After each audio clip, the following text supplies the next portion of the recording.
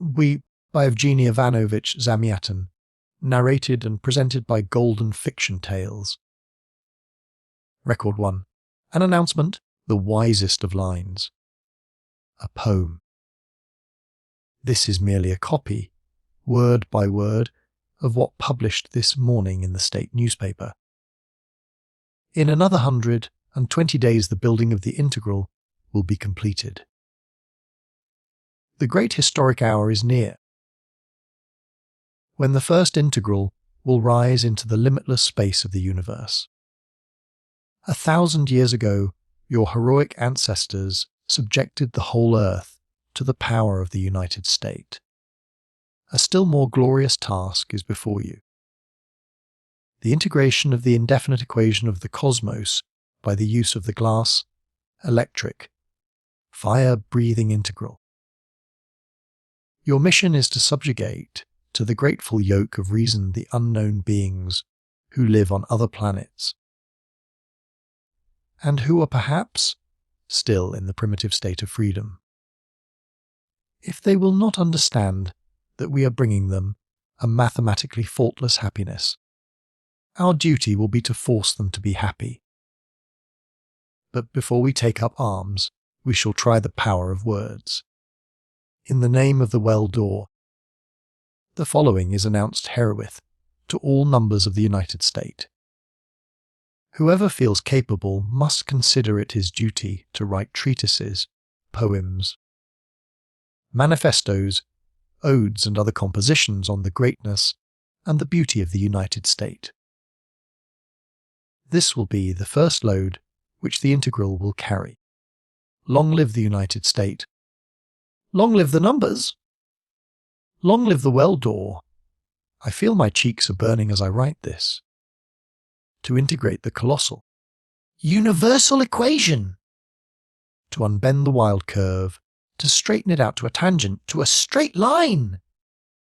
For the United States is a straight line, a great, a divine, precise, wise line, the wisest of lines. D. 503, the builder of the integral. I am only one of the many mathematicians of the United States. My pen, which is accustomed to figures, is unable to express the march and rhythm of consonants. Therefore I shall try to record only the things I see, the things I think, or to be more exact, the things we think. Yes, that is exactly what I mean, and we shall, therefore, be the title of my records. But this will only be a derivative of our life, of our mathematical, perfect life in the United States. If this be so, will not this derivative be a poem in itself, despite my limitations? It will. I believe I know it. I feel my cheeks are burning as I write this. I feel something similar to what a woman probably feels when, for the first time, she senses within herself the pulse of a tiny, blind, human being. It is I, and at the same time it is not I. And for many long months it will be necessary to feed it with my life, with my blood, and then, with a pain at my heart, to tear it from myself and lay it at the feet of the United States. Yet I am ready, as everyone, or nearly every one of us is. I am ready. Record 2. Ballet Square Harmony, Acts, Spring. From behind the green wall, from some unknown plains the wind brings to us the yellow honeyed pollen of flowers. One's lips are dry from this sweet dust. Every moment one passes one's tongue over them. Probably all women whom I meet in the street, and men certainly also, have today sweet lips. This disturbs somewhat my logical thinking. But the sky is blue. Its limpidness is not marred by a single cloud. How primitive was the taste of the ancients, since their poets were always inspired by these senseless, formless, stupidly rushing accumulations of steam. I am sure it will not be an error if I say we love only such a sky, a sterile, faultless sky. On such days the whole universe seems to be moulded of the same eternal glass, like the green wall, and like all our buildings. On such days one sees into the very blue depth of things.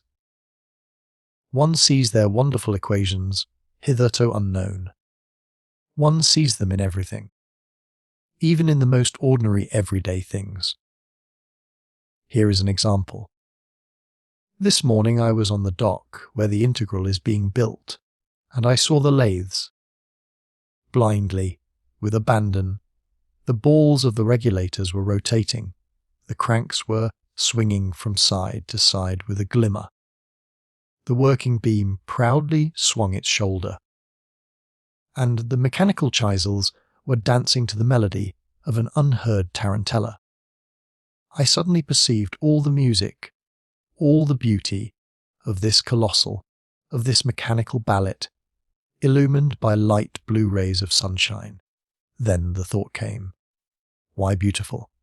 Why is a dance beautiful? Answer, because it is an unfree movement.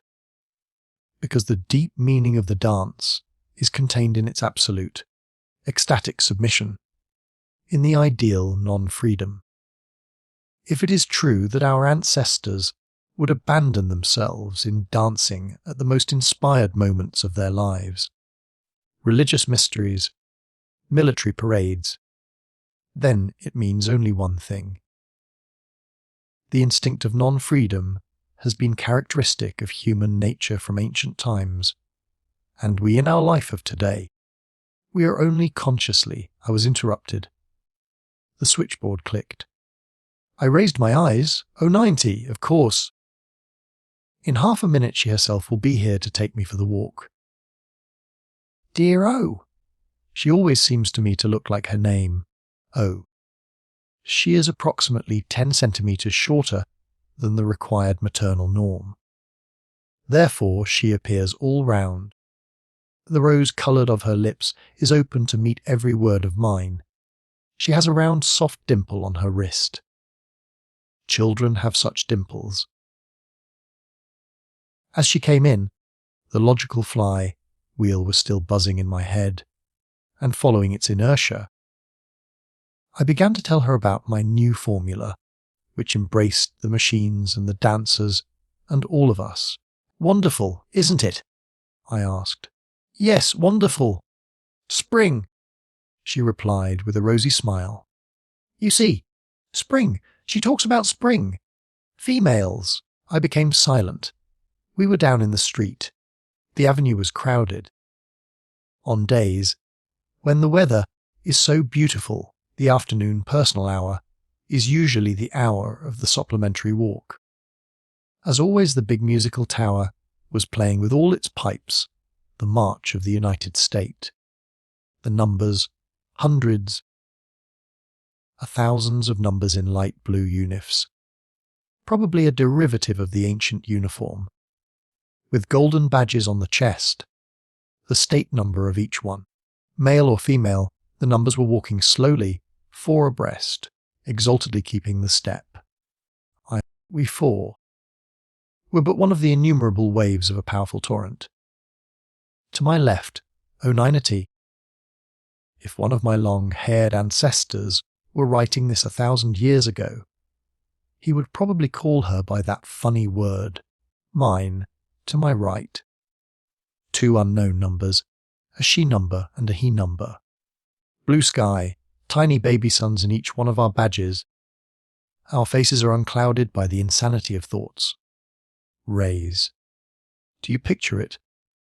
Everything seems to be made of a kind of smiling, a ray-like matter, and the brass measures, tra-ta-ta-tam, tra-ta-tam, stamping on the brassy steps which sparkle in the sun. With every step you rise higher and higher into the dizzy blue heights. Then, as this morning on the dock, again I saw, as if for the first time in my life, the impeccably straight streets, the glistening glass of the pavement, the divine parallelopeds of the transparent dwellings, the square harmony of the greyish, blue rows of numbers, and it seemed to me that not past generations, but I myself, had won a victory over the gold and the old life, that I myself had created all this. I felt like a tower. I was afraid to move my elbow, lest the walls, the cupola and the machines should fall to pieces. Then, without warning, a jump through centuries. I remembered, apparently through an association by contrast, a picture in the museum. A picture of an avenue of the 20th century, a thundering many-coloured confusion of men, wheels, animals, billboards, trees, colours and birds. They say all this once actually existed. It seemed to me so incredible, so absurd, that I lost control of myself and laughed aloud. A laugh, as if an echo of mine, reached my ear from the right. I turned. I saw white, very white, sharp teeth, and an unfamiliar female face. "I beg your pardon," she said, "but you looked about you like an inspired, mythological God on the seventh day of creation. You look as though you are sure that I, too, was created by you, by no one but you. It is very flattering. All this without a smile, even with a certain degree of respect. She may know that I am the builder of the integral." In her eyes, nevertheless, in her brows, there was a strange, irritating axe, and I was unable to grasp it, to find an arithmetical expression for it. Somehow I was confused, with a somewhat hazy mind. I tried logically to motivate my laughter. It was absolutely clear that this contrast, this impassable abyss, between the things of today and of years ago. But why impassable? What bright, sharp teeth! One might throw a bridge over that abyss. Please imagine.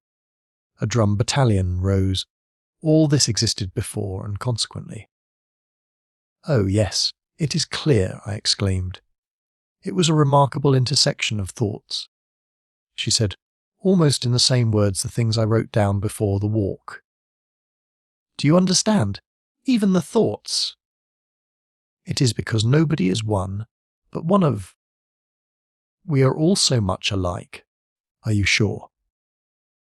I noticed her brows rose to the temples in an acute angle, like the sharp corners of an axe. Again I was confused, casting a glance to the right, then to the left. To my right, she, slender, abrupt, resistantly flexible, like a whip. I-330, I saw her number now. To my left, O, totally different, made all of circles with a child, like dimple on her wrist. And at the very end of our row, an unknown he number, double, curved like the letter S. We were all so different from one another. The one to my right, I-330, apparently caught my confused eye, for she said with a sigh, "Yes! Alas!" I don't deny that this exclamation was quite in place. But again there was something in her face or in her voice. With an abruptness unusual for me, I said, "Why, alas?" "Science is developing, and if not now, then within 50 or 100 years. Even the noses will." "Yes, noses." This time I almost shouted, since there is still a reason, no matter what. For envy. Since my nose is button-like and someone else's is. Well, your nose is rather classic, as they would say in the ancient days. Although your hands. No, show me your hands. I hate to have anyone look at my hands. They are covered with long hair. A stupid atavism. I stretched out my hand and said as indifferently as I could, ape-like. She glanced at my hand, then at my face. No, a very curious harmony. She weighed me with her eyes as though with scales. The little horns again appeared at the corners of her brows. "He is registered in my name," exclaimed O'Ninety with a rosy smile. I made a grimace. Strictly speaking, she was out of order. This dear O, how shall I say it? The speed of her tongue is not correctly calculated. The speed per second of her tongue should be slightly less than the speed per second of her thoughts. At any rate, not the reverse. At the end of the avenue, the big bell of the accumulating tower resounded 17. The personal hour was at an end. I-330 was leaving us with that S-like E number. He has such a respectable, and I noticed then, such a familiar face. I must have met him somewhere, but where I could not remember. Upon leaving me, I-330 said with the same axe-like smile, "Drop in day after tomorrow at Auditorium Oven 12. I shrugged my shoulders. If I am assigned to the auditorium you just named. She, with a peculiar, incomprehensible certainty. You will. The woman had upon me a disagreeable effect, like an irrational component of an equation which you cannot eliminate. I was glad to remain alone with dear O, at least for a short while. Hand in hand with her, I passed 4 lines of avenues. At the next corner she went to the right, I to the left. O timidly raised her round blue crystalline eyes. I would like so much to come to you today and pull down the curtains, especially today, right now. How funny she is. But what could I say to her? She was with me only yesterday, and she knows as well as that our next sexual day is day after tomorrow. It is merely another case in which her thoughts are too far ahead. It sometimes happens that the spark comes too early to the motor. At parting I kissed her twice, no, I shall be exact, 3 times, on her wonderful blue eyes, such clear, unclouded eyes. Record 3. A coat, a wall, the tables. I looked over all that I wrote down yesterday, and I find that my descriptions are not sufficiently clear.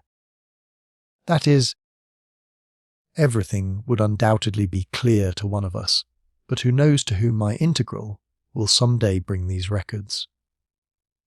Perhaps you, like our ancestors, have read the great book of civilization only up to the page of 900 years ago. Perhaps you don't know even such elementary things as the hour tables, personal hours, maternal norm, green wall, well door. It seems droll to me, and at the same time very difficult, to explain these things. It is as though, let us say, a writer of the 20th century should start to explain in his novel such words as coat, apartment, wife. Yet if his novel had been translated for primitive races, how could he have avoided explaining what a coat meant? I am sure that the primitive man would look at a coat and think, what is this for?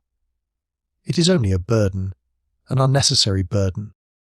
I am sure that you will feel the same if I tell you that not one of us has ever stepped beyond the green wall since the 200 Years' War. But, dear readers, you must think at least a little. It helps. It is clear that the history of mankind, as far as our knowledge goes, is a history of the transition from nomadic forms to more sedentary ones. Does it not follow that the most sedentary form of life, ours, is at the same time the most perfect one? There was a time when people were rushing from one end of the earth to another. But this was the prehistoric time when such things as nations, wars, different discoveries of different Americas still existed. Who has need of these things now? I admit humanity acquired this habit of a sedentary form of life, not without difficulty and not at once. When the 200 years' war had destroyed all the roads which later were overgrown with grass, it was probably very difficult at first. It seemed uncomfortable to live in cities which were cut off from each other by green debris. But what of it? A man soon after he lost his tail probably did not learn at once how to chase away flies without its help. I am almost sure that at first he was even lonesome without his tail. But now, can you imagine yourself with a tail? Or can you imagine yourself walking in the street naked, without clothes? It is possible you go without clothes still.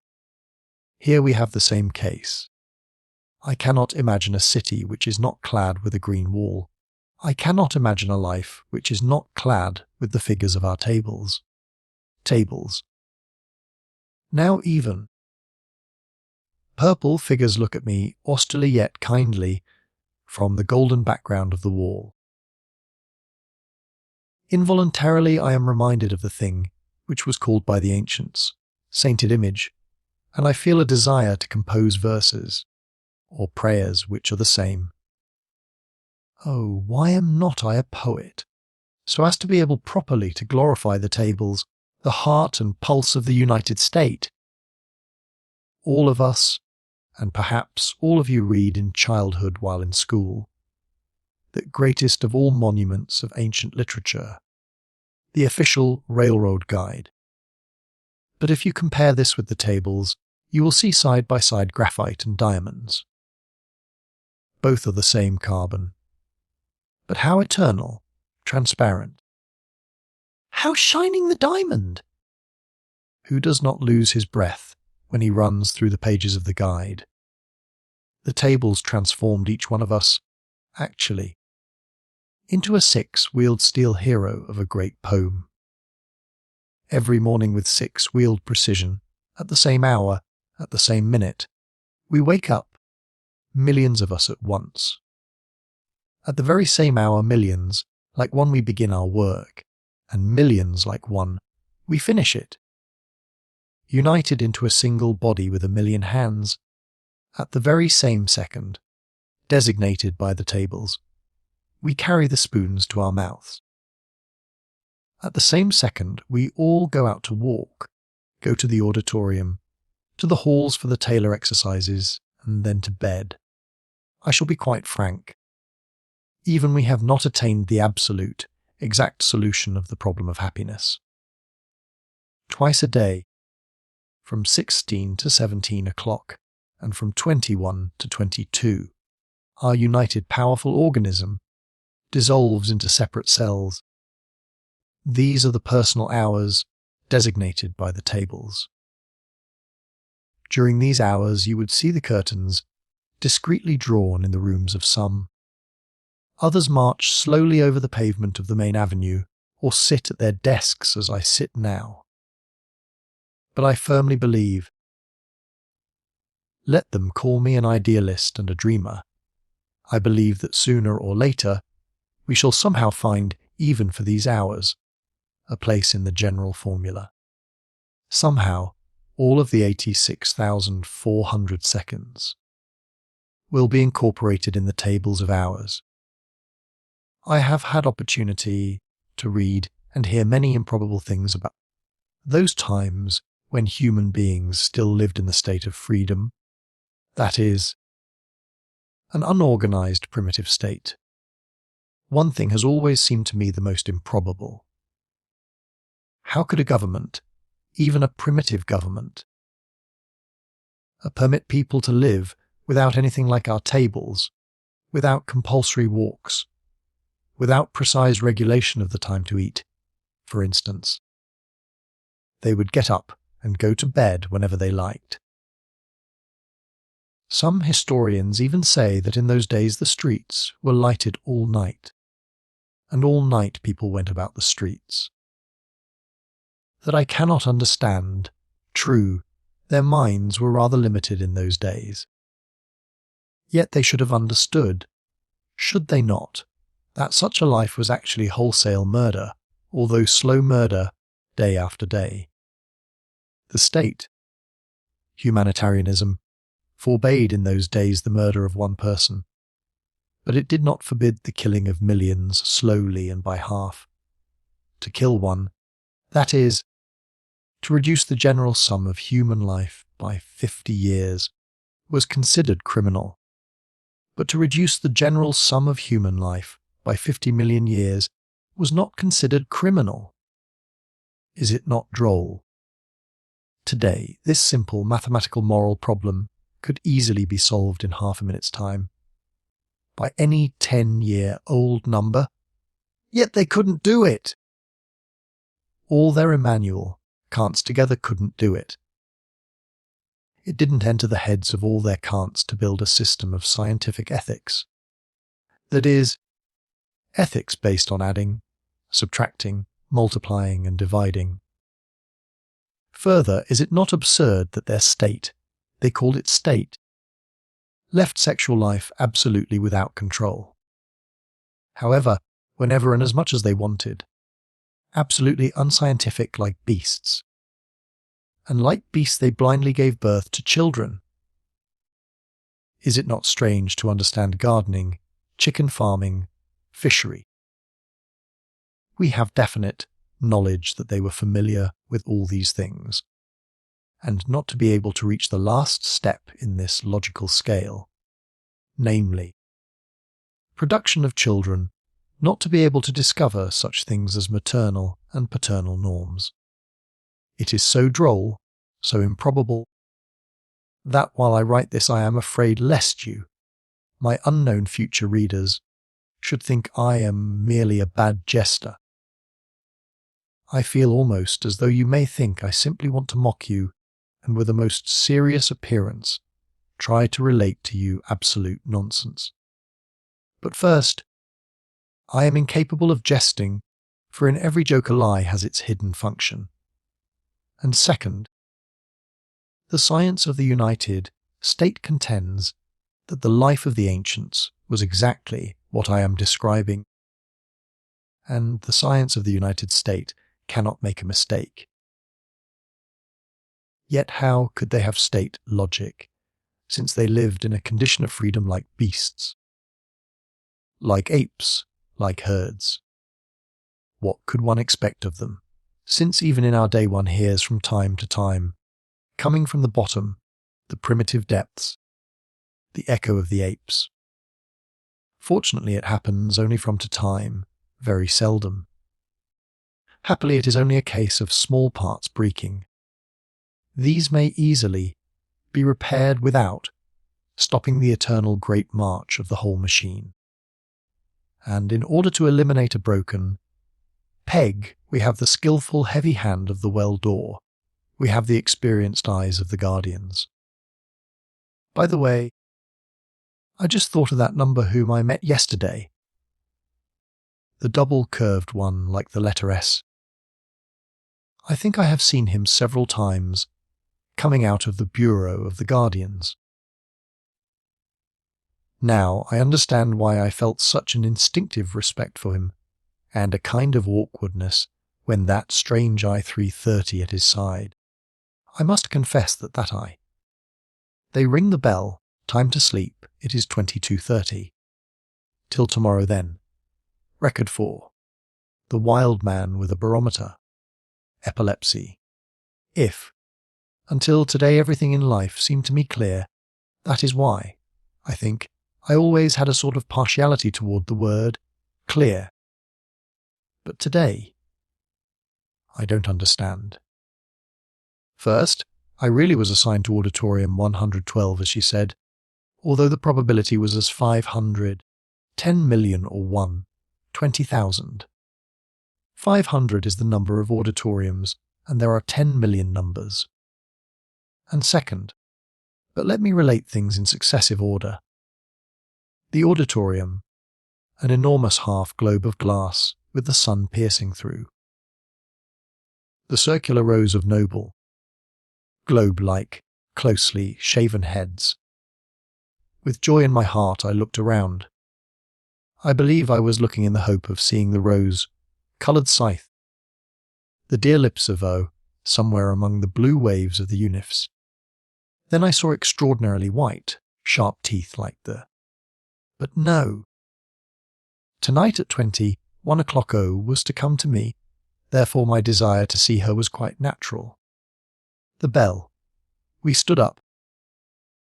Sang the hymn of the United States, and our clever phono-lecturer appeared on the platform with a sparkling golden megaphone.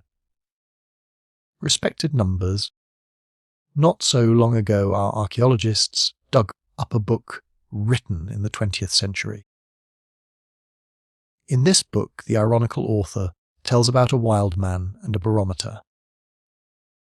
The wild man noticed that every time the barometer's hand stopped on the word rain, it actually rained, and as the wild man craved rain, he let out as much mercury as was necessary to put it at the level of the word rain. On the screen, a wild man with feathers letting out the mercury. Laughter. You are laughing at him, but don't you think the European of that age deserves more to be laughed at? He, like the wild man, wanted rain, rain with a little r, an algebraic rain. But he remained standing before the barometer like a wet hen. The wild man at least had more courage and energy and logic, although primitive logic.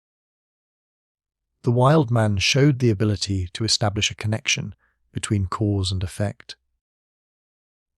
By letting out the mercury, he made the first step on the path which, here, I repeat, I am not concealing anything, I am setting down everything. I suddenly became impermeable to the quickening currents coming from the megaphone. I suddenly felt I had come here in vain. Why in vain, and how could I not have come here, where I was assigned? Everything seemed to me empty like a shell. I succeeded with difficulty in switching my attention in again, when the phono-lecturer came to the main theme of the evening, to our music as a mathematical composition. Mathematics is the cause, music the effect. The phono-lecturer began the description of the recently invented musicometer. By merely rotating this handle, anyone is enabled to produce about 3 sonatas per hour. What difficulties our predecessors had in making music! They were able to compose only by bringing themselves to strokes of inspiration, an extinct form of epilepsy. Here you have an amusing illustration of their achievements. The music of Scriabin, 20th century. This black box, a curtain parted on the platform. And we saw an ancient instrument. This box they called the Royal Grand. They attached to this the idea of regality, which also goes to prove how their music. And I don't remember anything further.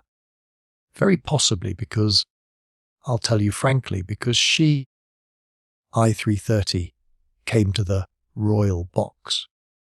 Probably I was simply startled by her unexpected appearance on the platform. She was dressed in a fantastic dress of the ancient time, a black dress closely fitting the body, sharply delimiting the white of her shoulders and breast, and that warm shadow waving with her breath between. And the dazzling, almost angry teeth. A smile, a bite directed downward. She took her seat, she began to play something wild, convulsive, loud like all their life then. Not a shadow of rational mechanism. Of course, all those around me were right. They were laughing. Only a few. But why is it that yes, epilepsy, a mental disease, a pain, a slow, sweet pain bite, and it goes deeper and becomes sharper. And then, slowly, sunshine, not our sunshine, not crystalline, a bluish and soft, coming through the glass bricks. No, a wild sunshine, rushing and burning, tearing everything into small bits. The number at my left glanced at me and chuckled. I don't know why, but I remember exactly how a microscopic saliva bubble appeared on his lips and burst. That bubble brought me back to myself. I was again I. Like all the other numbers, I heard now only the senseless, disorderly cracking of the chords. I laughed. I felt so light and simple. The gifted phono-lecturer represented to us only too well that wilder approach, And that was all. With what a joy I listened afterward to our contemporary music. It was demonstrated to us at the end of the lecture for the sake of contrast. Crystalline, achromatic scales converging and diverging into endless series, and synthetic harmony of the formulae of Taylor and Maclaurin. Wholesome, a square and massive like the trousers of Pythagoras. Sad melodies dying away in waving movements. The beautiful texture of the spectrum of planets, dissected by Fraunhofer lines. What magnificent, what perfect regularity! How pitiful the wilful music of the ancients, not limited except by the scope of their wild imaginations. As usual in good order, four abreast, all of us left the auditorium. The familiar double curved figure passed swiftly by. I respectfully bowed. Dear O was to come in an hour. I felt agitated, agreeably and usefully. Home at last, I rushed to the house office. Handed over to the controller on duty my pink, and received a certificate permitting the use of the curtains. This right exists in our state only for the sexual days. Normally we live surrounded by transparent walls which seem to be knitted of sparkling air. We live beneath the eye of everyone, always bathed in light. We have nothing to conceal from one another besides. This mode of living makes the difficult and exalted task of the guardians much easier. Without it, many bad things might happen. It is possible that the strange opaque dwellings of the ancients were responsible for their pitiful sellish psychology. My sick! Home is my fortress! How did they manage to think of such things? At 22:00 I lowered the curtain, and at the same second O came in smiling, slightly out of breath. She extended to me her rosy lips and her pink ticket. I tore off the stub, but I could not tear myself away from the rosy lips up to the last moment. 22:15. Then I showed her my diary and I talked. I think I talked very well on the beauty of a square, a cube, a straight line. At first she listened so charmingly.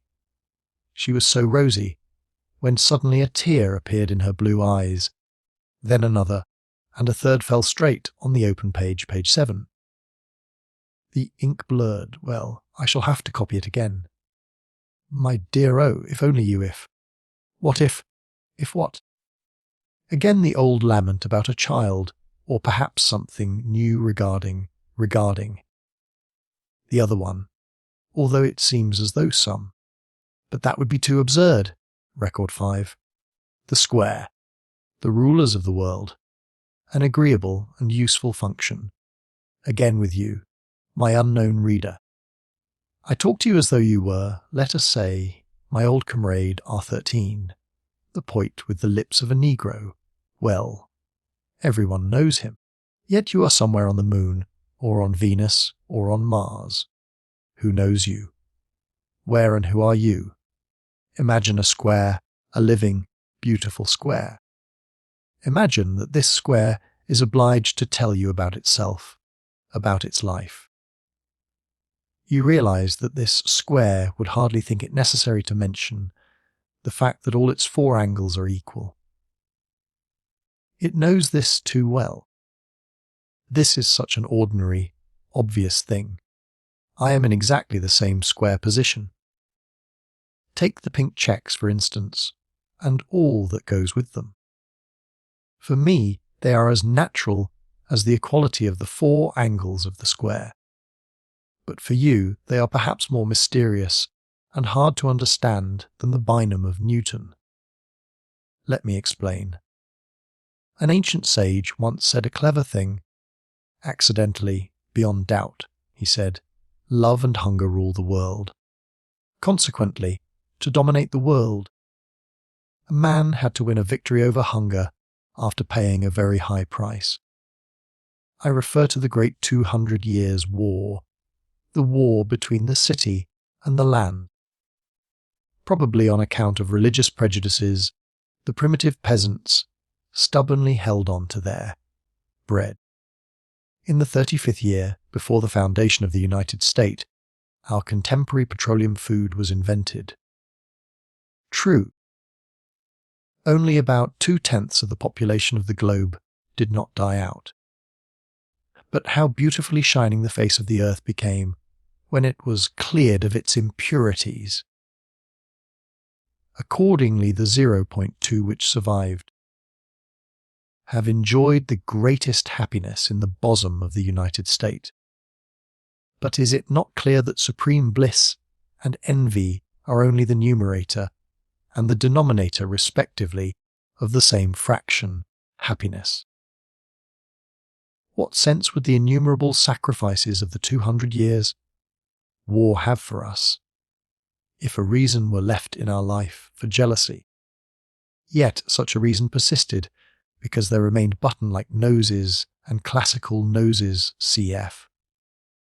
Our conversation during the promenade. For there were some whose love was sought by everyone and others whose love was sought by no one. Naturally, having conquered hunger, that is, algebraically speaking, having achieved the total of bodily welfare, the United States directed its attack against the second ruler of the world, against love. At last this element also was conquered, that is, organized and put into a mathematical formula. It is already 300 years since our great historic lex sexualis was promulgated. A number may obtain a license to use any other number as a sexual product. The rest is only a matter of technique. You are carefully examined in the laboratory of the sexual department, where they find the content of the sexual hormones in your blood, and they make out for you accordingly a table of sexual days. Then you file an application to enjoy the services of number so and so, or numbers so and so. You get for that purpose a checkbook, pink. That is all. It is clear that under such circumstances, there is no more reason for envy or jealousy. The denominator of the fraction of happiness is reduced to 0, and the whole fraction is thus converted into a magnificent infiniteness. The thing which was for the ancients, the source of innumerable stupid tragedies, has been converted in our time into an harmonious, agreeable and useful function of the organism, a function like sleep, like physical labour, the taking of food, digestion, etc., etc. Hence you see how the great power of logic purifies everything it happens to touch. Oh, if only you unknown readers can conceive this divine power! If you will only learn to follow it to the end, it is very strange. While I was writing today of the loftiest summit of human history, all the while I breathed the purest mountain air of thought, but within me it was and remains cloudy, coebi, and there is a kind of cross, like 4 poured axe. Or perhaps it is my paws, and I feel like that only because they are always before my eyes, my hairy paws. I don't like to talk about them. I dislike them. They are a trace of a primitive epoch. Is it possible that there is in me? I wanted to strike out all this because it trespasses on the limits of my synopsis. But then I decided, no, I shall not. Let this diary give the curve of the most imperceptible vibrations of my brain, like a precise seismograph, for at times such vibrations serve as forewarnings. Certainly this is absurd! This certainly should be stricken out. We have conquered all the elements. Catastrophes are not possible any more. Now everything is clear to me. The peculiar feeling inside is a result of that very same square situation of which I spoke in the beginning. There is no axe in me. There can be none. I am simply afraid lest some acts will be left in you, my unknown readers. I believe you will understand that it is harder for me to write than it ever was for any author throughout human history. Some of them wrote for contemporaries, some for the future generations, but none of them ever wrote for their ancestors, or beings like their primitive, distant ancestors. Record 6. An accident. The cursed. It's clear. 24 hours. I must repeat, I made it my duty to write concealing nothing. Therefore, I must point out now that, sad as it may be, the process of hardening and crystallization of life has evidently not been completed even here in our state. A few steps remain to be made before we reach the ideal. The ideal, it's clear, is to be found where nothing happens but here. I will give you an example. In the state paper I read that in 2 days the holiday of justice will be celebrated on the plaza of the cube. This means that again some number has impeded the smooth run of the great state machine. Again something that was not foreseen or forecalculated happened. Besides, something happened to me. True, it occurred during the personal hour, that is during the time specifically assigned to unforeseen circumstances, yet. At about 16, to be exact, 10 minutes to 16, I was at home. Suddenly the telephone, D503, a woman's voice. Yes, are you free? Yes, it is I330. I shall run over to you immediately. We shall go together to the ancient house. Agreed. I330! This I irritates me, repels me. She almost frightens me. But just because of that I answered yes. In 5 minutes we were in an aero. Blue sky of May.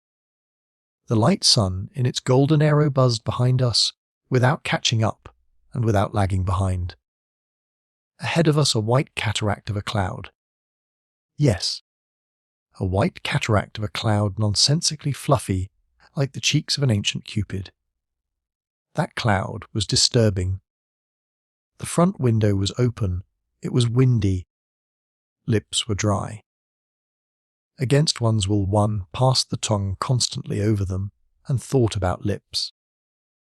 Already we saw in the distance the hazy green spots on the other side of the wall.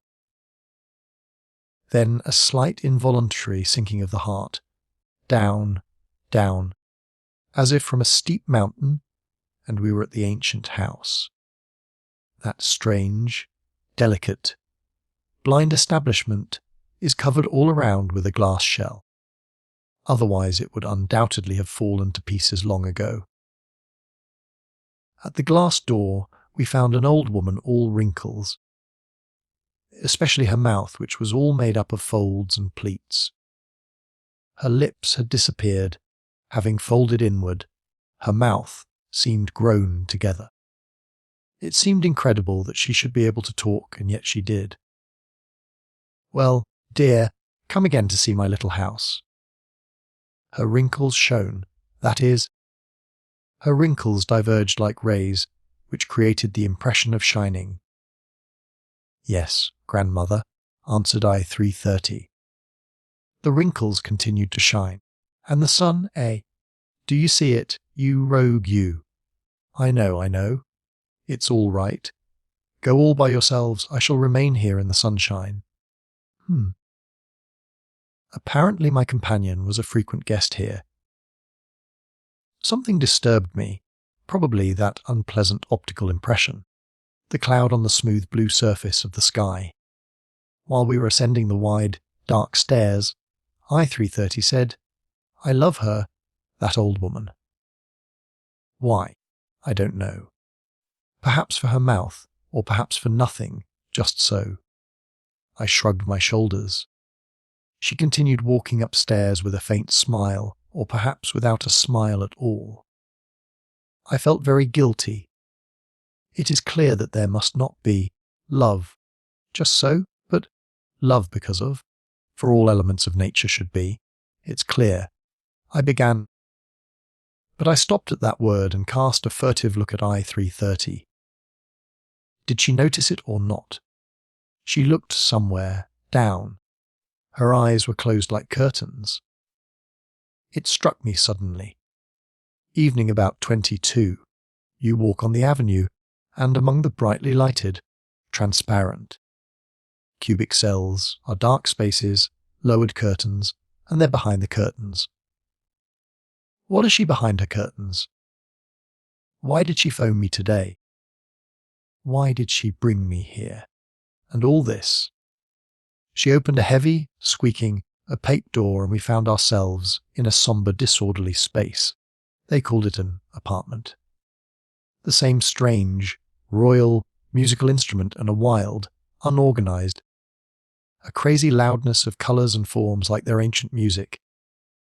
A white plane above, dark blue walls, red, green, orange bindings of ancient books, yellow bronze candelabras, a statue of Buddha, furniture with lines distorted by epilepsy, impossible to reduce to any clear equation. I could hardly bear that chaos. But my companion apparently possessed a stronger constitution. This is my most beloved. She suddenly caught herself. Again a smile bite, and white sharp teeth, to be more exact, the most nonsensical of all apartments. Or to be most exact, of all the states. Thousands of microscopic states, fighting eternal wars, pitiless-like. Oh yes, it's clear, said I-330 with apparent sincerity. We passed through a room where we found a few small children's beds. Children in those days were also private property. Then more rooms, glimmering mirrors, sombre closets, unbearably loud coloured divans, an enormous fireplace, a large mahogany bed. Our contemporary beautiful, transparent. Eternal glass was represented here only by pitiful, delicate, tiny squares of windows. And to think, here there was love, just so. They burned and tortured themselves. Again the curtain of the eyes was lowered. What a stupid, uneconomical spending of human energy. Am I not right? She spoke as though reading my thoughts, but in her smile there remained always that irritating axe. There behind the curtains something was going on. I don't know what, but something that made me lose my patience. I wanted to quarrel with her, to scream at her, exactly to scream, but I had to agree. It was impossible not to agree. We stopped in front of a mirror. At that moment I saw only her eyes. An idea came to me. Human beings are built as nonsensically as these stupid apartments. Human heads are opaque. And there are only two very small windows that lead inside. The eyes. She seemed to have guessed my thoughts. She turned around. Well, here they are, my eyes. Well, this suddenly, then silence.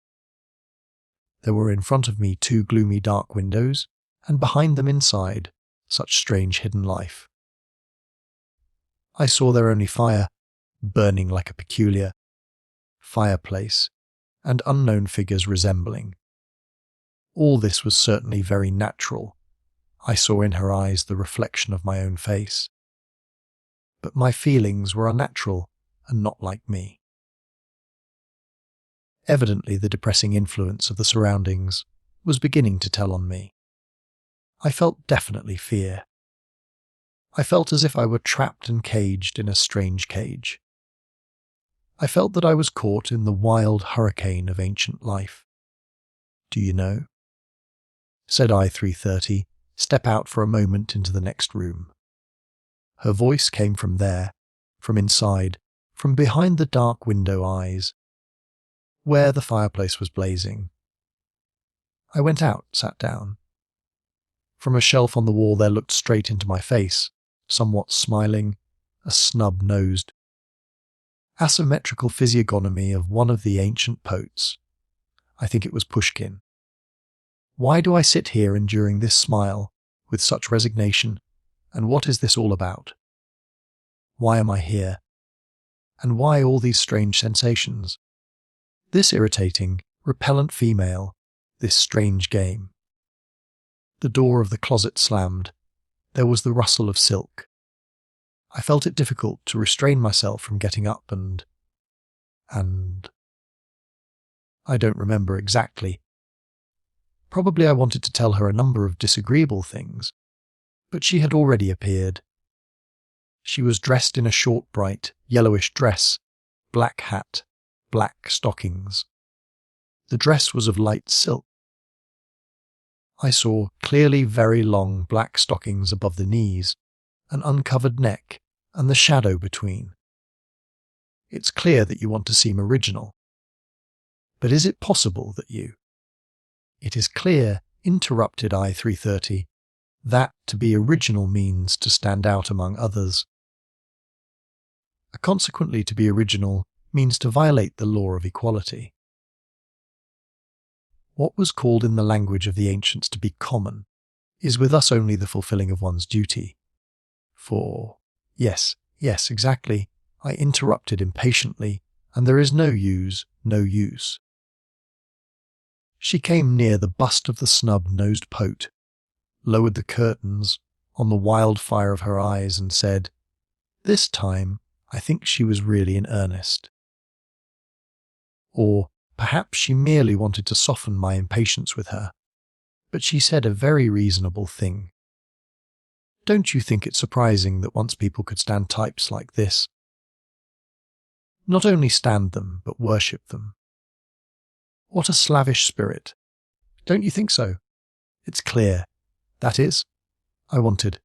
Damn it, cursed, it's clear! Oh yes, I understand. But in fact these were rulers stronger than the crowned ones. Why were they not isolated and exterminated? In our state. Oh yes, in our state, I began. Suddenly she laughed. I saw the laughter in her eyes. I saw the resounding sharp curve of that laughter, flexible, tense like a whip. I remember my whole body shivered.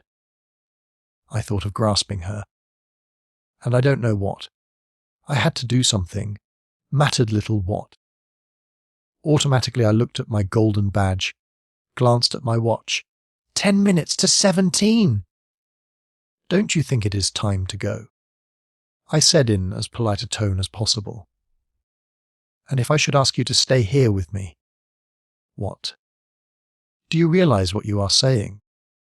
In 10 minutes I must be in the auditorium. And all the numbers must take the prescribed courses in art and science, said I-330 with my voice. Then she lifted the curtain, opened her eyes.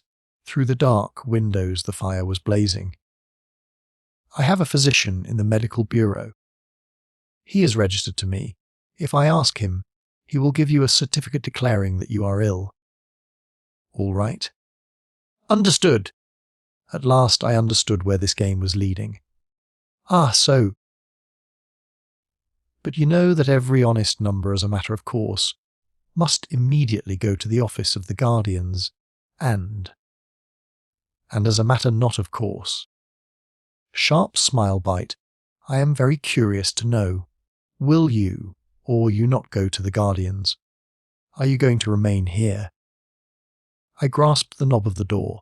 It was a brass knob, a cold, brass knob, and I heard, cold like brass, her voice. Just a minute, may I? She went to the telephone, called a number. I was so upset it escaped me, and spoke loudly.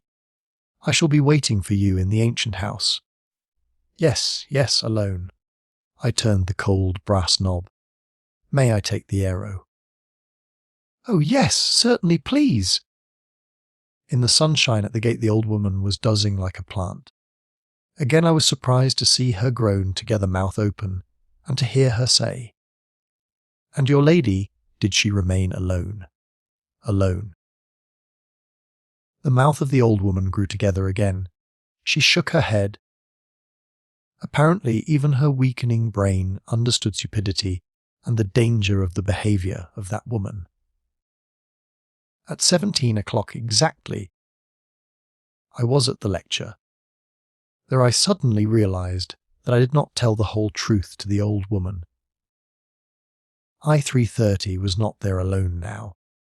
Possibly this fact, that I involuntarily told the old woman a lie, was torturing me now and distracting my attention. Yes, not alone, that was the point. After 30 o'clock, I had a free hour. I could therefore have gone to the office of the Guardians to make my report.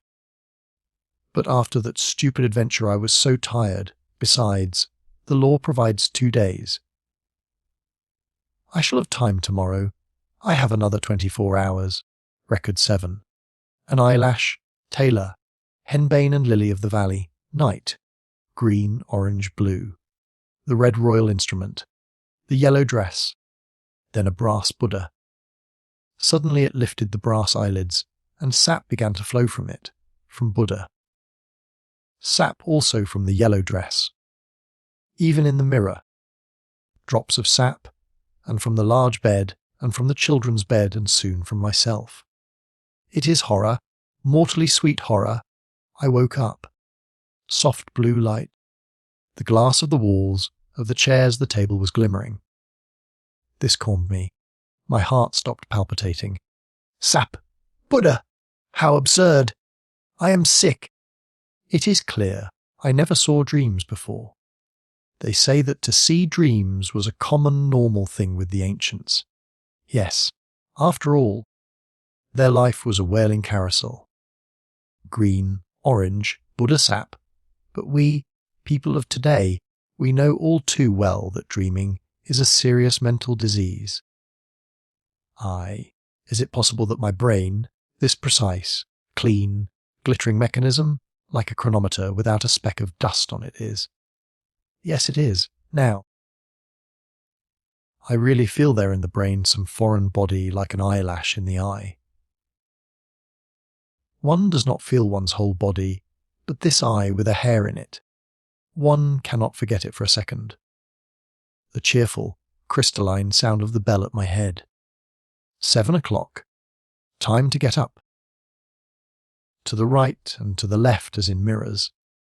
To the right and to the left through the glass walls I see others like myself.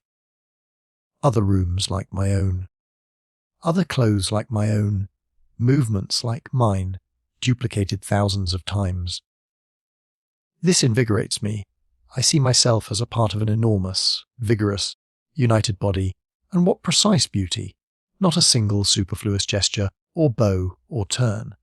Yes, this tailor was undoubtedly the greatest genius of the ancients. True, he did not come to the idea of applying his method to the whole life. To every step throughout the 24 hours of the day, he was unable to integrate his system from 1 o'clock to 24. I cannot understand the ancients. How could they write whole libraries about some cant, and take notice only slightly of Taylor, of this prophet who saw 10 centuries ahead? Breakfast was over. The hymn of the United States had been harmoniously sung, rhythmically. 4 abreast we walked to the elevators. The motors buzzed faintly, and swiftly we went down, down, the heart sinking slightly. Again that stupid dream or some unknown function of that dream. Oh yes! Yesterday in the Arrow, then down, down. Well, it is all over anyhow. Period. It is very fortunate that I was so firm and brusque with her. The car of the Underground Railway carried me swiftly to the place where the motionless, beautiful body of the integral, not yet spiritualized by fire, was glittering in the docks in the sunshine. With closed eyes I dreamed in formulae. Again I calculated in my mind what was the initial velocity required to tear away the integral from the earth. Every second the mass of the integral would change because of the expenditure of the explosive fuel. The equation was very complex with transcendent figures. As in a dream I felt, right here in the firm, calculated world, how someone sat down at my side, barely touching me and saying, "Pardon." I opened my eyes. At first, apparently because of an association with the integral. I saw something impetuously flying into the distance. A head. I saw pink wing ears sticking out on the sides of it. Then, the curve of the overhanging back of the head, the double, curved letter S, through the glass walls of my algebraic world. Again I felt the eyelash in my eye. I felt something disagreeable. I felt that today I must. "Certainly, please." I smiled at my neighbour and bowed. Number S407011. I saw glittering on his golden badge. That is why I associated him with the letter S from the very first moment. An optical impression which remained unregistered by consciousness. His eyes sparkled, two sharp little drills. They were revolving swiftly, drilling in deeper and deeper. It seemed that in a moment they would drill into the bottom and would see something that I do not even dare to confess to myself. That bothersome eyelash became wholly clear to me. S was one of them, one of the guardians, and it would be the simplest thing immediately, without deferring to tell him everything. I went yesterday to the ancient house. My voice was strange, husky, flat. I tried to cough. That is good. It must have given you material for some instructive deductions. But, you see, I was not alone. I was in the company of E330, and then I330. You are fortunate. She is a very interesting, gifted woman. She has a host of admirers. But he too, then during the promenade. Perhaps he is even assigned as her he number. No, it is impossible to tell him unthinkable. This was perfectly clear. Yes, certainly, very.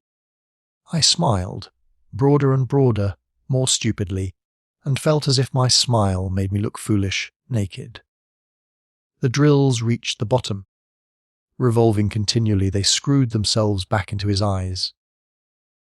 S smiled double-curvedly, nodded, and slid to the exit. I covered my face with the newspaper. I felt as if everybody were looking at me, and soon I forgot about the eyelash, about the little drills, about everything.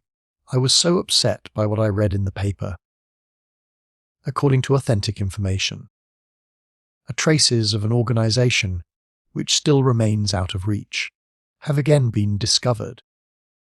This organization aims at liberation from the beneficial yoke of the state. Liberation. It is remarkable how persistent human criminal instincts are. I use deliberately the word criminal, for freedom and crime are as closely related as, well, as the movement of an arrow and its speed. If the speed of an arrow equals 0, the arrow is motionless. If human liberty is equal to 0, man does not commit any crime. That is clear. The way to rid man of criminality is to rid him of freedom. No sooner did we rid ourselves of freedom, in the cosmic centuries are only no sooner than suddenly some unknown, pitiful degenerates.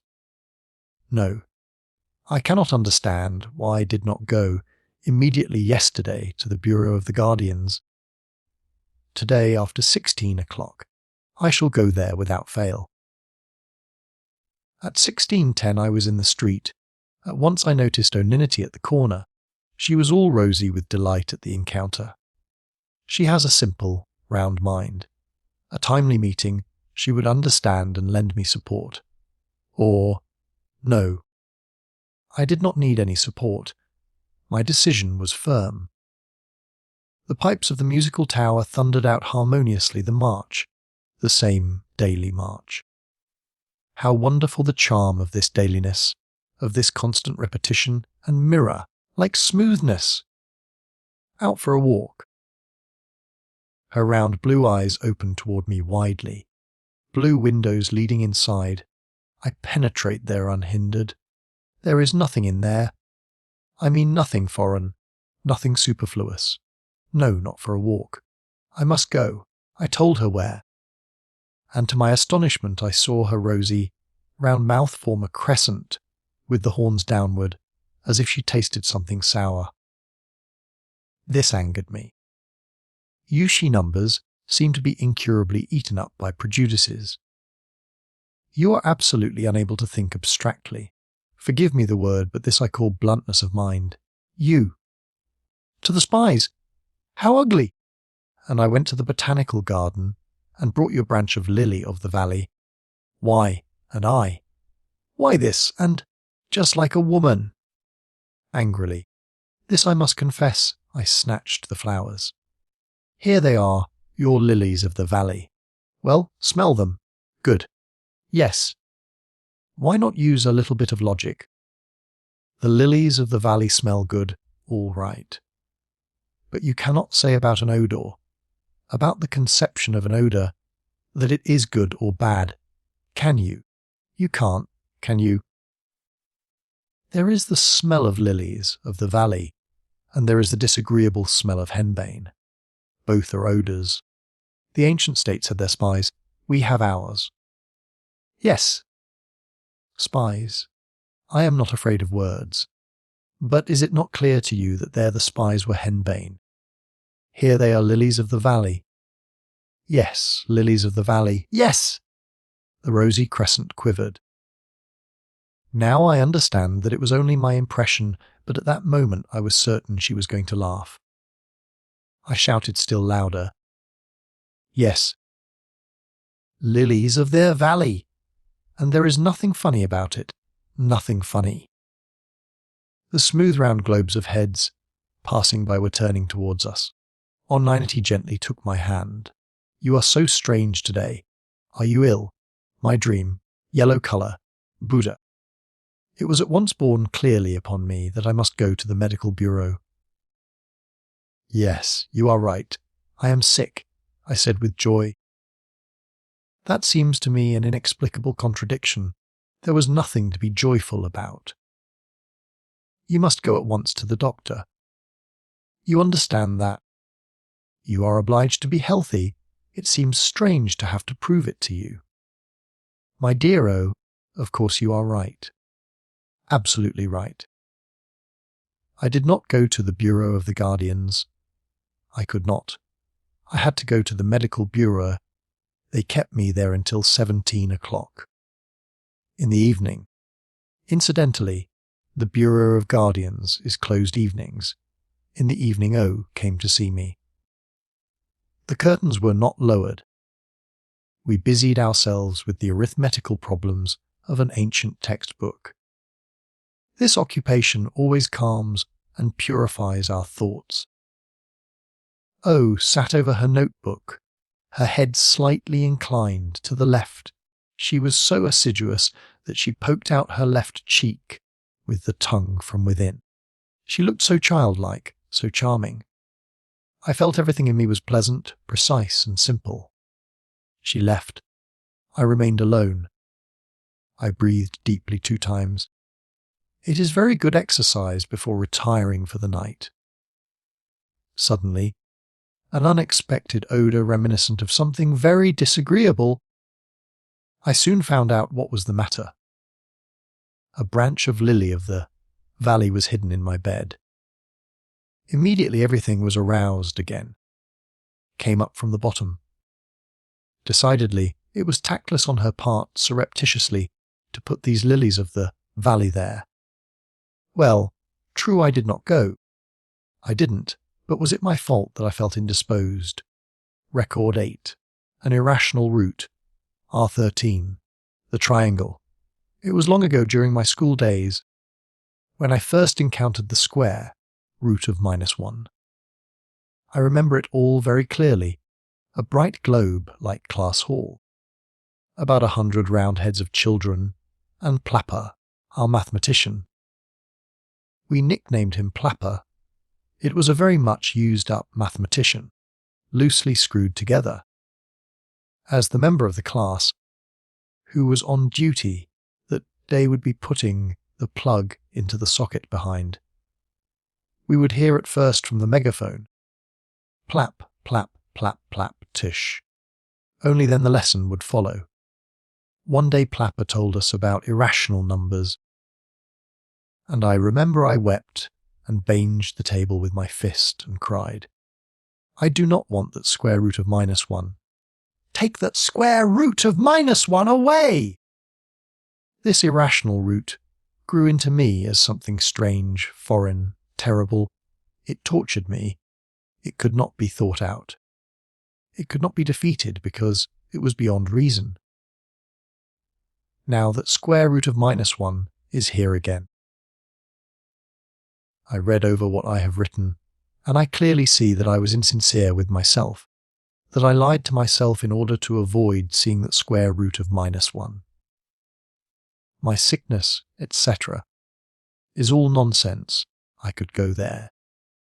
I feel sure that if such a thing had happened a week ago, I should have gone without hesitating. Why then am I unable to go now? Why? Today, for instance, at exactly 16:10 I stood before the glittering glass wall. Above was the shining golden, sun-like sign, Bureau of Guardians. Inside, a long queue of bluish-grey unifs awaiting their turns, faces shining like the oil lamps in an ancient temple. They came to accomplish a great thing. They came to put on the altar of the United States their beloved ones, their friends, their own selves.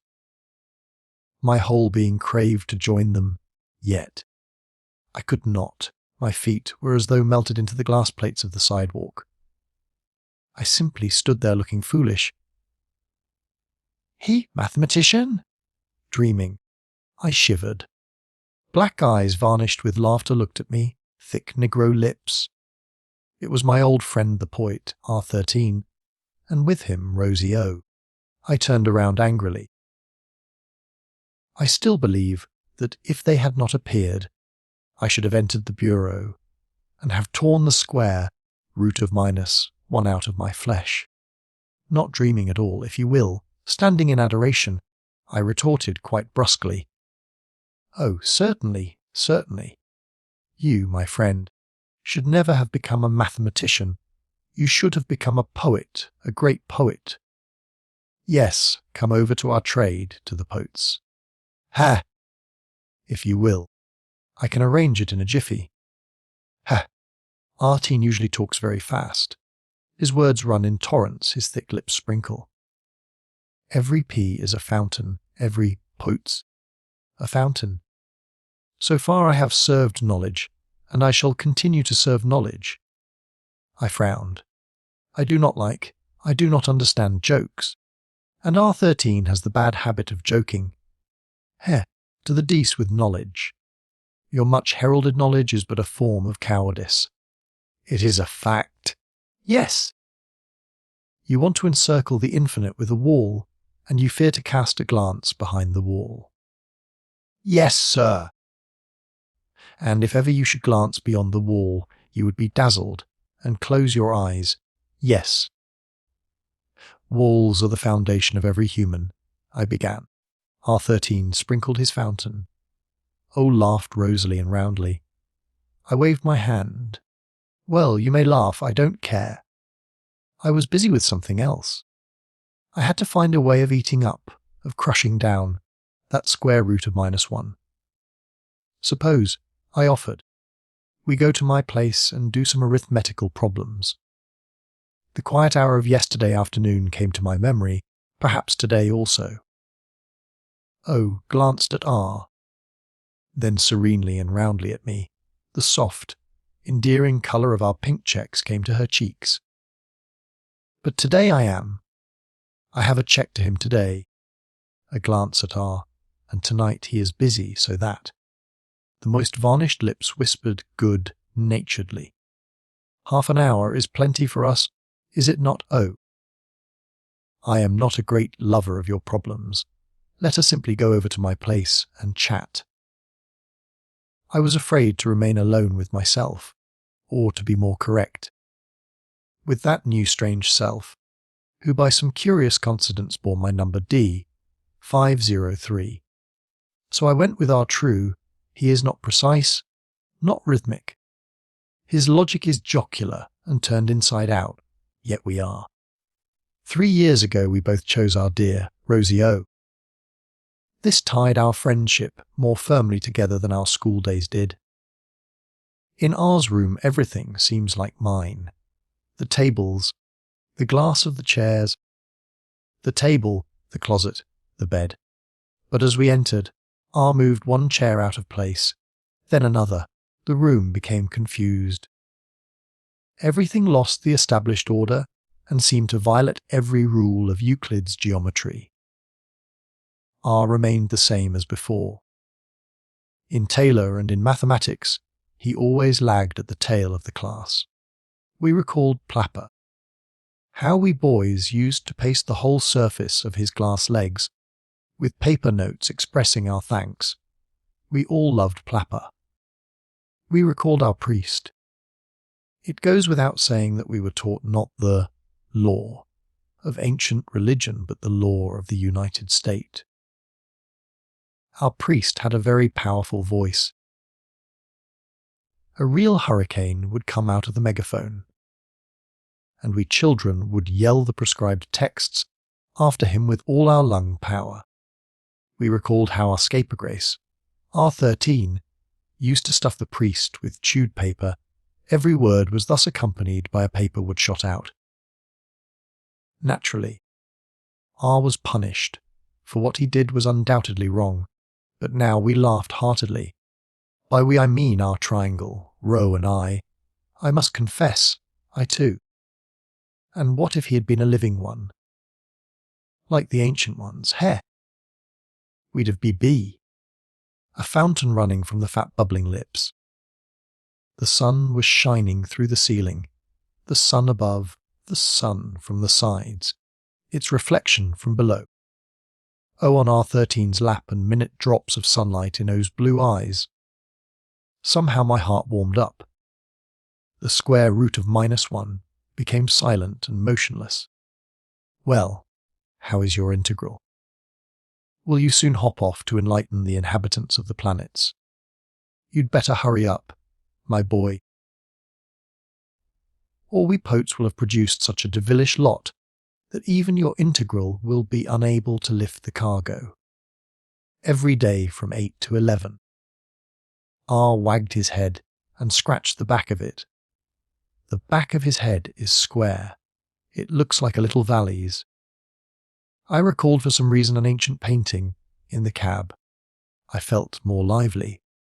You too are writing for the integral. Tell me about it. What are you writing about? What did you write today, for instance? Today I did not write. Today I was busy with something else. Be busy, sprinkled straight into my face. What else? R frowned. What? Well, if you insist, I'll tell you. I was busy with the death sentence. I was putting the death sentence into verse. An idiot, and to be frank, one of our poets. For 2 years we all lived side by side with him, and nothing seemed wrong. Suddenly he went crazy. I, said he, am a genius. And I am above the law.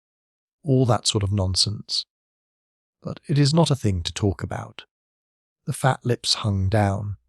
The varnish disappeared from the eyes. He jumped up, turned around and stared through the wall. I looked at his tightly closed little valise and thought, what is he handling in his little valise now? A moment of awkward, asymmetric silence. I could not see clearly what was the matter, but I was certain there was something. Fortunately, the antediluvian time of those Shakespeares and Dostoevskis, or what were their names, is past, I said in a voice deliberately loud. R turned his face to me. Words sprinkled and bubbled out of him as before, but I thought I noticed there was no more joyful varnish to his eyes. Yes, a dear mathematician. Fortunately, we are the happy arithmetical mean. As you would put it, the integration from 0 to infinity. From imbeciles to Shakespeare. Do I put it right? I do not know why. It seemed to me absolutely uncalled for. I recalled suddenly the other one, her tone. A thin, invisible thread stretched between her and R. What thread? The square root of -1 began to bother me again. I glanced at my badge. 16:25 o'clock! They had only 35 minutes for the use of the pink check. Well, I must go. I kissed O, shook hands with R, and went to the elevator. As I crossed the avenue, I turned around. Here and there in the huge mass of glass penetrated by sunshine, there were greyish blue squares. The opaque squares of lowered curtains. The squares of rhythmic, tailorized happiness. On the 7th floor I found R13 Square. The curtains were already lowered. Dear O.R. He also has... I do not know why I write this also, but I write as it comes from my pen. He too has something which is not entirely clear in him. Yet he and O, we are a triangle, I confess, not an isosceles triangle, but a triangle nevertheless. We, to speak in the language of our ancestors, perhaps to you. My planetary readers, this is the more comprehensible language. We are a family. And one feels so good at times, when one is able for a short while, at least, to close oneself within a firm triangle, to close oneself away from anything that. Record 9. Liturgy, Iambus. The cast iron hand. A solemn bright day. On such days one gets one's weaknesses, inexactitudes, illnesses, and everything is crystalline and imperturbable like our new glass. The plaza of the cube. 66 imposing concentric circles, stands. 66 rows of quiet, serene faces. Eyes reflecting the shining of the sky, or perhaps it is the shining of the United States. Red like blood. Are the flowers the lips of the women? Like soft garlands, the faces of the children in the first rows, nearest the place of action. Profound, austere.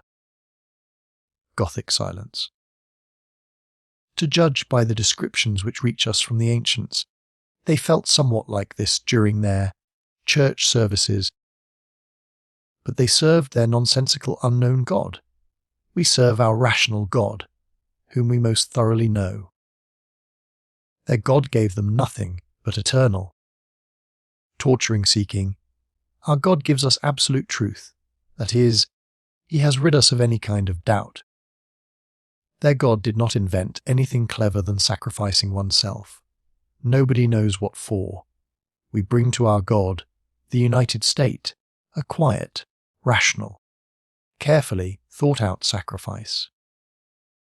Yes, it was a solemn liturgy for the United States, a reminiscence of the great days, years, of the 200 years. War, a magnificent celebration of the victory of all over one, of the sum over the individual. That one stood on the steps of the cube, which was filled with sunlight. A white, no, not even white, but already colourless glass face, lips of glass. And only the eyes, thirsty, swallowing, black holes leading into that dreadful world from which he was only a few minutes away. The golden badge with the number already had been taken off. His hands were tied with a red ribbon, a symbol of ancient custom. The explanation of it is that in the old times, when this sort of thing was not done, in the name of the United States, the convicted naturally considered that they had the right to resist, hence their hands were usually bound with chains. On the top of the cube, next to the machine, the motionless, metallic figure of him whom we call the well door. One could not see his face from below. All one could see was that it was bounded by austere, magnificent, square lines. And his hands. Did you ever notice how sometimes in a photograph the hands, if they were too near the camera, come out enormous? They then compel your attention, overshadow everything else. Those hands of his, heavy hands, quiet for the time being, were stony hands. It seemed the knees on which they rested must have had pains to bear their weight. Suddenly one of those hands rose slowly. A slow cast iron gesture. Obeying the will of the lifted hand, a number came out on the platform. It was one of the state poets, whose fortunate lot it was to crown our celebration with his verses. Divine iambic brass verses thundered over the many stands. They dealt with the man, who, his reason lost and lips like glass, stood on the steps and waited for the logical consequences of his own insane deeds. Ablaze. Buildings were swaying in those iambic lines, and sprinkling upward their liquefied golden substance, they broke and fell.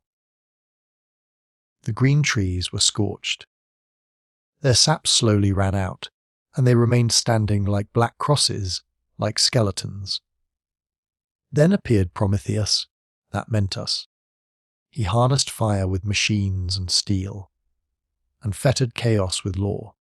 The world was renovated. It became like steel, a sun of steel, trees of steel, men of steel. Suddenly an insane man unchained the fire and set it free, and again the world had perished. Unfortunately, I have a bad memory for poetry, but one thing I am sure of: one could not choose more instructive or more beautiful parables. Another slow, heavy gesture of the cast iron hand, and another poet appeared on the steps of the cube. I stood up, impossible! But, thick Negro lips, it was he. Why did he not tell me that he was to be invested with such high? His lips trembled, they were grey. Oh, I certainly understood. To be face to face with the well door, face to face with the hosts of guardians! Yet one should not allow oneself to be so upset. Swift, sharp verses like an axe. They told about an unheard of crime, about sacrilegious poems in which the well door was called. But no, I do not dare to repeat. R13 was pale when he finished, and looking at no one. I did not expect such bashfulness him. He descended and sat down. For an infinitesimal fraction of a second I saw right beside him somebody's face, a sharp, black triangle, and instantly I lost it. My eyes, thousands of eyes, were directed upward toward the machine. Then, again the superhuman, cast iron, gesture of the hand. Swayed by an unknown wind, the criminal moved one step. One more. Then the last step in his life. His face was turned to the sky. His head thrown backward, he was on his last. Heavy, stony like fate, the well down went around the machine, put his enormous hand on the lever. Not a whisper, not a breath around, all eyes were upon that hand. What crushing, scorching power one must feel to be the tool. To be the resultant of hundreds of thousands of wills. How great his lot! Another second. The hand moved down, switching in the current. The lightning-sharp blade of the electric ray. A faint crack like a shiver in the tubes of the machine. The prone body, covered with a light phosphorescent smoke. Then suddenly, under the eyes of all, it began to melt, to dissolve with terrible speed. And then nothing, just a pool of chemically pure water which only a moment ago was so red and pulsated in his heart. All this was simple.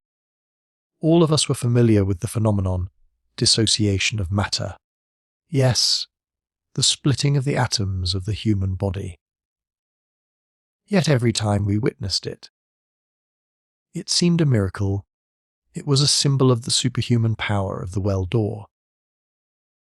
Above, in front of him, the burning faces of the female numbers, a mouths half open from emotion, flowers swaying in the wind. According to custom, 10 women were covering with flowers the unif of the well door, which was still wet with spray. With the magnificent step of a supreme priest, he slowly descended, slowly passed between the rows of stands, and like tender white branches, there rose toward him the arms of the women, and millions like one. "Our tempestuous cheers!" Then cheers in honour of the guardians, who all unseen were present among us. Who knows? Perhaps the fancy of the ancient man foresaw them centuries ahead, when he created the gentle and formidable guardian angels, assigned to each one from the day of his birth. Yes, there was in our celebration something of the ancient religions, something purifying like a storm. You whose lot it may be to read this, are you familiar with such emotions? I am sorry for you if you are not. Record 10. A letter. A manhunt. Hairy eye. Yesterday was for me a kind of filter paper which chemists use for filtering their solutions. All suspended and soupless particles remain on the paper. This morning I went downstairs all purified and distilled, transparent. Downstairs in the hall the controller sat at a small table, constantly looking at her watch and recording the numbers who were leaving. Her name is you. Well, I prefer not to give her number, for I fear I may not write kindly about her. Although, as a matter of fact, she is a very respectable, mature woman. The only thing I do not like in her is that her cheeks fold down a little like gills of a fish, although I do not see anything wrong in this appearance. She scratched with her pen and I saw on the page D 503, and suddenly, splash! An ink blot. No sooner did I open my mouth to call her attention to that, than she raised her head and blotted me with an inky smile. "There is a letter for you. You will receive it, dear." Yes, you will. I knew a letter, after she had read it, must go through the Bureau of the Guardians. I think it is unnecessary to explain in detail this natural order of things. I would receive it not later than 12 o'clock. But that tiny smile confused me. The drop of ink clouded the transparency of the distilled solution. At the dock of the integral I could not concentrate. I even made a mistake in my calculations. That never happened to me before. At 12 o'clock, again the rosy brown fish gills, smile, and at last the letter was in my hands. I cannot say why I did not read it right there, but I put it in my pocket and ran into my room. I opened it and glanced it over and sat down. It was the official notification advising me that number I, 330, had me assigned to her, and that today at 21 o'clock I was to go to her. Her address was given. No, after all that happened, after I showed her frankly my attitude toward her. Besides, how could she know that I did not go to the Bureau of the Guardians? She had no way of knowing that I was ill and could not. And despite all this, a dynamo was whirling and buzzing in my head. Buddha. Yellow. Lilies of the valley. Rosy crescent. Besides, wanted to come to see me today. I am sure she would not believe. How could one believe that I had absolutely nothing to do with the matter? That. I am sure also that we, and I, will have a difficult, foolish and absolutely illogical conversation. No, anything but that. Let the situation solve itself mechanically. I shall send her a copy of this official communication. While I was hastily putting the paper in my pocket, I noticed my terrible ape-like hand. I remembered how that day during our walk, she took my hand and looked at it. Is it possible that she, a 21, a white northern night. Everything was glass, greenish. But it was a different kind of glass, not like ours, not genuine but very breakable. A thin glass shell, and within that shell things were flying, whirling, buzzing.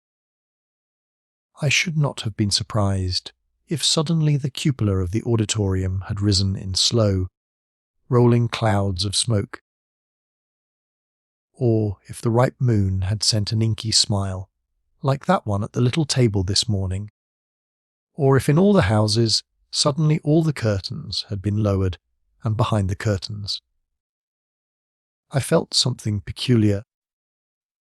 My ribs were like iron bars that decidedly interfered, with my heart, giving it too little space. I stood at a glass door on which were the golden letters I330. I330 sat at the table with her back to me. She was writing something.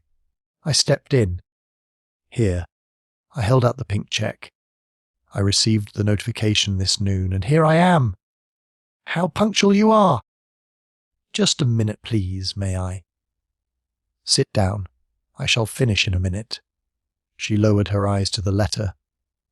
What had she there, behind her lowered curtains? What would she say? What would she do in a second? How to learn it? How to calculate it, since she comes from beyond, from the wild ancient land of dreams? I looked at her in silence. My ribs were iron bars. The space for the heart was too small.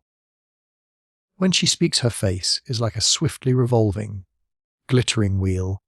You cannot see the separate bars.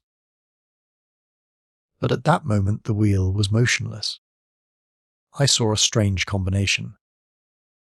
Dark eyebrows running right to the temples, a sharp, mocking triangle, and still another dark triangle with its apex upward. 2 deep wrinkles from the nose to the angles of the mouth. And these 2 triangles somehow contradicted each other.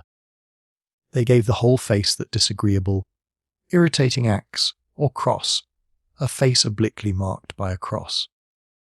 The wheel started to turn, its bars blurred. So you did not go to the Bureau of Guardians after all. I did. I did not feel well. I could not. Yes, I thought so. Something must have prevented you. A matters little what, sharp teeth, a smile. But now you are in my hands. You remember. Any number who within 48 hours fails to report to the Bureau is considered. My heart banged so forcibly that the iron bars bent. If I were not sitting. Like a little boy. How stupid! I was caught like a little boy, and stupidly I kept silent. I felt I was in a net. Neither my legs nor my arms. She stood up and stretched herself lazily. She pressed the button, and the curtains on all 4 walls fell with a slight rustle. I was cut off from the rest of the world, alone with her. She was somewhere behind me, near the closet door. The unif was rustling, falling. I was listening, all listening. I remembered, no. It glistened in my mind for 1/100th of a second. I once had to calculate the curve of a street membrane of a new type. These membranes are handsomely decorated and are placed on all the avenues, registering all street conversations for the Bureau of Guardians. I remembered a rosy concave, trembling membrane, a strange being consisting of one organ only, an ear. I was at that moment such a membrane. Now a click of the snap button at her collar, at her breast, and lower. The glassy silk rustled over her shoulders and knees, over the floor. I heard, and this was clearer than actual seeing, I heard how one foot stepped out of the greyish-blue heap of silk, then the other.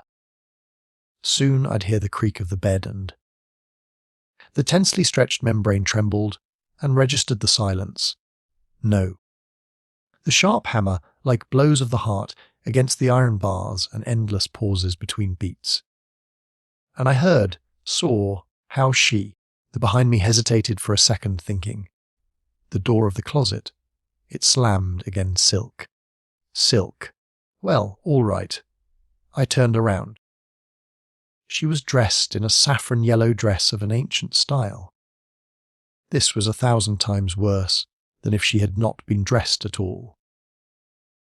2 sharp points, through the thin tissue glowing with roseness, 2 burning embers piercing through ashes, 2 tender, round knees. She was sitting in a low armchair. In front of her, on a small square table, I noticed a bottle filled with something poisonously green and 2 small glasses on thin legs. In the corner of her mouth, she had a very thin paper tube. She was ejecting smoke formed by the burning of that ancient smoking substance whose name I do not now remember. The membrane was still vibrating. Within the sledge-hammer was pounding the red, hot iron bars of my chest. I heard distinctly every blow of the hammer, and what if she too heard it? But she continued to produce smoke very calmly. Calmly she looked at me, and nonchalantly she flicked ashes on the pink check.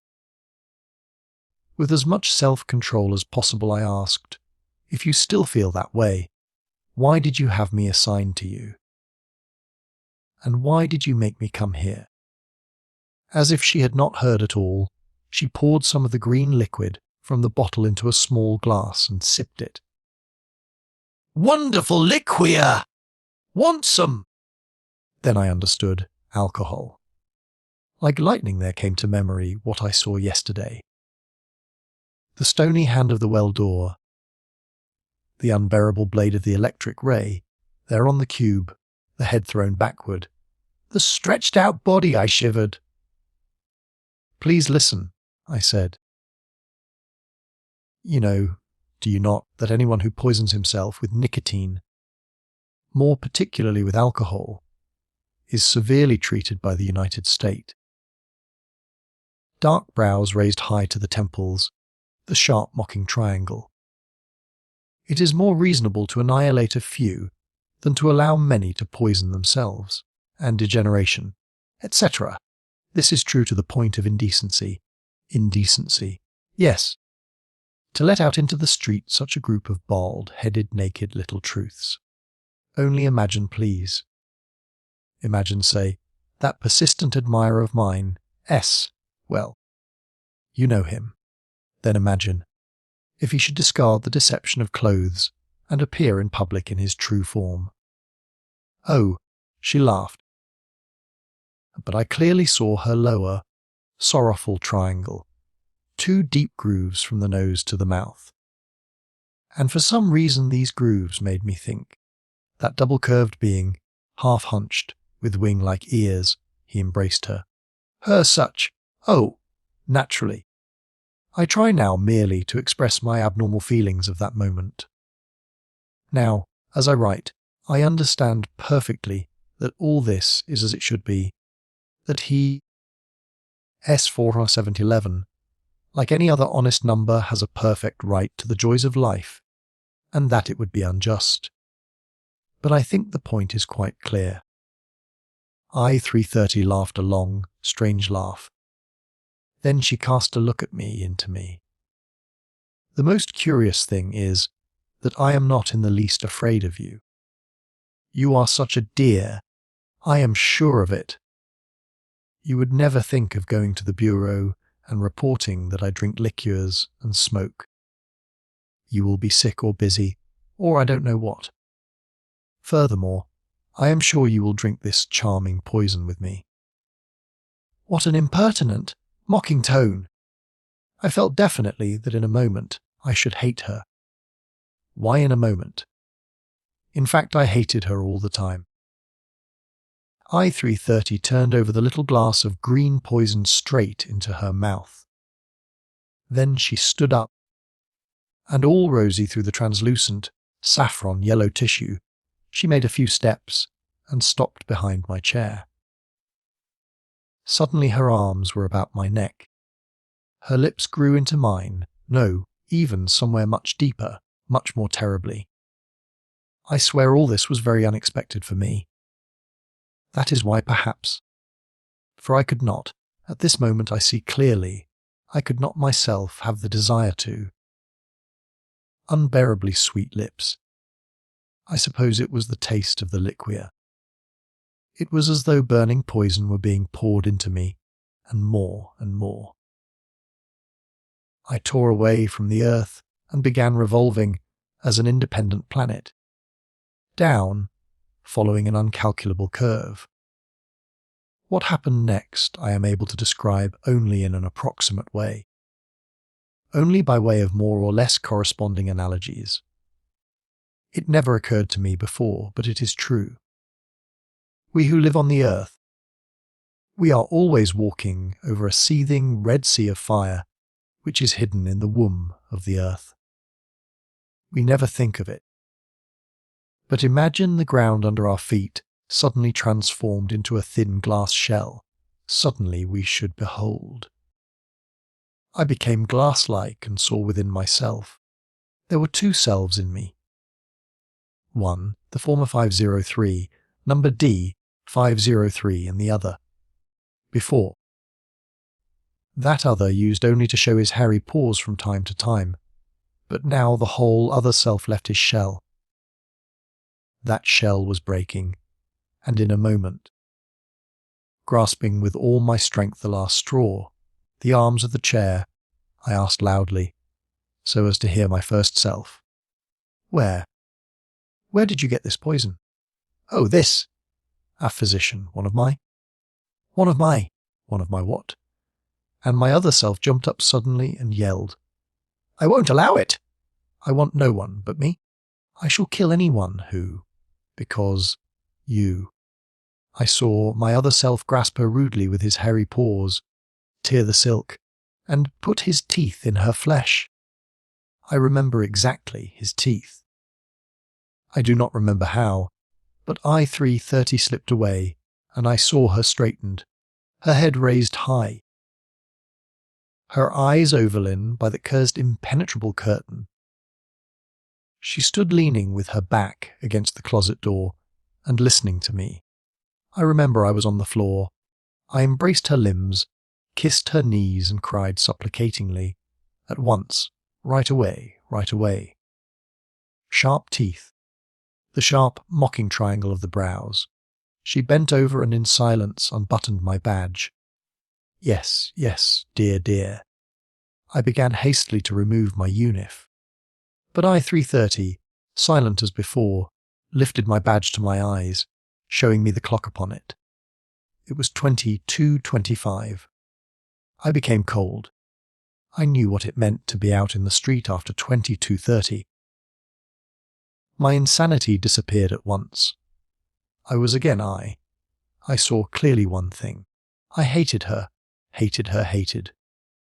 Without saying goodbye, without looking back, I ran out of the room, hurriedly trying to fasten the badge in its place.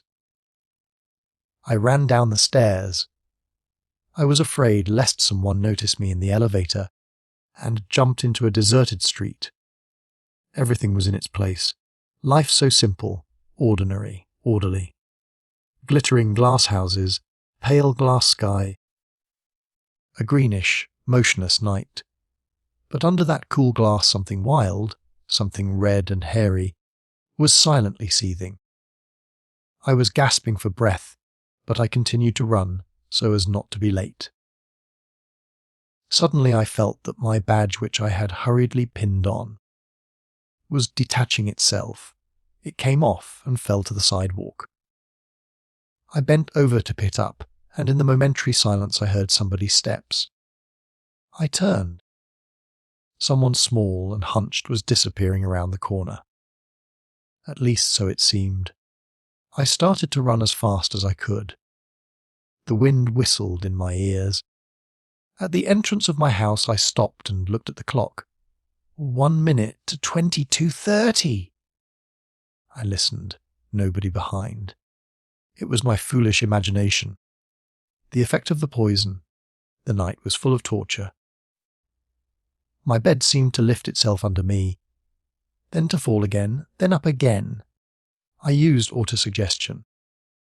At night, all the numbers must sleep. Sleeping at night is a duty, just like working during the day. To sleep at night is necessary for the next day's work. Not to sleep at night is criminal. Yet I could not sleep, I could not. I was perishing. I was unable to fulfill my duties to the United State. Record 11. No, I can't. Let it be without headings. Evening. It is somewhat foggy. The sky is covered with a milky golden tissue, and one cannot see what is there beyond on the heights. The ancients knew that the greatest, bored skeptic, their god, lived there. We know that crystalline blue, naked, indecent nothing is there. I do not know any more what is there. I have learned too many things of late. Knowledge.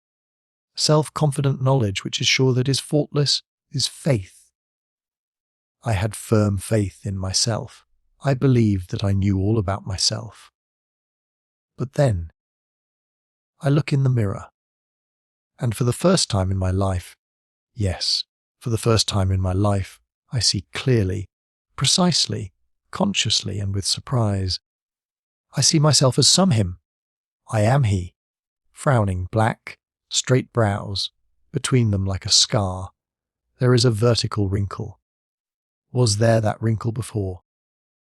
Steel grey eyes encircled by the shadow of a sleepless night. And behind that steel, I understand. I never before knew what there was behind that steel. From there, there is at once so near and so infinitely distant. I look at myself, at him, and I know surely that he, with his straight brows, is a stranger, that I meet him here for the first time in my life. The real I is not he. No, period. All this is nonsense. And all these foolish emotions are only delirium, the result of last night's poisoning. Poisoning with what? With a sip of that green poison, or with her. It matters little. I write all this merely in order to demonstrate how strangely the precise and sharp human reason may become confused. This reason, strong enough to make infinity, which the ancients feared so much, understandable by means of. The switch buzzes, number R13. Well, I am even glad. Alone I should. 20 minutes later. On the plane of this paper, in a world of 2 dimensions, these lines follow each other. But in another world I am losing the sense for figures. 20 minutes? Perhaps 200 or 200,000? It seems so strange, quietly, deliberately, measuring every word, to write down my adventure with R. Imagine yourself sitting down at your own bed, crossing your legs, watching curiously how you yourself shrivel in the very same bed. My mental state is similar to that. When R13 came and I was perfectly quiet and normal, I began with sincere admiration to tell him how wonderfully he succeeded in versifying the death sentence of that insane man, and that his poem more than anything else had smothered and annihilated the transgressor of the law. More than that, I said. If I were ordered to prepare a mathematical draught of the machine of the well door, I should undoubtedly, put on that draught some of your verses. Suddenly I saw R's eyes becoming more and more opaque, his lips acquiring a grey tint. What is the matter? What? Well, merely that I am dead sick of it. Everybody keeps on. The death sentence.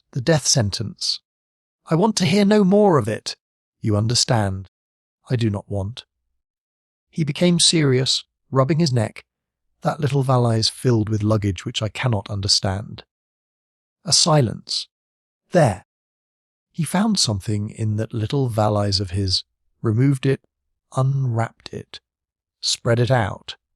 His eyes became covered with the varnish of laughter. He began. I am writing something for your integral.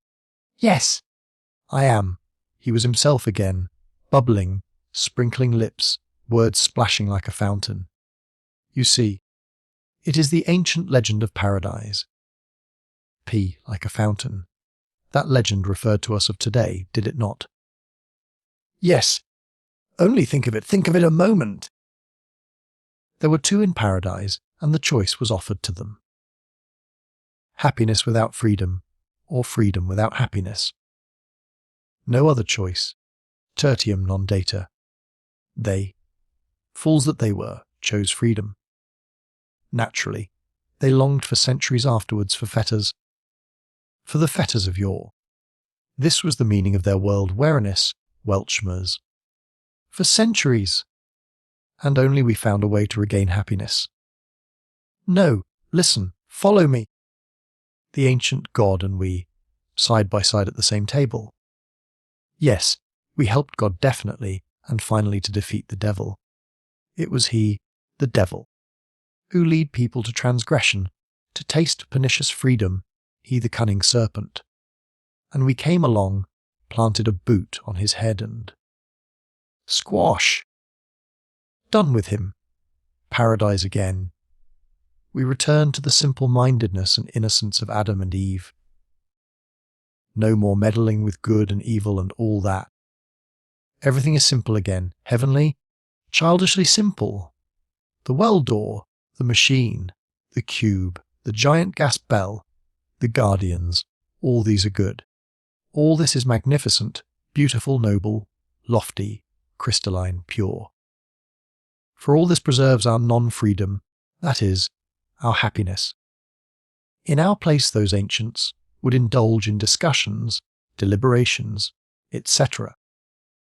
They would break their heads trying to make out what was moral or unmoral. But we... Well, in short, these are the highlights of my little paradise poem. What do you think of it? And above all the style is most solemn, pious. Understand me. Nice little idea, is it not? Do you understand? Of course I understood. I remember my thoughts at that moment. His appearance is nonsensical and lacking in symmetry. Yet what an orderly working mind he has. This made him dear to me. That is to the real me. I still insist that I of before is the real one. My I of late is, certainly, only an illness.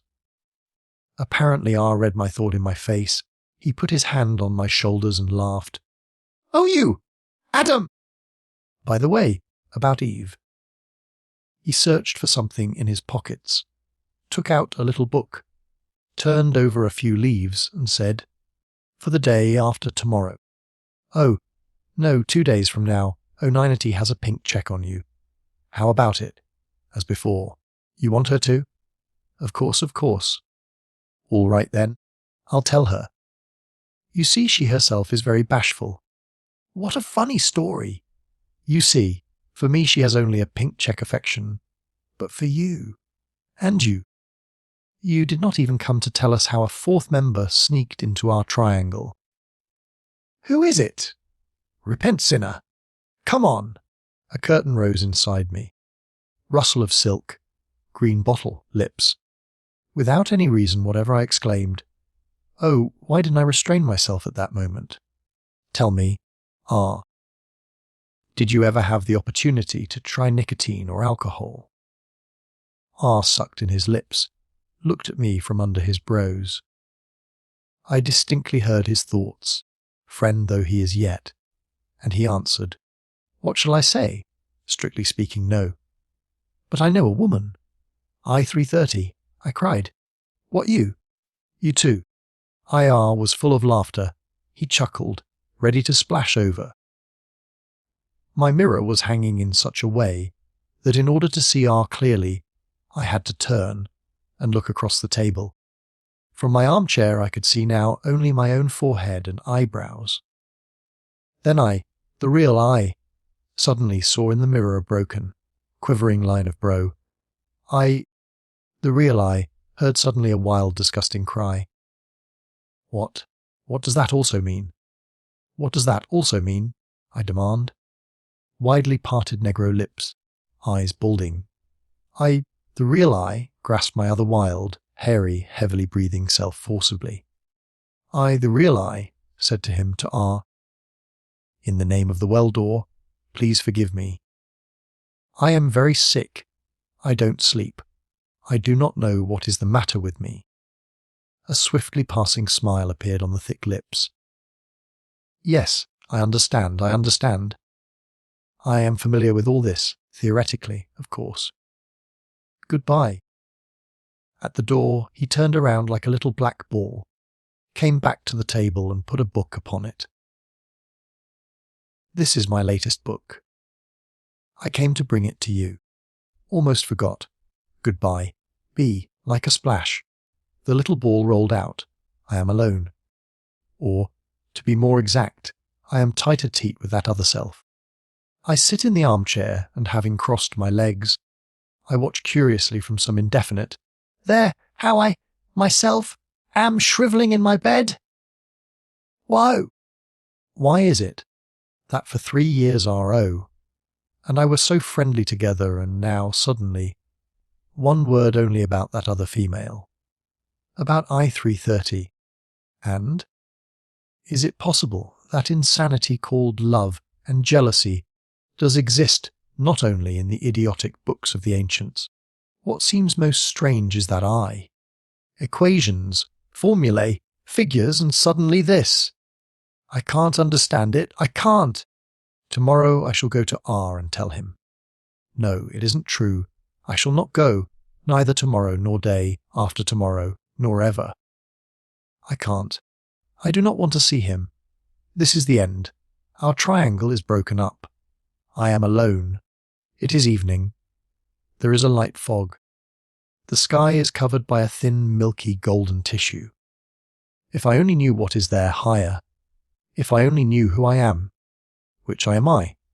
Record 12. The Delimitation of the Infinite. Angel. Meditations on Poetry. I continue to believe that I shall recover, that I may recover. I slept very well. No dreams or any other symptoms of disease. Dear Oninity will come tomorrow. Everything will again be simple, regular and limited like a circle. I am not afraid of this word limited. The work of the highest faculty of man, judgment, is always directed toward the constant limiting of the infinite, toward the breaking up of the infinite into comfortably digestible portions, differentials. This is what gives divine beauty to my element, mathematics. And it is exactly this beauty that other female lacks. But this last thought of mine is only an accidental mental association. These thoughts swarmed in my mind while I was listening to the regular, rhythmic sounds of the Underground Railway. Silently I followed the rhythm of its wheels and recited to myself Ara's verses from the book which he gave me yesterday. And I felt that behind me someone was leaning over my shoulder and looking at the open pages. I did not turn around, but with the corner of my eye I noticed pink ears, spread like wings, the double-curved. Like the letter. It was he, but I did not want to disturb him. I feigned not to have noticed him. How he came in, I do not know. I did not see him when I got into the car.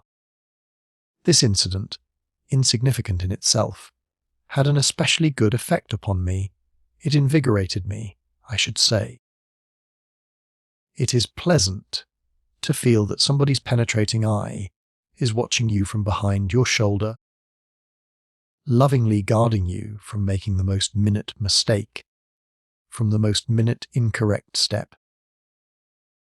It may seem to you too sentimental, but I see in all this the materialization of the dream of the ancients about a guardian angel. How many things about which the ancients had only dreams are materialized in our life? At the moment when I became aware of the presence of the guardian angel behind me, I was enjoying a poem entitled Happiness. I think I am not mistaken when I say that it is a piece of rare beauty and depth of thought. Here are the first 4 lines. 2 times 2, eternal lovers, inseparable in passion 4. Most flaming lovers in the world, eternally welded, 2 times 2, and the rest is in the same vein. On the wisdom and the eternal happiness of the multiplication table. Every poet is inevitably a Columbus. America existed before Columbus for ages, but only Columbus found it. The multiplication table existed before R13 for ages, but only R13 could find in the virginal forest of figures a new El Dorado. Is it not true? Is there any happiness more wise and cloudless in this wonderful world? Steel may rust. The ancient God created the ancient man. That is, the man capable of mistakes, ergo the ancient God himself made a mistake. The multiplication table is more wise and more absolute than the ancient God. For the multiplication table never, do you understand, never makes mistakes. There are no more fortunate and happy people than those who live according to the correct, eternal laws of the multiplication table. No hesitation, no errors. There is but one truth, and there is but one path to it, and that truth is 4, and that path is 2 times 2. Would it not seem preposterous for these happily multiplied 2s suddenly to be thinking of some foolish kind of freedom? That is it not clear? Of a mistake, it seems undeniable, axiomatic, that R13 knows how to grasp the most fundamental, the most. At that moment again I felt, first near the back of my head, then on my left ear, the warm, tender breath of the guardian angel. He apparently noticed the book on my lap had long been closed, and that my thoughts were somewhere very far. Well, I am ready this minute to spread before him the pages of my brain. This gives one such a feeling of tranquillity and joy. I remember I even turned around and gazed long and questioningly into his eyes, but either he did not understand, or he did not want to understand me. He did not ask me anything. The only thing left for me is to relate everything to you, my unknown readers. You are to me now as dear and as near and as far out of reach as he was at that moment. This was my way of thinking. From the part to the whole. R13 is the part. The whole is our institution of state poets and authors. I thought. How was it that the ancients did not notice the utter absurdity of their prose and poetry? The gigantic, magnificent power of the artistic word was spent by them in vain. It is really droll. Anybody wrote whatever happened to come into his head. It was as foolish as the fact that in the days of the ancients the ocean blindly splashed at the shore for 24 hours without interruption or use. The millions of meters of energy which were hidden in the waves were used only for the stimulation of sweethearts. We obtained electricity from the amorous whisper of the waves. We made a domestic animal out of that sparkling, foaming, rabid one. And in the same manner we domesticated and harnessed the wild element poetry. Now poetry is no longer the unpardonable whistling of nightingales, but a state service. Poetry is a commodity. Our famous mathematical norms. Without them in our schools, How could we love so sincerely and dearly our 4 rules of arithmetic? And thorns. This is a classical image. The guardians are thorns about a rose, thorns that guard our tender state, flower from coarse hands. Whose heart could resist? Could remain indifferent to see and hear the lips of our children recite like a prayer. A bad boy caught the rose with his hand, but the thorn of steel pricked him like a needle. The bad boy cried and ran home, etc., etc., and the daily odes to the well door. Who, having read them, will not bow piously before the unselfish service of that number of all numbers, and the dreadful red, flowers of court sentences, and the immortal tragedy, those who come late to work, and the popular book, stanzas on sex hygiene.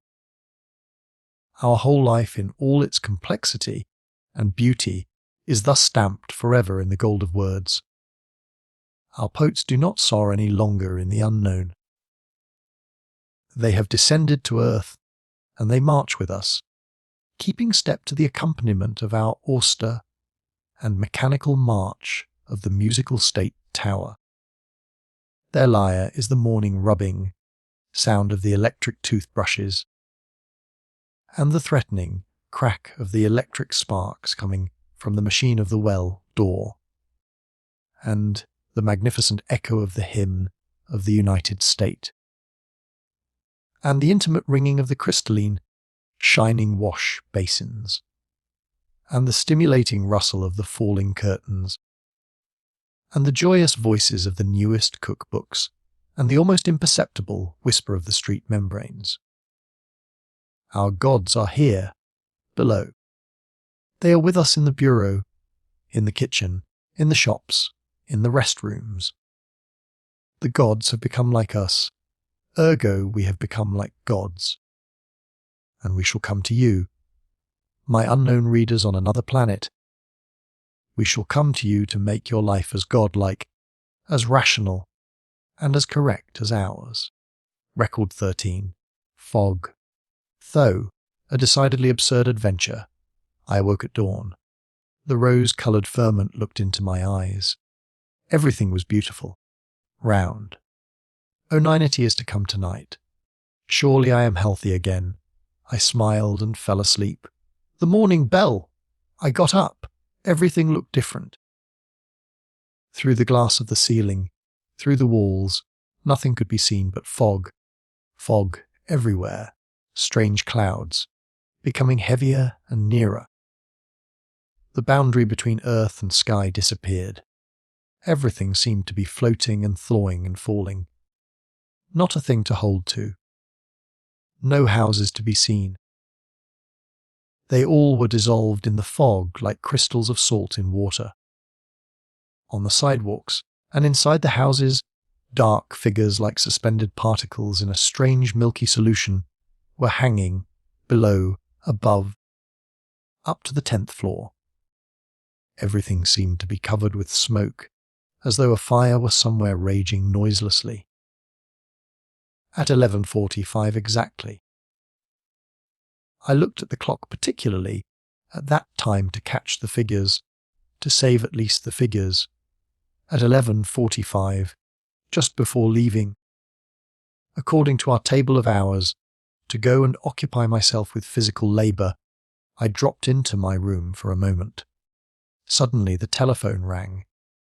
A voice, a long needle slowly penetrating my heart. "Oh, you are at home. I am very glad. Wait for me at the corner. We shall go together." "Where?" "Well, you'll see. You know perfectly well that I am going to work now. You know perfectly well that you'll do as I say. Au revoir." In 2 minutes, I stood at the corner. I had to wait to try to make clear to her that only the United States directs me, not she. "You'll do as I say. How sure she is!" One hears it in her voice. And what if? Unifs, dull grey as if woven of damp fog, would appear for a second at my side, and then soundlessly redissolve. I was unable to turn my eyes away from the clock. I seemed myself to have become that sharp, quivering hand which marked the seconds. 10, 8 minutes, 3, 2 minutes to 12. Of course, I was late. Oh, how I hated her! Yet I had to wait to prove that I. A red line in the milky whiteness of the fog. Like blood, like a wound made by a sharp knife, her lips. I made you wait, I think. And now you are late for your work anyway. How? Well, yes. It is too late now. I glanced at her lips in silence.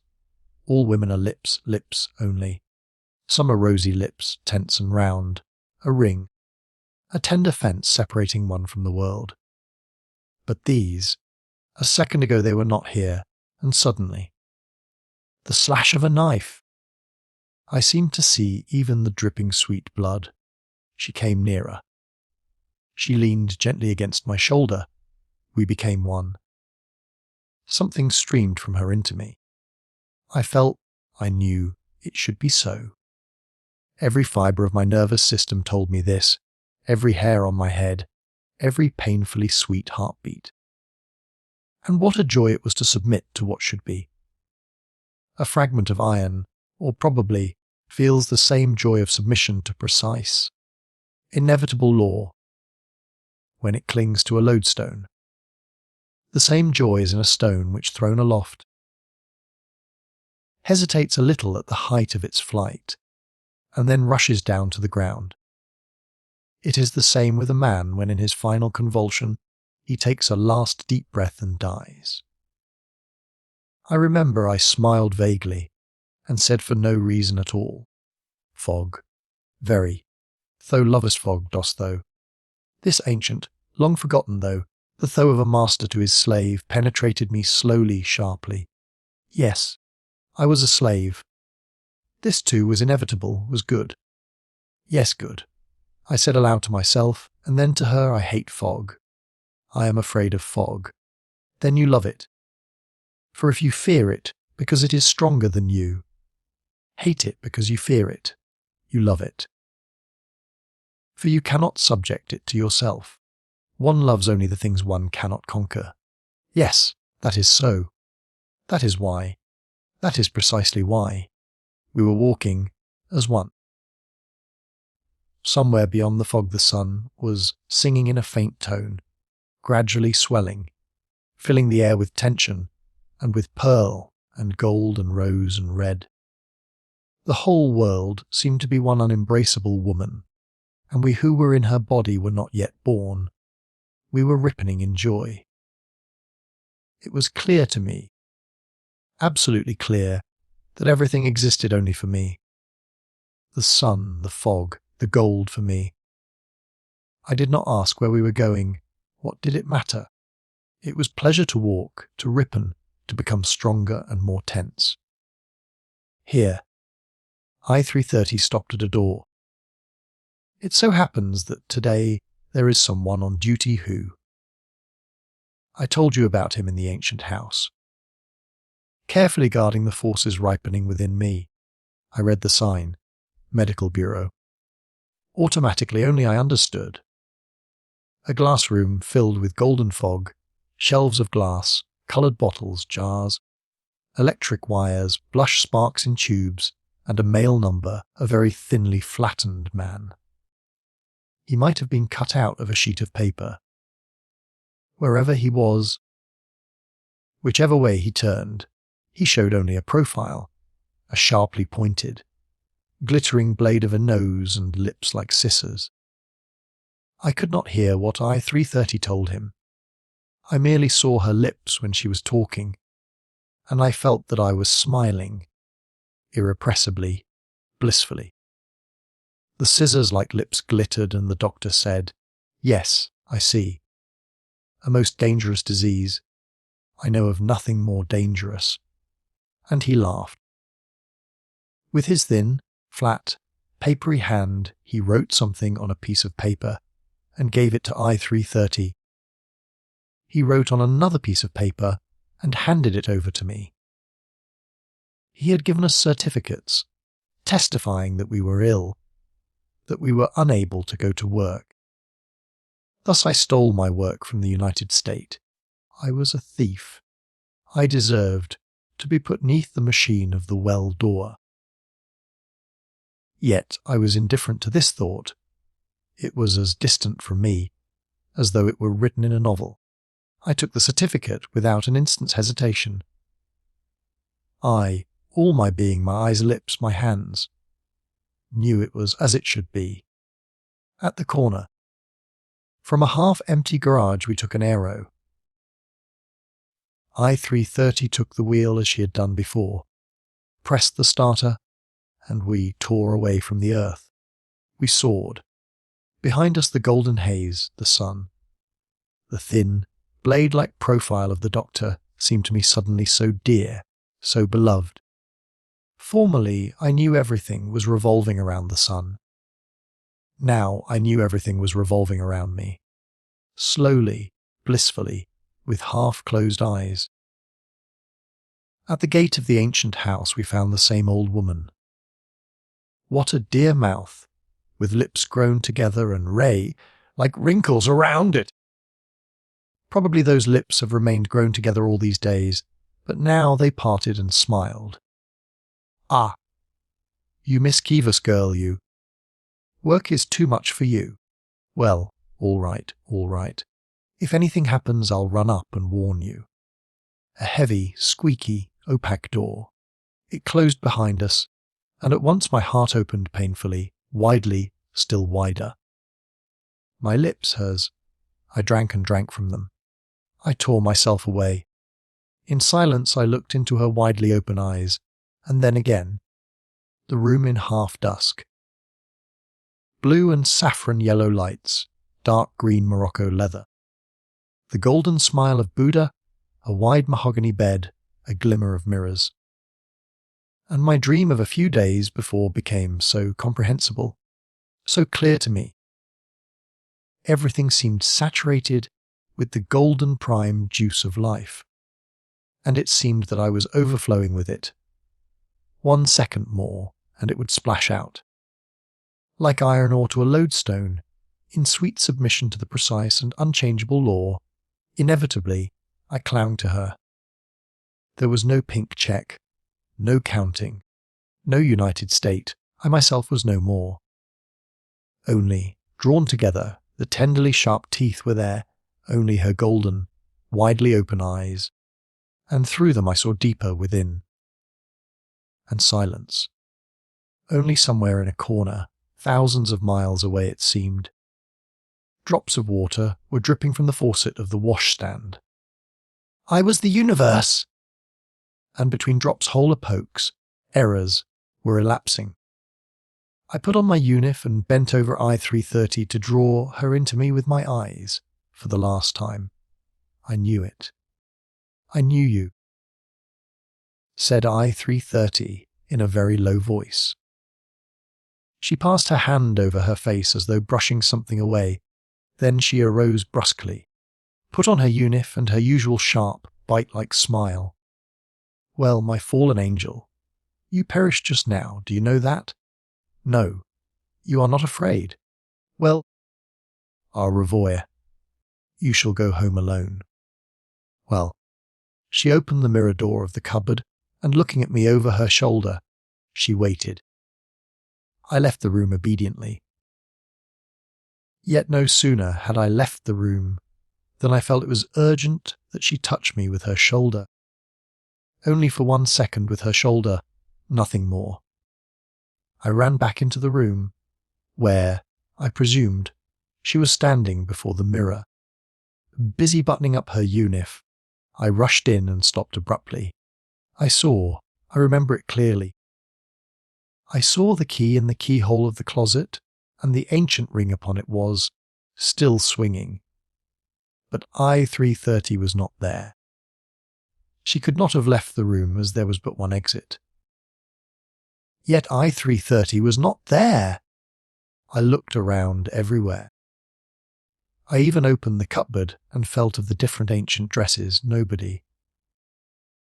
I feel somewhat ridiculous, my dear planetary readers. relating to you this most improbable adventure. But what else can I do, since it all happened exactly as I relate it? Was not the whole day from early morning full of improbable adventures?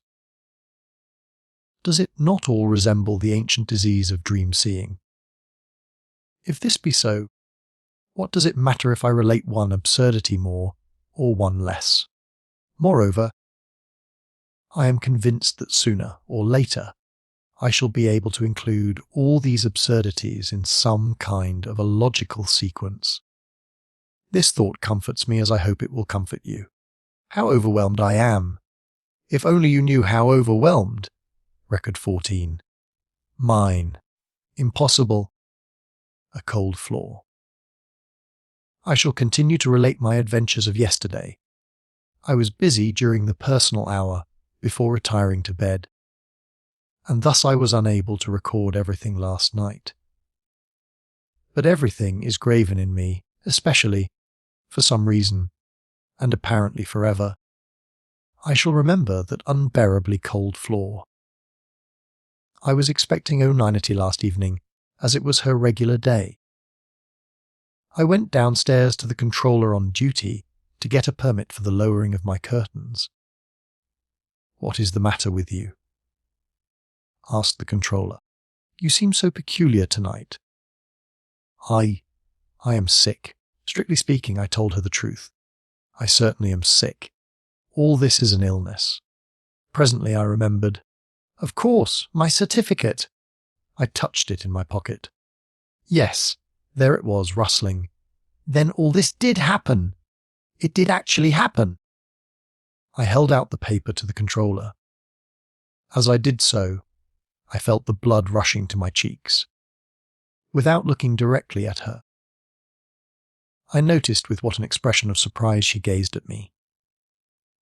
Then, at 21:30 o'clock, in the room to the left the curtains were lowered, and in the room to the right my neighbour was sitting over a book. His head is bald and covered with bulging lumps. His forehead is enormous, a yellow parabola. I was walking up and down the room, suffering. How could I meet her after all that happened? Oh, 90, I mean.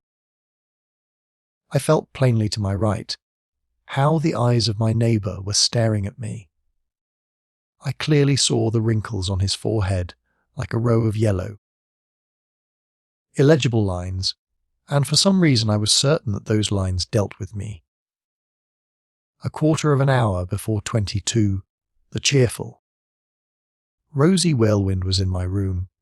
The firm ring of her rosy arms closed about my neck. Then I felt how that ring grew weaker and weaker, and then it broke and her arms dropped. "You are not the same man. You are no longer mine." What curious terminology, mine. I never belonged. I faltered. It suddenly occurred to me. True, I belonged to no one before, but now. Is it not clear that now I do not live any more in our rational world, but in the ancient delirious world, in a world of square root of -1? The curtains fell. There to my right my neighbour let his book drop at that moment from the table to the floor, and through the last narrow space between the curtain and the floor I saw a yellow hand pick up the book. Within I felt, only to seize that hand with all my power. I thought, I wanted to meet you during the hour for the walk. I must talk to you about so many things, so many. Poor, dear Oneinity. Her rosy mouth was a crescent with its horns downward. But I could not tell her everything, could I, if for no other reason than that it would make her an accomplice of my crimes. I knew that she would not have the courage to report me to the Bureau of Guardians, consequently. My dear O, I am sick. I am exhausted. I went again today to the medical bureau, but it is nothing. It will pass. But let us not talk about it. Let us forget it. Oneinity was lying down. I kissed her gently. I kissed the childish, fluffy fold at her wrist. Her blue eyes were closed. The pink crescent of her lips was slowly blooming, more and more like a flower. I kissed her. Suddenly I clearly realized how empty I was, how I had given away. No, I could not, impossible. I knew I must. But no, impossible. I ought. But no, impossible. My lips cooled at once. The rosy crescent trembled, darkened, drew together. Ninetty covered herself with the bedspread, her face hidden in the pillow. I was sitting near the bed, on the floor. What a desperately cold floor! I sat there in silence. The terrible cold from the floor rose higher and higher. There in the blue, silent space among the planets. There probably it is as cold. Please understand, dear, I did not mean. I muttered with all my heart I. It was the truth. I, my real self, did not mean. Yet how could I express it in words? How could I explain to her that the piece of iron did not want to? But that the law is precise, inevitable. 090 lifted her face from the pillow, and without opening her eyes she said, "Go away." But because she was crying she pronounced it O-R-A. For some reason this absurd detail will not leave my memory. Penetrated by the cold and torpid, I went out into the hall. I pressed my forehead against the cold glass. Outside a thin, almost imperceptible film of haze was spread. Towards night, I thought, it will descend again and drown the world. How sad a night it will be. 090 passed swiftly by, going toward the elevator. The door slammed. "Wait a minute!" I screamed. I was frightened. But the elevator was already groaning, going down, down. She robbed me of R. She robbed me of oninity. Yet, nevertheless, record 15, the bell, the mirror-like sea, I am to burn eternally. I was walking upon the dock where the integral is being built, when the second builder came to meet me. His face, as usual, was round and white, a porcelain plate. When he speaks it seems as though he serves you a plate of something unbearably tasty. You chose to be ill, and without the chief we had an accident, as it were, yesterday. An accident? Yes, sir. We finished the bell and started to let it down. And imagine! The men caught a mail without a number. How he got in, I cannot make out. They took him to the operation department. Oh, they'll draw the mystery out of the fellow there, why, and how, etc. He smiled delightedly. Our best and most experienced physicians work in the operation department under the direct supervision of the well-door himself. They have all kinds of instruments, but the best of all is the gas bell. The procedure is taken from an ancient experiment of elementary physics. They used to put a rat under a gas bell and gradually pump out the air. The air becomes more and more rarefied, and you know the rest. But our gas bell is certainly a more perfect apparatus, and it is used in combination with different gases. Furthermore, we don't torture a defenseless animal, as the ancients did. We use it for a higher purpose. To guard the security of the United States, in other words, the happiness of millions. About 5 centuries ago, when the work of the operation department was only beginning, there were yet to be found some fools who compared our operation department with the ancient Inquisition. But this is as absurd as to compare a surgeon performing a tracheotomy with a highway-cut throat. Both use a knife, perhaps the same kind of a knife. Both do the same thing, viz. Cut the throat of a living man, yet one is a well-door, the other is a murderer, one is marked plus, the other minus. All this becomes perfectly clear in 1 second, in one turn of our logical wheel, the teeth of which engage that minus. Turn it upward and thus change its aspect. That other matter is somewhat different. The ring in the door was still oscillating. Apparently the door had just closed, yet she, I330, had disappeared. She was not there. The logical wheel could not turn this fact. A dream. But even now I feel still in my right shoulder that incomprehensible, sweet pain of I330 near me in the fog, pressing herself against me. Thou lovest fog. Yes, I love the fog too. I love everything, and everything appears to me wonderful. New tense. Everything is so good. So good. I said aloud. Good. The porcelain eyes bulged out. What good do you find in that? If that man without a number contrived to sneak in, it means that there are others around here, everywhere, all the time, here around the integral, they. Whom do you mean by they? How do I know who? But I sense them, all the time. Have you heard about the new operation which has been invented? I mean the surgical removal of fancy. There really were rumours of late about something of the sort. No, I haven't. What has that to do with it? Merely this. If I were you, I should go and ask to have this operation performed upon me. The plate expressed distinctly something lemon-like sour. Poor fellow! He took offence if one even hinted that he might possess imagination. Well, a week ago I too should have taken offence at such a hint. Not so now. For I know that I have imagination. That is what my illness consists in, and more than that. I know that it is a wonderful illness. One does not want to be cured, simply does not want to. We ascended the glass steps. The world spread itself below us like the palm of a hand. You, readers of these records, whoever you be, you have the sun above you.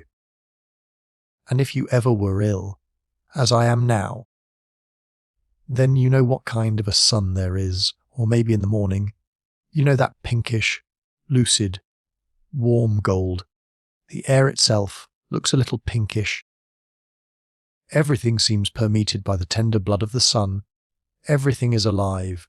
The stones seem soft and living, iron living and warm. People all full of life and smiles. It may be that in a short while all this will disappear. That in an hour the pinkish blood of the sun will be drained out, but in the meantime everything is alive. And I see how something flows and pulsates in the sides of the integral. I see the integral think of its great and lofty future, of the heavy load of inevitable happiness which it is to carry up there into the heights, to you, unseen ones, to you who seek eternally and who never find. You shall find. You shall be happy. You must be happy, and you have now not very long to wait. The body of the integral is almost ready. It is an exquisite, oblong ellipsoid, made of our glass, which is everlasting like gold and flexible like steel.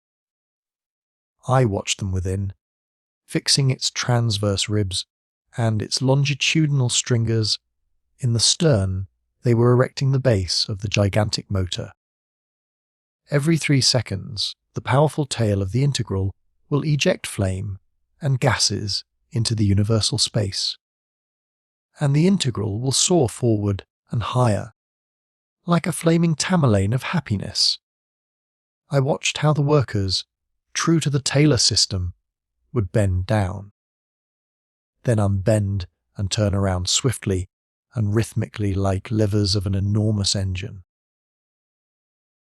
In their hands they held glittering glass pipes, which emitted bluish streaks of flame.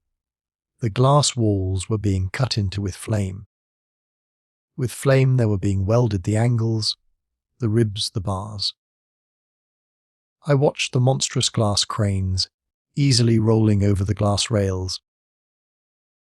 Like the workers themselves, they would obediently turn, bend down, and bring their loads inward into the bowels of the integral. All seemed one, humanized machine and mechanized humans. It was the most magnificent, the most stirring beauty, harmony, music. Quick, down, to them and with them. And I descended and mingled with them, fused with their mass, caught in the rhythm of steel and glass. Their movements were measured, tense and round. Their cheeks were coloured with health, their mirror like foreheads not clouded by the insanity of thinking. I was floating upon a mirror like sea. I was reposing. Suddenly one of them turned toward me his carefree face. "Well, better today." "What better? You were not here yesterday." And we thought something serious. His forehead was shining a childish and innocent smile. My blood rushed to my face. No, I could not lie. Facing those eyes. I remained silent. I was drowning. Above, the shiny round white porcelain face appeared in the hatchway. Dick 503! Come up here. Something is wrong with the frame and brackets here, and... Not waiting until he had finished, I rushed to him, upstairs. I was shamefully saving myself by flight. I had not the power to raise my eyes. I was dazed by the sparkling glass steps under my feet, and with every step I made I felt more and more hopeless. I, a corrupted man, a criminal, was out of place here. No. I shall probably never again be able to fuse myself into this mechanical rhythm, nor to float over this mirror like untroubled sea. I am to burn eternally from now on, running from place to place, seeking a nook where I may hide my eyes, eternally, until a spark cold as ice pierced me. I matter little, but is it necessary that she also? I must see that she... I crawled through the hatchway to the deck and stood there. Where was I to go now? I did not know what I had come for. I looked aloft. The midday sun, exhausted by its march, was fuming dimly.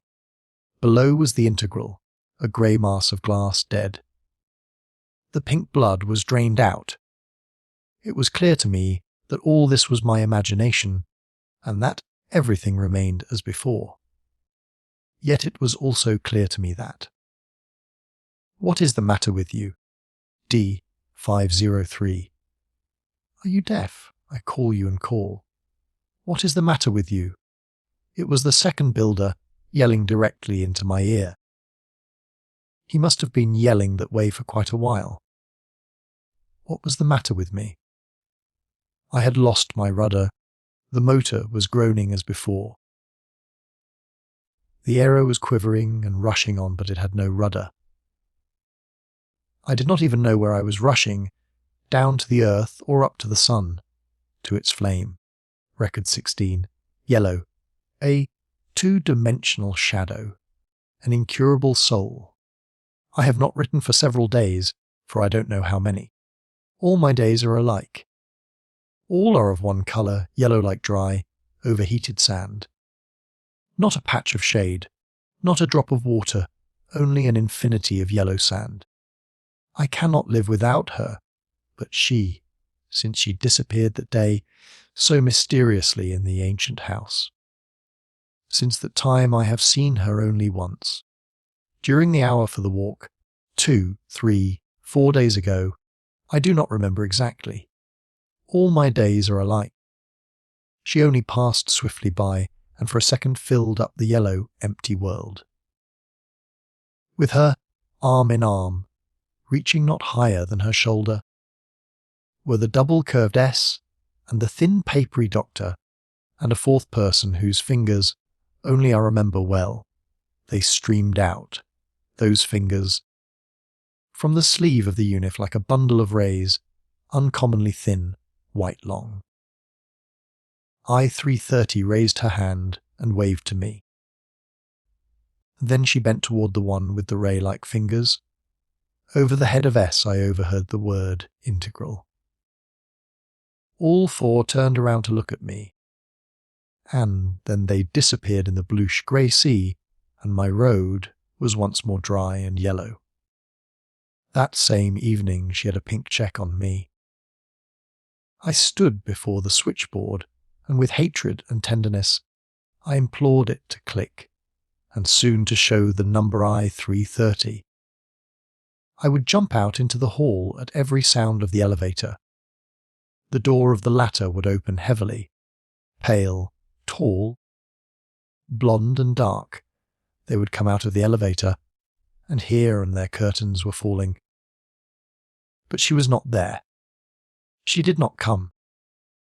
And it is quite possible that now, at this minute, as I write these lines, at 22 o'clock exactly, with her eyes closed, she is pressing her shoulder against somebody else in the same way, and in the same way she may be asking someone, "Do you love me?"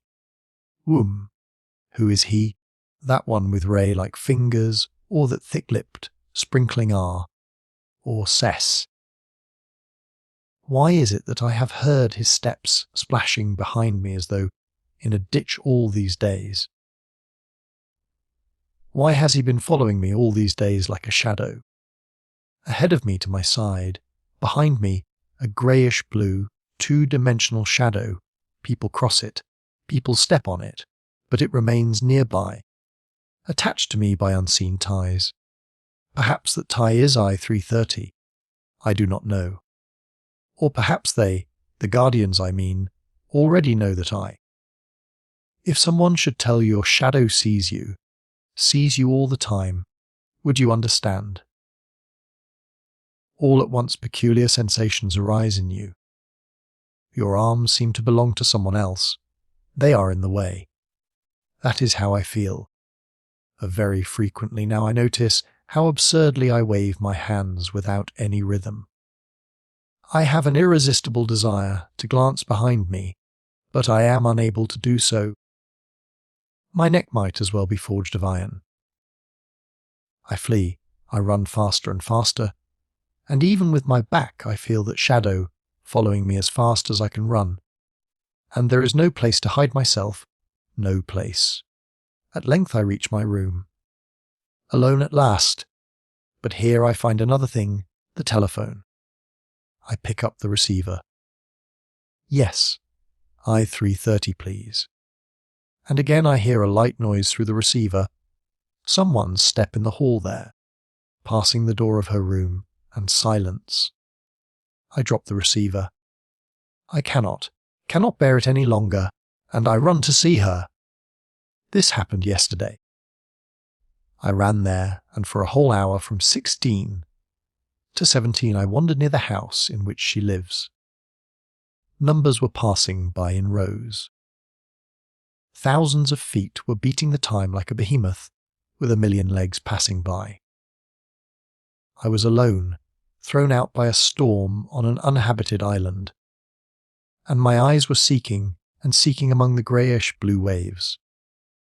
There soon, I thought, will appear from somewhere the sharp, mocking angles of the brows, lifted to the temples, and the dark window eyes, and there behind them a flaming fireplace and someone's shadow.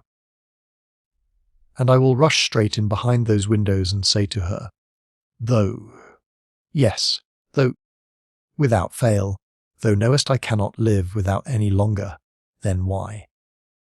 But silence reigned. Suddenly I heard the silence. Suddenly I heard the musical tower silenced, and I understood. It was after 17 already.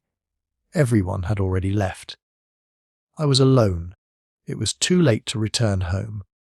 Around me, a desert made of glass and bathed with yellow sunshine. I saw, as if in water, the reflection of the walls in the glass smoothness of the street, sparkling walls, hanging upside down. Myself also upside down, hanging absurdly in the glass. I must go at once, this very second, to the medical bureau or else. Or perhaps this would be best. To remain here, to wait quietly until they see me come, and take me into the operation department and put an end to everything at once. Redeem everything. A slight rustle, and the double-curved S was before me. Without looking, I felt his two grey steel, drill eyes bore quickly into me. I plucked up all my strength to show a smile and to say, I had to say something. I must go to the medical bureau. Who is detaining you? What are you standing here for? I was silent, absurdly hanging upside down. Follow me, said S austerely. I followed obediently, waving my unnecessary foreign arms. I could not raise my eyes. I walked through a strange world turned upside down, where people had their feet pasted to the ceilings, and where engines stood with their bases upward, and where, still lower, the sky merged in the heavy glass of the pavement. I remember what pained me most was the fact that looking at the world for the last time in my life, I should see it upside down rather than its natural state, but I could not raise my eyes. We stopped. Steps. One step. And I should see the figures of the doctors in their white aprons and the enormous dumb bell. With force, with some sort of an inner screw. At length I succeeded in tearing my eyes away from the glass beneath my feet, and I noticed the golden letters, Medical Bureau. Why did he bring me here rather than to the operation department? Why did he spare me? About this I did not even think at that moment. I made one jump over all the steps, firmly closed the door behind me, and took a very deep breath. As if I had not breathed since morning, and as if my heart had not beaten for the same length of time. As if only now I started to breathe, and only now there opened a sluice in my chest. Inside there were two of them, one a short specimen with heavy legs, his eyes like the horns of a bull tossing the patients up, the other extremely thin, with lips like sparkling scissors, a nose like a blade. It was the same man who... I ran to him as to a dear friend, straight over close to the blade, and muttered something about insomnia, dreams, shadows, yellow sand. The scissor's lips sparkled and smiled. Yes, it is too bad. Apparently a soul has formed in you. A soul. That strange ancient word that was forgotten long ago. Is it? Very dangerous, I stuttered. Incurable was the cut of the scissors.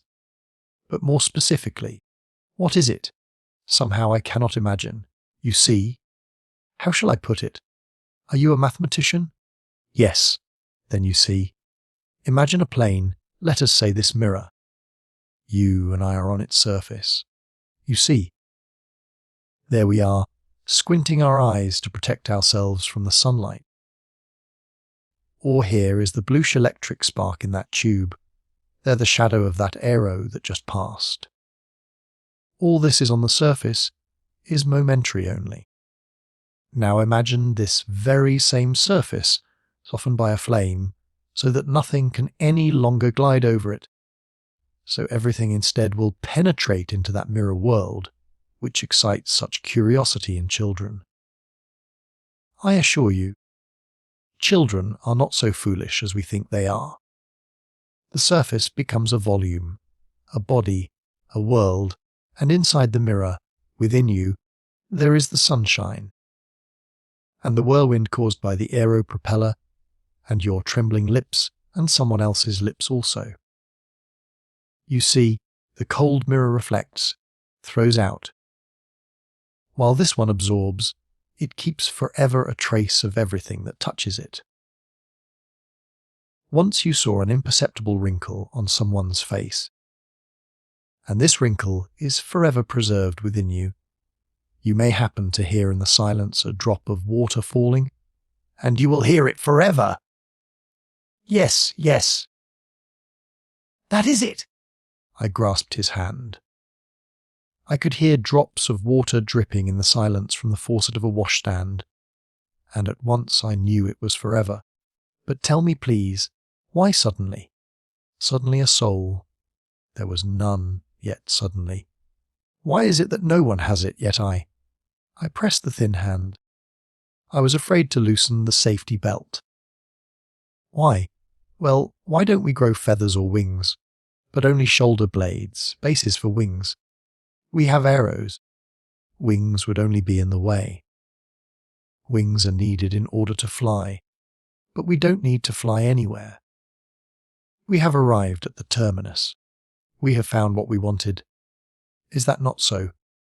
I nodded vaguely. He glanced at me and laughed a scalpel-like metallic laugh. The other doctor overheard us and stamped out of his room on his heavy legs. He picked up the thin doctor with his horn eyes, then picked me up. What is the matter, a soul? You say a soul. Oh, damn it! We may soon retrogress even to the cholera epidemics. I told you. He tossed the thin one on the horns. I told you the only thing to do is to operate on them all. Wholesale! Simply extirpate the centre for fancy. Only surgery can help here. Only surgery. He put on a pair of enormous axe, raised spectacles, and remained thus for a long while, looking into my skull, through the bones into my brain and making notes. Very, very curious. Listen. He looked firmly into my eyes. Would you not consent to have me perform an extirpation on you? It would be invaluable to the United States. It might help us to prevent an epidemic. If you have no special reasons, of course. Some time ago I should probably have said without hesitation, I am willing, but now I was silent. I caught the profile of the thin doctor. I implored him. You see, he said at last, number D530 is building the integral, and I am sure the operation would interfere. Ah, grumbled the other and stamped back into his room. We remained alone. The paper-like hand was put lightly and caressingly upon mine. The profile-like face came nearer, and he said in a very low voice, I shall tell you a secret. You are not the only one. My colleague is right when he speaks of an epidemic. Try to remember, have you not noticed yourself? Someone with something similar, very similar, identical. He looked at me closely. What was he alluding to? To whom? Is it possible? Listen. I jumped up from my seat. But he had already changed the subject. In a loud metallic tone. As to the insomnia and for the dreams you complain of, I advise you to walk a great deal. Tomorrow morning you must begin taking long walks. Say as far as the ancient house. Again he pierced me with his eyes, and he smiled thinly. It seemed to me that I saw enveloped in the tender tissue of that smile a word, a letter, a name, the only name. Or was it only my imagination? I waited impatiently while he wrote a certificate of illness for today and tomorrow. Once more I gently and firmly pressed his hand, then I ran out. My heart now feels light and swift like an arrow. It carries me higher and higher. I know joy will come tomorrow. What joy, record 17. Through glass, I died. The corridor. I am puzzled. Yesterday. At the very moment when I thought everything was untangled, and that all the axes were at last found, new unknowns appeared in my equation. The origin of the coordinates of the whole story is of course the ancient home. From this centre the axes of all the x's, y's, and z's radiate, and recently they have entered into the formation of my whole life. I walked along the x-axis, Avenue 59, towards the centre. The whirlwind of yesterday still raged within me, houses and people upside down, my own hands torturingly foreign to me, glimmering scissors.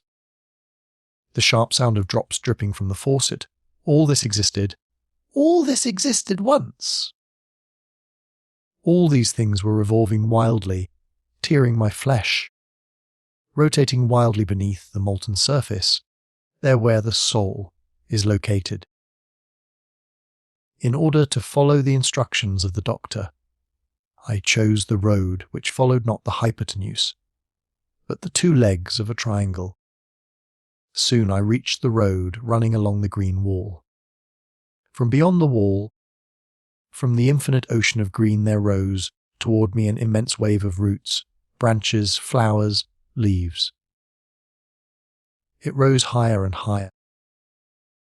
It seemed as though it would splash over me, and that from a man, from the finest and most precise mechanism which I am, I would be transformed into. But fortunately there was the green wall between me and that wild green sea. Oh, how great and divinely limiting is the wisdom of walls and bars! This green wall is, I think, the greatest invention ever conceived. Man ceased to be a wild animal the day he built the first wall. A man ceased to be a wild man only on the day when the green wall was completed, when by this wall we isolated our machine, like a perfect world from the irrational, ugly world of trees, birds and beasts. The blunt snout of some unknown beast was to be seen dimly through the glass of the wall. Its yellow eyes kept repeating the same thought which remained incomprehensible to me. We looked into each other's eyes for a long while. Eyes are shafts which lead from the superficial world into a world which is beneath the surface. A thought awoke in me. What if that yellow-eyed one, sitting there on that absurd dirty heap of leaves, is happier than I, in his life which cannot be calculated in figures? I waved my hand. The yellow eyes twinkled, moved back and disappeared in the foliage. What a pitiful being! How absurd the idea that he might be happier than he may be, but I am an exception, am I not? I am sick. I noticed that I was approaching the dark red walls of the ancient house, and I saw the grown-together lips of the old woman. I ran to her with all speed. Is she here? The grown-together lips opened slowly. Who is she? Who? I 3:30, of course. You remember we came together, she and I, in an arrow the other day. Oh, yes, yes.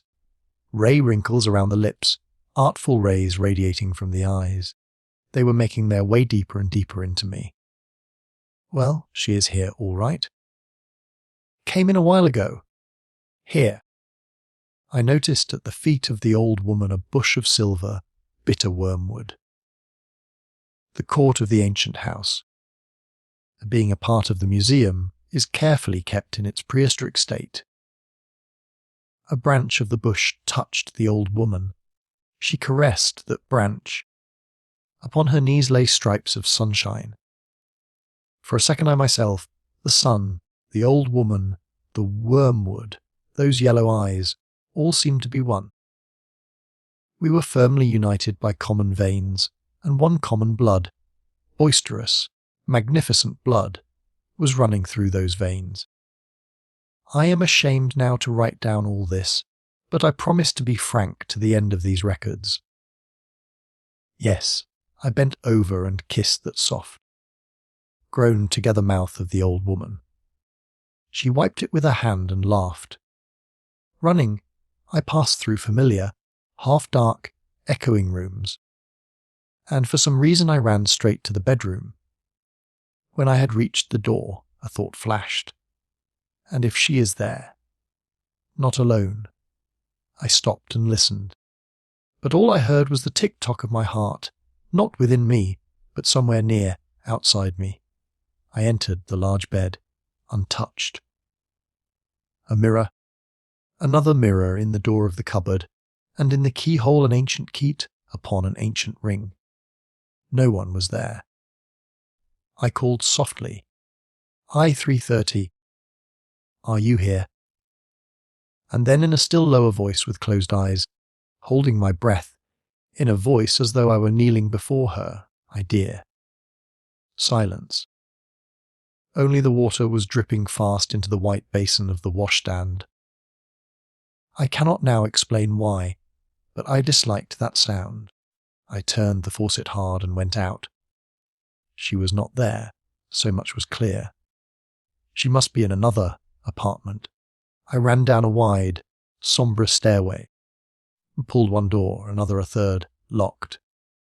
Every room was locked save that of our apartment. And she was not there. I went back again to the same apartment without knowing why. I walked slowly, with difficulty. My shoals suddenly became as heavy as cast iron. I remember distinctly my thought, "It is a mistake that the force of gravity is a constant. Consequently, all my formulae." Suddenly, an explosion. A door slammed down below. Someone stamped quickly over the flagstones. I again became light-footed, extremely light. I dashed to the railing to bend over, and in one word, one exclamation expressed everything. "You." I became cold. Below, in the square shadow of the window frame, flapping its pink wing ears, the head of S passed by. Like lightning, I saw only the naked conclusion. Without any premises, I don't recall any premises even now, the conclusion.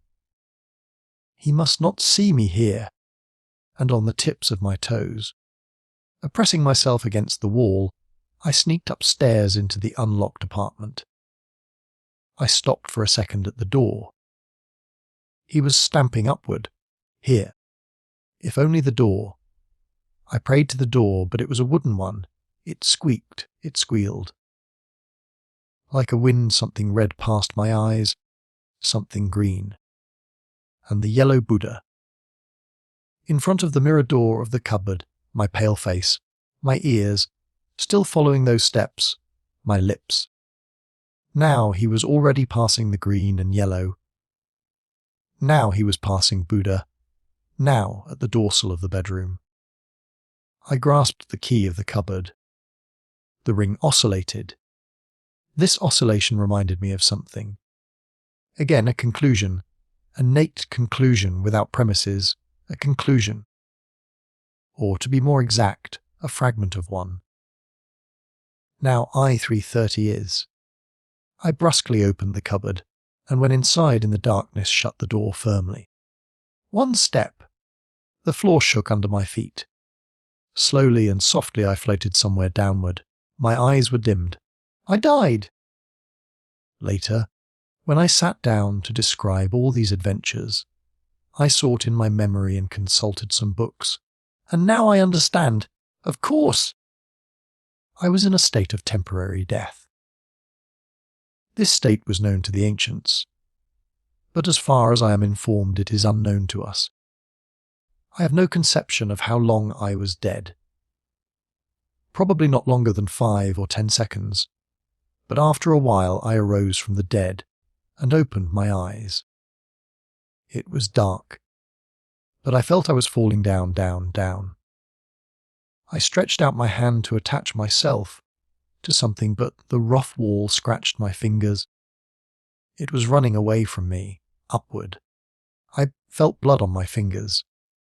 It was clear that all this was not merely a play of my sick imagination. But what was it? What? I heard my own frequent, trembling breaths. I am not ashamed to confess this. It was all unexpected and incomprehensible. A minute, 2, 3 passed. I was still going down. Then a soft bump. The thing that had been falling away from under my feet was motionless. I found in the darkness a knob, and turned it. A door opened. There was a dim light. I now noticed behind me a square platform, travelling upward. I tried to run back to it, but it was too late. I am cut off here, I thought. Where here might be I did not know. A corridor. A heavy silence. The small lamps on the vaulted ceiling resembled an endless, twinkling, dotted line. The corridor was similar to the tube of our underground railways, but it was much narrower, and made not of our glass but of some other, very ancient material. For a moment I thought of the underground caves, where they say many tried to save themselves during the 200 years' war. There was nothing to do but to walk ahead. I walked, I think, for about 20 minutes. A turn to the right, the corridor became wider, the small lamps brighter. There was a dim droning somewhere. Was it a machine or voices? I did not know. I stood before a heavy, opaque door, from behind which came the noise. I knocked. Then I knocked again, louder. Now there was silence behind the door. Something clanked. The door opened slowly and heavily. I don't know which of us was the more dumbfounded. The thin blade-like doctor stood before me. "You here!" His scissors opened and remained open. And I, as if I did not know a human word, stood silent, merely stared. Without comprehending that he was talking to me. He must have told me to leave, for with his thin paper stomach, he slowly pressed me to the side, to the more brightly lighted end of the corridor, and poked me in the back. "Beg your pardon," I wanted. I thought that she, I-330, but behind me. "Stay where you are," said the doctor brusquely, and he disappeared. At last she was nearby here, and what did it matter where here was? I saw the familiar saffron yellow silk, the smile bite, the eyes with their curtains drawn. My lips quivered, so did my hands and knees, and I had a most stupid thought. Vibrations make sounds. Shivering must make a sound. Why then don't I hear it? Her eyes opened for me widely. I entered into them. I could not. Any longer. Where have you been? Why? I was unable to tear my eyes away from her for a second, and I talked as if in a delirium, fast and incoherently, or perhaps I only thought without speaking out. A shadow. Behind me. I died, and from the cupboard, because that doctor of yours speaks with his scissors. I have a soul, incurable, and I must walk. An incurable soul. My poor boy! I-330 laughed. She covered me with the sparkles of her laughter. My delirium left me. Everywhere around her little laughs were sparkling! How good it was! The doctor reappeared from around the turn, the wonderful, magnificent, thinnest doctor. Well, he was already beside her. Oh, nothing. Nothing. I shall tell you later. He got here by accident. Tell them that I shall be back in about a quarter of an hour. The doctor slid around the corner. She lingered. The door closed with a heavy thud. Then, slowly, very slowly, piercing my heart with a sharp, sweet needle. I-330 pressed against me with her shoulder, and then with her arm, with her whole body, and we walked away as if fused into one. I do not remember now where we turned into darkness. In the darkness, we walked up some endless stairway in silence. I did not see, but I knew.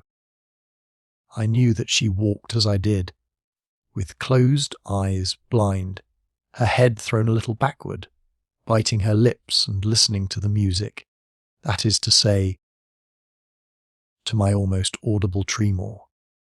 I returned to consciousness in one of the innumerable nooks in the courtyard of the ancient house.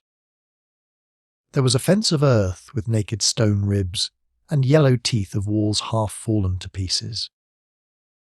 She opened her eyes and said, "A day after tomorrow at 16, she was gone." Did all this really happen? I do not know. I shall learn day after tomorrow. One real sign remains. On my right hand the skin has been rubbed from the tips of 3 fingers.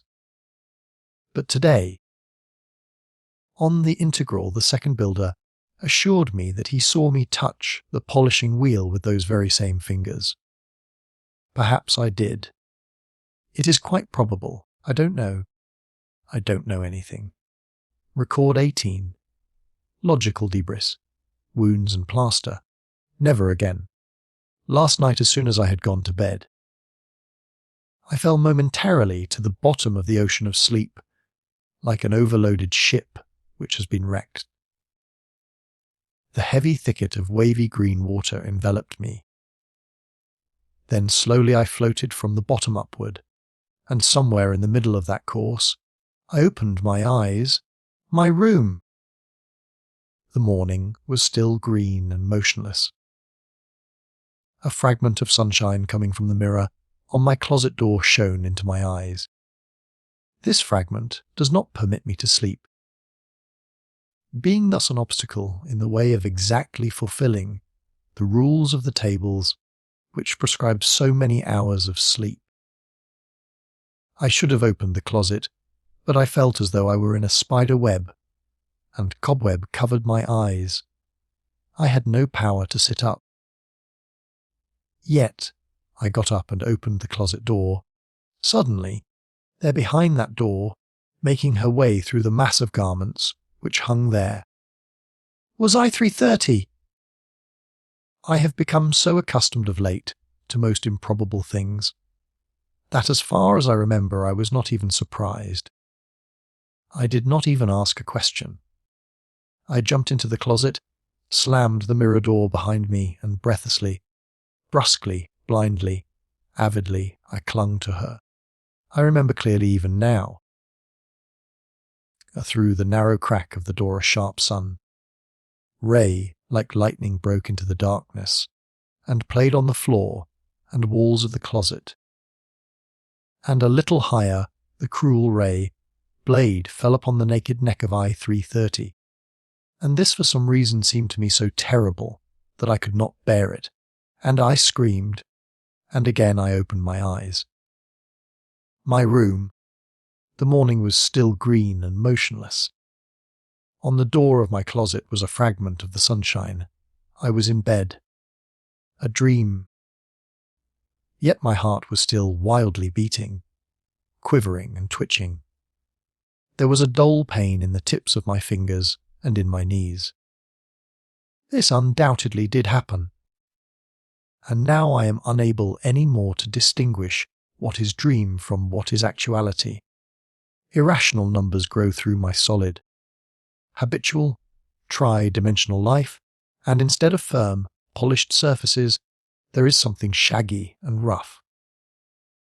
I waited long for the bell to ring. I was lying thinking, untangling a very strange logical chain. In our superficial life, every formula, every equation, corresponds to a curve or a solid. We have never seen any curve or solid corresponding to my square root of -1. The horrifying part of the situation is that there exist such curves or solids, unseen by us they do exist. They must, inevitably. For in mathematics as on a screen, strange sharp shadows appear before us. One must remember that mathematics, like death, never makes mistakes, never plays tricks, if we are unable to see those irrational curves or solids. It only means that they inevitably possess a whole immense world somewhere, beneath the surface of our life. I jumped up without waiting for the waking bell, and began to pace up and down the room. My mathematics, the only firm and immovable island of my shaken life, this too was torn from its anchor, and was floating, whirling. Then it means that that absurd thing, the soul, is as real as my unif, as my boots, although I do not see them, since they are behind the door of the closet. If boots are not a sickness, why should the soul be one? I sought, but I could not find, a way out of the logical confusion. It looked to me like that strange and sad debris beyond the green wall. My logical debris, too, is filled with extraordinary, incomprehensible, wordless but speaking beings. It occurred to me for a moment that through some strange, thick glass I saw it. I saw at once infinitely large and infinitely small, scorpion, like with hidden but ever perceptible sting. I saw the square root of -1. Perhaps it was nothing else but my soul, which, like the legendary scorpion of the ancients, was voluntarily stinging itself with. The bell! The day began. All I saw and felt neither died nor disappeared, it merely became covered with daylight. As our visible world does not die or disappear at the end of the day, but merely becomes covered with the darkness of night. My head was filled by a light, thin haze. Through that haze I perceived the long glass tables and the globe like heads busy chewing, slowly, silently, in unison. At a distance. Through the haze, the metronome was slowly beating its tick-tock, and to the accompaniment of this customary and caressing music, I joined with the others in counting automatically to 50. 50 is the number of chewing movements required by the law of the state for every piece of food. And automatically then, keeping time, I went downstairs and put my name down in the book for the outgoing numbers, as everyone did. But I felt I lived separately from everybody. I lived by myself, separated by a soft wall which absorbs noises. Beyond that wall there was my world. Here a thought occurred to me. If that world is only my own, why should I tell about it in these records? Why should I recount all these absurd dreams about closets, endless corridors? With great sorrow I notice that instead of a correct and strictly mathematical poem in honour of the United State, I am writing a fantastic novel. Oh, if only it were a novel and not my actual life, full of axes, square roots of -1 and down-fallings. Yet all may be for the best. Probably you, my unknown readers, are children still as compared with us. We are brought up by the United States. Consequently, we have reached the highest summits attainable by man. And you, being children, may swallow without crying all the bitter things I am, to give you only, if they be coated with the syrup of adventures. The same evening, are you familiar with the following sensation? You are in an aero, and you dash upward along a blue spiral line. The window is open, and the wind rushes past your face, whistling. There is no earth. The earth is forgotten. The earth is as far from you as Venus, Saturn or Jupiter. That is how I live now. A hurricane wind beats into my face. I forget the earth, forget Rosie, dear oninity. Yet the earth does exist, and sooner or later I must plane down to that earth. Only I close my eyes to avoid seeing the date at which there is the name Oninity written on my tables. This evening the distant earth reminded me of itself. In order to fulfill the recommendation of the doctor, I desire sincerely, most sincerely I desire to be cured. I wandered for 2 hours and 8 minutes over the straight lines of the deserted avenues. Everybody was in the auditoriums in accordance with the table. Only, cut off from the rest, I was alone, strictly speaking. It was a very unnatural situation. Imagine a finger cut off from the whole, from the hand, a separate human finger, somewhat hunched, running over the glass sidewalk. I was such a finger. What seemed most strange and unnatural was that the finger had no desire to be with its hand, with its fellows. I want either to be alone or with her. to transfuse my whole being into hers through a contact with her shoulder or through our interwoven fingers. I came home as the sun was setting. The pink dust of evening was covering the glass of the walls, the golden peak of the accumulating tower, the voices and smiles of the numbers. Is it not strange? The passing rays of the evening sun fall to the earth at the same angle as the awakening rays of the morning. Yet they make everything seem so different. The pink tinge is different. At sunset it is so quiet, somewhat melancholy. At sunrise it is resounding, boisterous. In the hall downstairs when I entered, I saw you, the controller. She took a letter from the heaps of envelopes, covered with pink dust, and handed it to me. I repeat. She is a very respectable woman, and I am sure she has only the very best feelings towards me. Yet, every time I see those cheeks hanging down, which look like the gills of a fish-eye, holding out her dry hand with the letter, you sighed. But that sigh only very slightly moved in me the curtains which separate me from the rest of the world. I was completely projected upon the envelope which trembled in my hand. I had no doubt but that it was a letter from I-330. At that moment I heard another sigh, such a deliberate one, underscored with 2 lines, that I raised my eyes from the envelope and saw a tender, a cloudy smile coming from between the gills, through the bashful jalousies of lowered eyes. And then, you poor, poor dear, a sigh underscored with 3 lines, and a glance at the letter, an imperceptible glance. What was in the letter she naturally knew, ex officio. Now, really, why?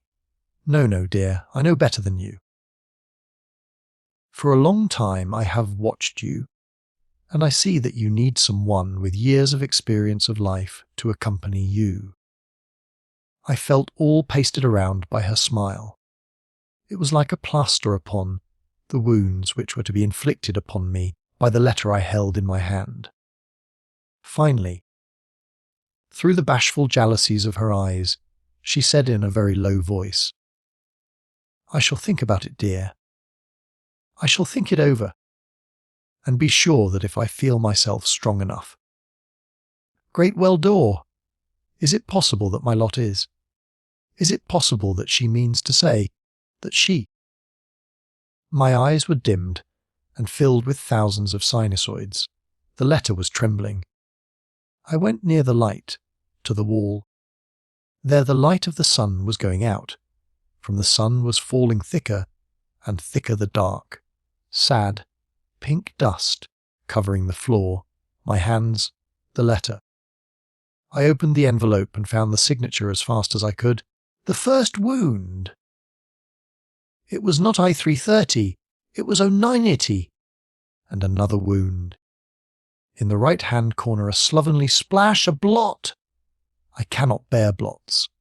It matters little whether they are made by ink or by... Well, it matters not by what. Heretofore, such a blot would have had only a disagreeable effect, disagreeable to the eyes. But now, why did that small grey blot seem to be like a cloud, and seem to spread about me a leaden, bluish darkness? Or was it again the soul at work? Here is a transcript of the letter, you know, or perhaps you don't. I cannot write well. Little it matters. Now you know that without you there is for me not a single day, a single morning, a single spring, for R is only. Well, that is of no importance to you. At any rate, I am very grateful to him, for without him, alone all these days, I don't know what would. During these last few days and nights I have lived through 10 years, or perhaps 20 years. My room seemed to me not square, but round. I walk around without end, round after round, always the same thing, not a door to escape through. I cannot live without you because I love you. And I should not. I cannot be with you any more because I love you. Because I see and I understand that you need no one now. No one in the world save that other, and you must realize that it is precisely because I love you I must. I need another 2 or 3 days in order to paste together the fragments of myself and thus restore at least something similar to the oneinity of old. Then I shall go myself, and myself I shall state that I take your name from my list, and this will be better for you. You must feel happy now. I shall never again. Goodbye. Oh, never again. Yes, that is best, she is right. But, why then? Record 19. The infinitesimal of the third order. From under the forehead. Over the railing. There in the strange corridor lighted by the dotted line of dim, little electric lamps. Or no, later. When we had already reached one of the nooks in the courtyard of the ancient house, she said, "Day after tomorrow." That day after tomorrow is today. And everything seems to have wings and to fly. The day flies, and our integral too already has wings. We finished placing the motor and tried it out today, without switching it in. What magnificent, powerful salvus! Each of them sounded for me like a salute in honour of her. The only one, in honour of today! At the time of the first explosion, about a dozen loafing numbers from the docks stood near the main tube, and nothing was left of them save a few crumbs and a little soot. With pride I write down now that this occurrence did not disturb the rhythm of our work even for a second. Not a man shrank. We and our lathes continued our rectilinear or curved motions with the same sparkling and polished precision as before, as if nothing had happened. As a matter of fact, what did happen? A dozen numbers represent hardly 100 millionth part of the United States.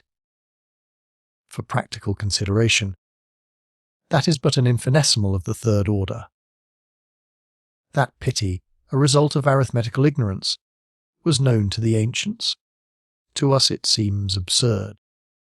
It seems droll to me also that yesterday I was thinking, even relating in these pages about a grey blot. All that was only the softening of the surface, which is normally as hard as diamond, like our walls. There is an ancient saying, shooting beans at a stone wall. 16 o'clock. I did not go for the supplementary walk. Who knows, she might come now, when the sun is so noisily bright. I am almost the only one in his room. Through the walls full of sunshine, I see for a distance to the right, and to the left and below strings of other rooms, repeating each other as if in a mirror hanging in the air and empty. Only on the bluish stairway, striped by the golden ink of the sun, is seen rising a thin, grey shadow. Already I hear steps, and I see through the door, and I feel a smile passed into my face like a plaster, but it passed to another stairway and down. The click of the switchboard. I threw myself to that little white slit and... An unfamiliar male number! A consonant means a male number. The elevator groaned and stopped. A big, slovenly, slanting forehead stood before me, and the eyes. They impressed me strangely. It seemed as if the man talked with his eyes, which were deep under the forehead. Here is a letter from her, for you, from under the awning of that forehead. She asked that everything, as requested in the letter, without fail. This too, from under the forehead, from under the awning, and he turned, looked about. No, there is nobody. Quickly, the letter! He put the letter in my hand and went out without a word. A pink cheque fell out of the envelope. It was hers, her check, her tender perfume. I felt like running to catch up with that wonderful under there forehead one. A tiny note followed the check from the envelope, 3 lines. The check. Lower the curtains without fail, as if I were actually with you. It is necessary that they should think that I am very, very sorry. I tore the note into small bits. A glance at the mirror revealed my distorted, broken eyebrows. I took the check and was ready to do with it as I had done with the note. She asked that everything, as requested in the letter, without fail. My arms weakened and the hands loosened. The check was back on the table. She is stronger than I. It seemed as though I were going to act as she wished. Besides, however, it is a long time before evening. The check remained on the table. In the mirror, my distorted, broken eyebrows. Oh, why did I not have a doctor's certificate for today? I should like to go and walk. Walk without end around the green wall, and then to fall on my bed. To the bottom of. Yet I had to go to auditorium number 13, and I should have to grip myself, so as to bear up for 2 hours. 2 hours without motion, at a time when I wanted to scream and stamp my feet. The lecture was on. It was very strange to hear from the sparkling tube of the phontura lecturer not the usual metallic voice, but a soft, velvety, mossy one. It was a woman's voice, and I seemed to have a vision of the woman. A little hook like old woman, like the one of the ancient house. The ancient house! Suddenly from within me a powerful fountain of. I had to use all my strength to control myself, so as not to fill the auditorium with screams. The soft mossy words were piercing me, yet only empty words about children and child production reached my ear.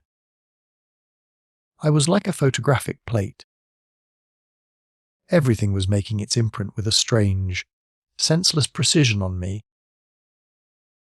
The golden scythe, which was nothing more than the reflection of light from the megaphone of the lecture apparatus, under the megaphone a child, a living illustration. It was leaning toward the megaphone, the angle of its infinitesimal unif in its mouth, its little fist clenched firmly. Its thumb squeezed into the fist, a light fluffy pleat of skin at the wrist. Like a photographic plate, I was taking the impression of all this. Now I saw how its naked leg hung over the edge of the platform. The pink fan of its finger waved in the air. 1 minute more. 1 second and the child would be on the floor. A female's scream, a wave of translucent wings, her unif on the platform. She caught the child. Her lip clung to the fluffy pleat of the baby's wrist. She moved the child to the middle of the table and left the platform. The imprints were registering in me. A pink crescent of a mouth, the horns downward, eyes like small blue saucers filled with liquid. It was 090, and, as if reading a consequential formula, I suddenly felt the necessity, the naturalness of that insignificant occurrence. She sat down behind me, somewhat to my left. I looked back. She quietly removed her gaze from the table and the child and looked straight into me. Within again, the table on the platform, 3 points. And through those 3 points lines were drawn, a projection of some as yet unforeseen events. Then I went home through the green dusky street, which seemed many-eyed because of the electric lights. I heard myself tick, ticking like a clock. And the hands of that clock seemed to be about to pass a figure. I was going to do something that would cut off every way of retreat. She wants somebody whom I do not know, to think she is with me. I want her. What do I care what she wants? I do not want to be alone behind the curtains, and that is all there is to it. From behind came sounds of a familiar gate, like splashing in a ditch. I did not need to look back. I knew it was. He would follow me to the very door, probably. Then he would stay below on the sidewalk.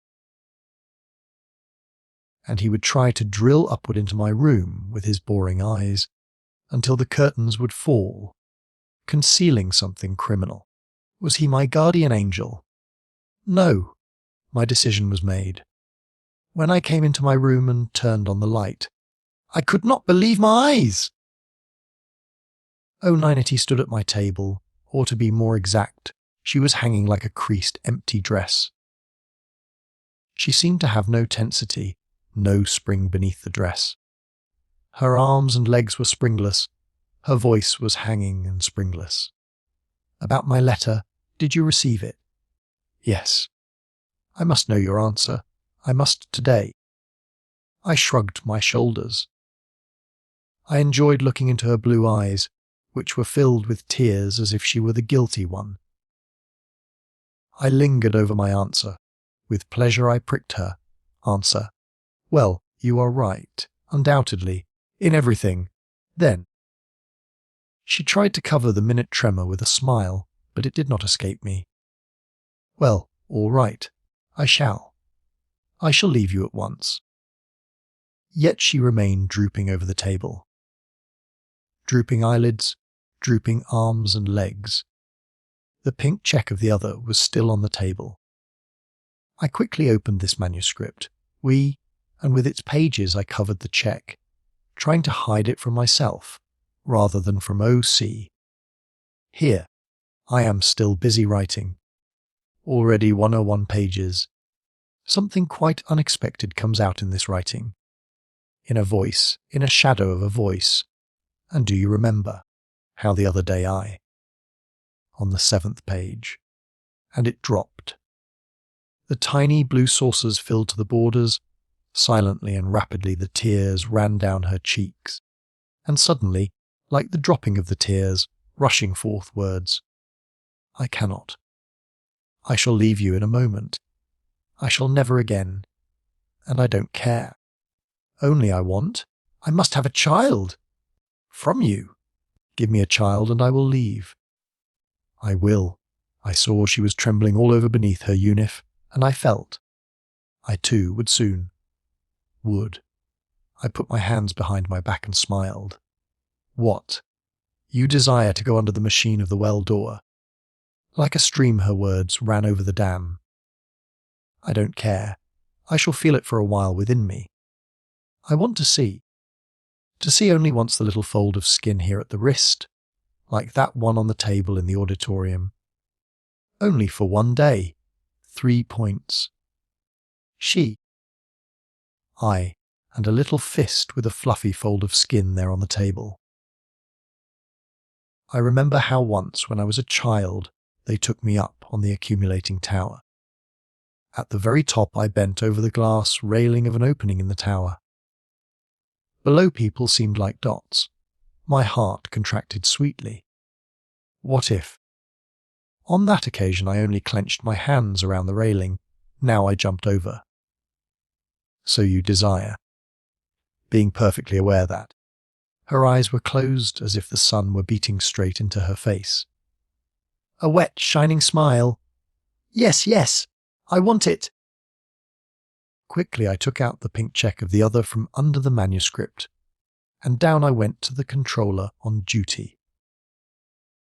Untitled caught my hand. Screamed out something, but what it was I understood only later, when I returned. She was sitting on the edge of the bed, hands firmly clasped about the knees. Is it her check? What does it matter? Well, it is hers, yes. Something cracked. It must have been the springs of the bed, for Untitled made a slight motion only. She remained sitting, her hands upon her knees. Well, quick. I roughly pressed her hand. A red spot was left on her wrist. Tomorrow it would become purple, where the fluffy, infantile fold.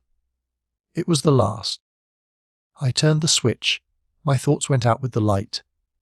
Darkness, a spark, and I had jumped over the railing down. Record 20. Discharge. The material of idea. The zero rock discharge is the best word for it. Now I see that it was actually like an electric discharge.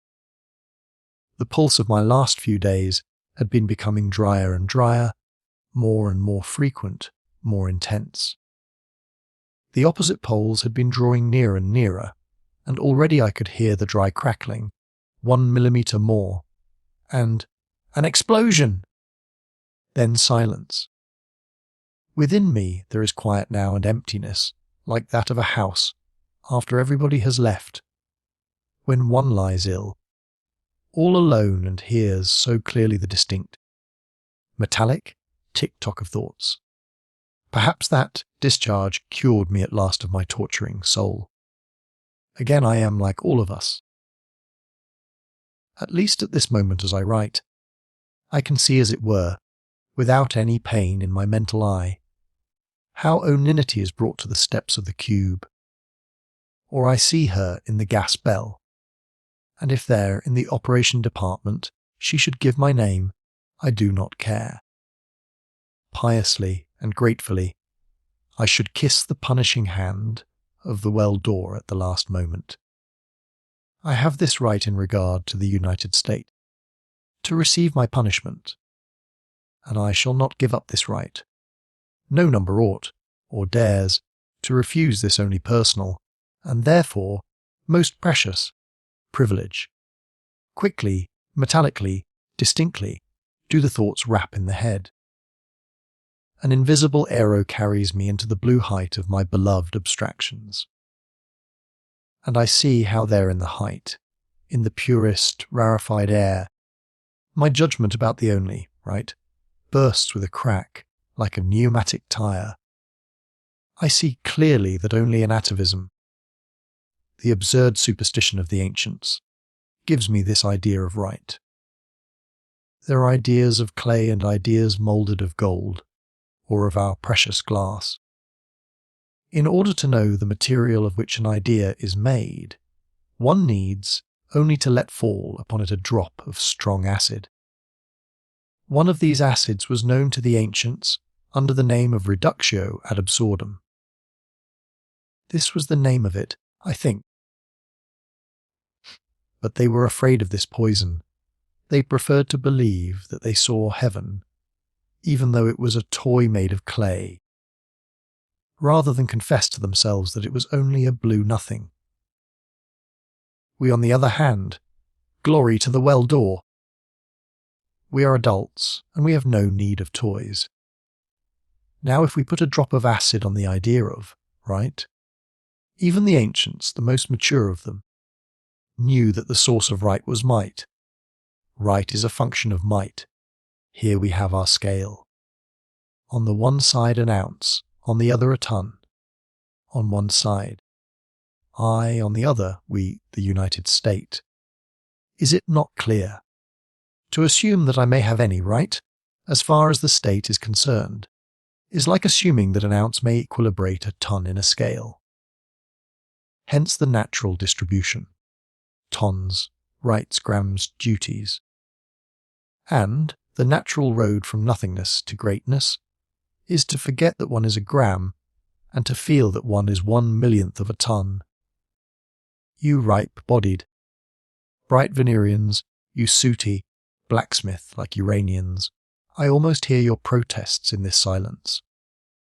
But only think, everything that is great is simple. Remember, only the 4 rules of arithmetic are unshakable and eternal, and only that mortality will be unshakable and eternal, which is built upon those 4 rules. This is the superior wisdom. This is the summit of that pyramid around which people read with sweat, fought and battled for centuries, trying to crawl up. Looking from this summit down to the bottom, where something is still left swarming like worms. From this summit, all that is left over in us from the ancients seems alike. Alike are the unlawful coming motherhood of oninity, a murder, and the insanity of that number who dared to throw verses into the face of the United State. And alike is the judgment for them, premature death. This is that divine justice of which those stone-housed ancients dreamed, lit by the nave pink rays of the dawn of history. There, God punished sacrilege as a capital crime. You Iranians, morose and as black as the ancient Spaniards, who were wise in knowing so well how to burn at the stake, you are silent. I think you agree with me. But I hear you, pink Venerians, saying something about tortures, executions, return to barbarism. My dear Venerians, I pity you. You are incapable of philosophical, mathematical thinking. Human history moves upward in circles, like an arrow.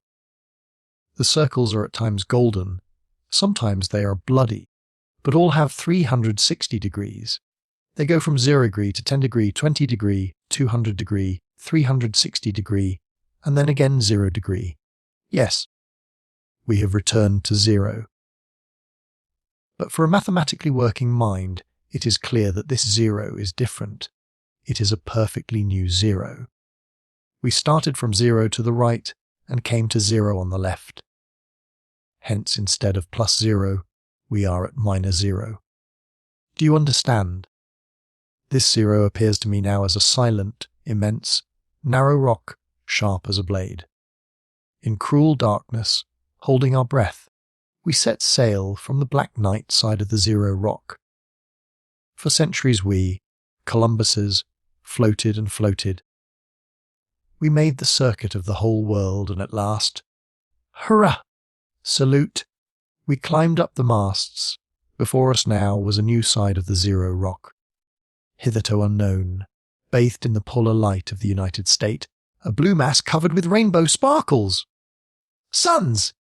100 suns! 1,000,000 rainbows! What does it matter if we are separated from the other, black side of the 0 rock only by the thickness of a blade?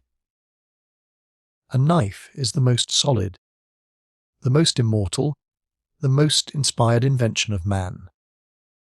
The knife served on the guillotine. The knife is the universal tool for cutting knots. The way of paradoxes follows its sharp edge, the only way becoming to a fearless mind. Record 21. The duty of an author. The ice swells. The most difficult love. Yesterday was her day, and again she did not come. Again there came her incoherent note, explaining nothing. But I am tranquil, perfectly tranquil. If I do act as I am told to in the note, if I do go to the controller on duty, produce the pink check, and then, having lowered the curtains, if I do sit alone in my room, I do all this, of course not because I have no power to act contrary to her desire. It seems funny. Decidedly not. It is quite simple. Separated from all curative, plaster-like smiles, I am enabled quietly to write these very lines. This first. And second, I am afraid to lose in her, in I-330, perhaps the only clue I shall ever have to the understanding of all the unknowns. Like the story of the cupboard, or my temporary death, for instance.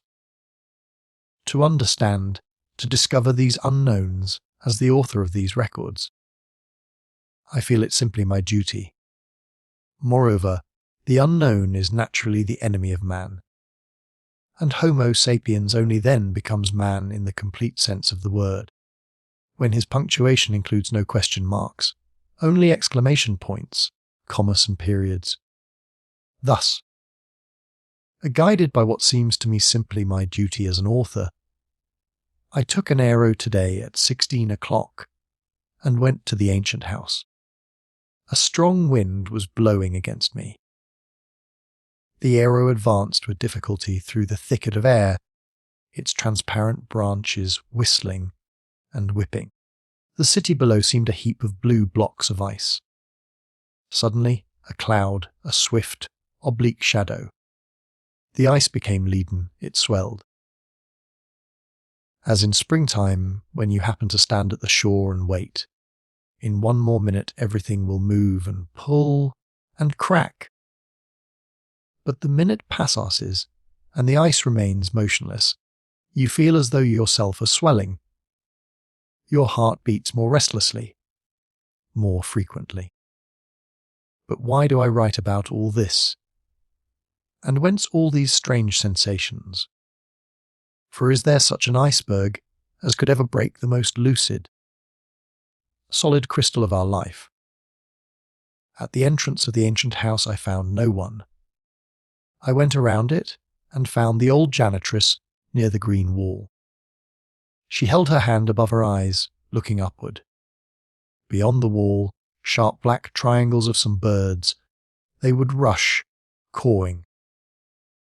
In onslaught, on the invisible fence of electric waves, and as they felt the electricity against their breasts, they would recoil and soar once more beyond the wall. I noticed oblique, swift shadows on the dark, wrinkled face, a quick glance at me. Nobody here. Nobody? No, and no use coming here. In what respect is it? No use, and what a strange idea, to consider me somebody's shadow. Perhaps all of you are only my shadows. Did I not populate these pages, which only recently were white quadrangular deserts, with you? Without me would they whom I shall guide over the narrow paths of my lines, could they ever see you? Of course I did not say all this to the old woman. From experience, I know that the most torturing thing is to inoculate someone with a doubt as to the fact that he or she is a three-dimensional reality and not some other reality. I remarked only, quite dryly, that her business was to open the gate, and she let me into the courtyard. It was empty, quiet. The wind remained beyond the walls, distant as on that day, when shoulder to shoulder, two like one, we came out from beneath, from the corridors. If it ever really happened. I walked under stone arches, my steps resounded against the damp vaults and fell behind me, sounding as though someone were continually following me. The yellow walls, with patches of red brick, were watching me through their square spectacles. Windows, watching me open the squeaky doors of a barn, look into corners, nooks and hidden places. A gate in the fence and a lonely spot. The monument of the 200 years' war. From the ground naked, stone ribs were sticking out. The yellow jaws of the wall. An ancient oven with a chimney like a ship petrified forever among red brick waves. It seemed to me that I had seen those yellow teeth once before. I saw them still dimly in my mind, as at the bottom of a barrel, through water. And I began to search. I fell into caves occasionally. I stumbled over stones. Rusty jaws caught my uniform a few times. Salt drops of sweat ran from my forehead into my eyes. Nowhere. I could find that exit from below. From the corridors, nowhere. There was none. Well, perhaps it was better that it happened so. Probably that all was only one of my absurd dreams. Tired out, covered with cobweb and dust, I opened the gate to return to the main yard, when suddenly a rustle behind me, splashing steps, and there before me were the pink wing like ears, and the double, curved smile of half closing his eyes. He bored his little drills into me and asked, taking a walk. I was silent. My arms were heavy. Well, do you feel better now? Yes, thank you. I think I am getting normal again. He let me go. He lifted his eyes, looked upward, and I noticed his Adam's apple for the first time. It resembles a broken spring, sticking out from beneath the upholstery of a divan. Above us, not very high, about 50 meters, arrows were buzzing. By their low, slow flight, and by the observation tubes which hung down, I recognized them. They were the arrows of the Guardians. But there were not 2 or 3, as usual. There were about 10 or 12. I regret to have to confine myself to an approximate figure. Why are there so many today? I dare to ask. Why? A real physician begins to treat a patient when he is still well, but on the way to becoming sick tomorrow, day after tomorrow, or within a week. A prophylaxis? Yes. He nodded and went splashing over the stones of the yard. Then he turned his head and said over his shoulder, "Be careful!" Again I was alone. Silence. Emptiness. Far beyond the green wall, the birds and the wind. What did he mean? My arrow ran very fast with the wind. Light and heavy shadows from the clouds. Below blue cupolas, cubes of glass ice were becoming leaden and swelling. The same evening, I took up my pen just now, in order to write upon these pages a few thoughts which, it seems to me, will prove useful for you, my readers. These thoughts are concerned with the great day of unanimity which is now not far away. But as I sat down, I discovered that I cannot write at present. Instead I sit and listen to the wind, beating the glass with its dark wings. All the while I am busy looking about, and I am waiting, expecting. What? I do not know. So I was very glad when I saw the brownish pink gills enter my room. Heartily glad, I may say. She sat down and innocently smoothed a fold of her unif that fell between her knees, and very soon she pasted upon me, all over me, a host of smiles. A bit of a smile on each crack of my face, and this gave me pleasant sensations, as if I were tightly bound like an infant of the ancients in a swaddling cloth. Imagine, today, when I entered the classroom, she works in the child educational refinery. I suddenly noticed a caricature upon the blackboard. Indeed, I assure you, they had pictured me in the form of a fish. Perhaps I really... No. Why do you say that? I hastily exclaimed, when one was near her. It was clear indeed that she had nothing resembling gills. No. When I referred to gills in these pages, I was certainly irreverent. Oh. After all, it does not matter. But the act as such, think of it! Of course I called the Guardians at once. I love children very much, and I think that the most difficult and the most exalted love is cruelty. You understand me, of course. Certainly. Her sentence so closely resembled my thoughts. I could not refrain from reading to her a passage from my record number 20, beginning, quietly, metallically, distinctly do the thoughts, etc. I felt her brownish pink cheeks twitching and coming closer and closer to me. Suddenly I felt in my hands her firm, dry, even slightly prickling fingers. Give this to me, please. I shall have it phonographed and make the children learn it by heart.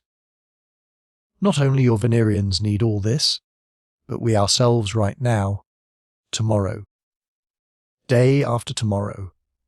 She glanced around and said in a very low voice, "Have you heard they say that on the day of unanimity?" I sprang to my feet. What? What do they say? What, on the day of unanimity? The cosiness of my room, its very walls, seemed to have vanished. I felt myself thrown outside, where the tremendous, shaggy wind was tossing about, and where the slanting clouds of dusk were descending lower and lower. You boldly and firmly grasped me by the shoulders. I even noticed how her fingers, responding to my emotion, trembled slightly. "Sit down, dear, and don't be upset. They say many things. Must we believe them all? Moreover, if only you need me, I should be near you on that day. I shall leave the school children with someone else, and I shall stay with you, for you, dear. You too are a child, and you need—" "No, no." I raised my hands in protest. "Not for anything. You really think that I am a child, and that I cannot do without her?" "Oh, no. Not for anything in the world. I must confess I had other plans for that day." She smiled. The wording of that smile apparently was, "Oh, what a stubborn boy." She sat down, eyelids lowered. Her hands modestly busied themselves with fixing the fold of the uniform, which fell again between her knees. And suddenly, about something entirely different, she said, "I think I must decide. For your sake. But I implore you, do not hurry me. I must think it over." I did not hurry her, although I realized that I ought to have been delighted, as there is no greater honour than to crown someone's evening years. All night strange wings were about. I walked and protected my head with my hands from those wings, and a chair, not like ours, but an ancient chair, came in with a horse-like gait.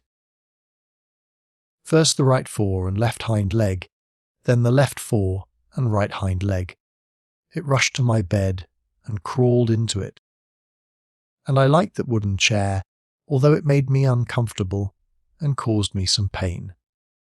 It is very strange. Is it really impossible to find any cure for this dream sickness, or to make it rational, perhaps even useful? Record 22. The benumbed waves. Everything is improving. I am a microbe. Please imagine that you stand at the seashore. The waves go rhythmically up, down, up. Suddenly, when they have risen, they remain in that position, benumbed, torpid. It was just as weird and unnatural when everything became confused, and our regular walk, which is prescribed by the tables, suddenly came to an end. The last time such a thing happened was 119 years ago, when, according to our historians, a meteorite fell hissing and fuming into the very midst of the marchers. We were walking yesterday as usual. That is like warriors on the Assyrian monuments, 1,000 heads and 2 composite, integrated legs and 2 swinging integrated arms. At the end of the avenue, where the acculating tower was formidably resounding, a quadrangle appeared.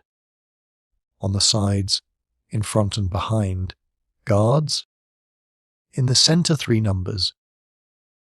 Their uniforms were already stripped of the golden state badges. Everything was painfully clear. The enormous dial on the top of the tower looked like a face. It bent down from the clouds, and spitting down its seconds. It waited with indifference. It showed 6 minutes past 13 exactly. There was some confusion in the quadrangle. I was very close and I saw the most minute details. I clearly remember a thin, long neck and, on the temple, a confused net of small blue, veins like rivers on the map of a small unfamiliar world. And that unknown world was apparently still a very young man. He evidently noticed someone in our ranks. He stopped, rose upon his tiptoes and stretched his neck. One of the guards snapped his back with the bluish spark of the electric whip. He squealed in a thin voice like a puppy. The distinct snaps followed each other at intervals of approximately 2 seconds. A snap and a squeal. A snap and a squeal. We continued to walk as usual, rhythmically, in our Assyrian manner. I watched the graceful zigzags of the electric sparks and thought. Human society is constantly improving, as it should. How ugly a tool was the ancient whip, and how much beauty there is. At that moment, like a nut flying from a wheel revolving at full speed, a female number, thin, flexible and tense, tore herself from our rows, and with a cry, "Enough! Don't you dare!" she threw herself straight into the quadrangle. It was like the meteorite of a Lun 19 years ago. Our march came to a standstill, and our rows appeared, like the grey crests of waves, frozen by sudden cold. For a second I looked at that woman's figure with the eye of a stranger, as all the others did.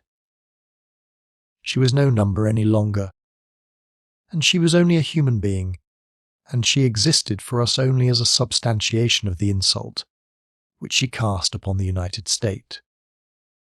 But a motion of hers, her bending while twisting to the left upon her hips, revealed to me clearly who she was. I knew that body, flexible as a whip. My eyes, my lips. My hands knew it. At that moment I was absolutely certain. Two of the guards dashed to catch her. One more moment, and that limpid mirror, like point on the pavement, would have become the point of meeting of their trajectories, and she would have been caught. My heart fell, stopped. Without thinking whether it was permissible or not, whether it was reasonable or absurd, I threw myself straight to that point. I felt thousands of eyes bulging with horror fixed upon me, but though I only added a sort of desperately joyful power to that wild, being with hairy paws, which arose in me, and ran faster and faster. 2 more steps, she turned around. I saw a quivering face covered with freckles, red eyebrows. It was not she, not I-330. A rabid, quivering joy took hold of me. I wanted to shout something like, "Catch her! Get her that!" but I heard only my whisper. A heavy hand was already upon my shoulder. I was caught and led away. I tried to explain to them. But listen, you must understand that I thought that. But could I explain even to myself all the sickness which I have described in these pages? My light went out. I waited obediently. As a leaf that is torn from its branch by a sudden gust of wind falls humbly, but on its way down turns and tries to catch every little branch, every fork, every knot, so I tried to catch every one of the silent, globe-like heads, or the transparent ice of the walls, or the blue needle of the accumulating tower which seemed to pierce the clouds. At that moment, when a heavy curtain was about to separate from me this beautiful world, I noticed not far away a familiar, enormous head gliding over the mirror surface of the pavement and wagging its wing-like ears. I heard a familiar, flat voice. I deem it my duty to testify that number D, 503 is ill and is unable to regulate his emotions. Moreover, I am sure that he was led by natural indignation. "Yes, yes," I exclaimed. I even shouted, "Catch her," from behind me. You did not shout anything. No, but I wanted to. I swear by the well-do I wanted to. For a second I was bored through by the grey, cold, drill eyes. I don't know whether he believed that what I said was the truth, almost, or whether he had some secret reason for sparing me for a while, but he wrote a short note, handed it to one of those who had held me, and again I was free. That is, I was again included in the orderly, endless, Assyrian rows of numbers. The quadrangle, the freckled face, and the temple with the map of blue veinlets disappeared forever around the corner. We walked again, a million-headed body, and in each one of us resided that humble joyfulness with which, in all probability molecules, atoms and phagocytes live. In the ancient days the Christians understood this feeling. They are only, though very imperfect, direct forerunners. The greatness of the Church of the United Flock was known to them. They knew that resignation is virtue and pride a vice, that we is from God, I from the devil. I was walking, keeping step with the others yet separated from them. I was still trembling from the emotion just felt, like a bridge over which a thundering ancient steel train has passed a moment before. I felt myself. To feel one's self, to be conscious of one's personality, is the lot of an eye inflamed by a cinder, or an infected finger, or a bad tooth. A healthy eye, or finger, or tooth is not felt. It is non-existent, as it were. Is it not clear, then, that consciousness of oneself is a sickness? Apparently I am no longer a phagocyte which quietly, in a business-like way, devours microbes with freckled faces and blue temples. Apparently I am myself a microbe, and she too, I-330, is a microbe, a wonderful, diabolic microbe. It is quite possible that there are already thousands of such microbes among us, still pretending to be phagocytes, as I pretend. What if today's accident, although in itself not important, is only a beginning?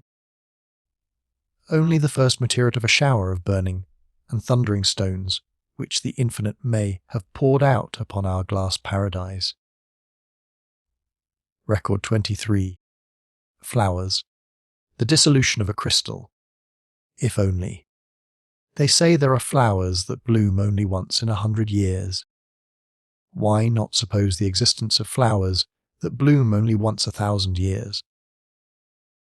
We may have known nothing about them until now only, because today is the once in 1,000 years.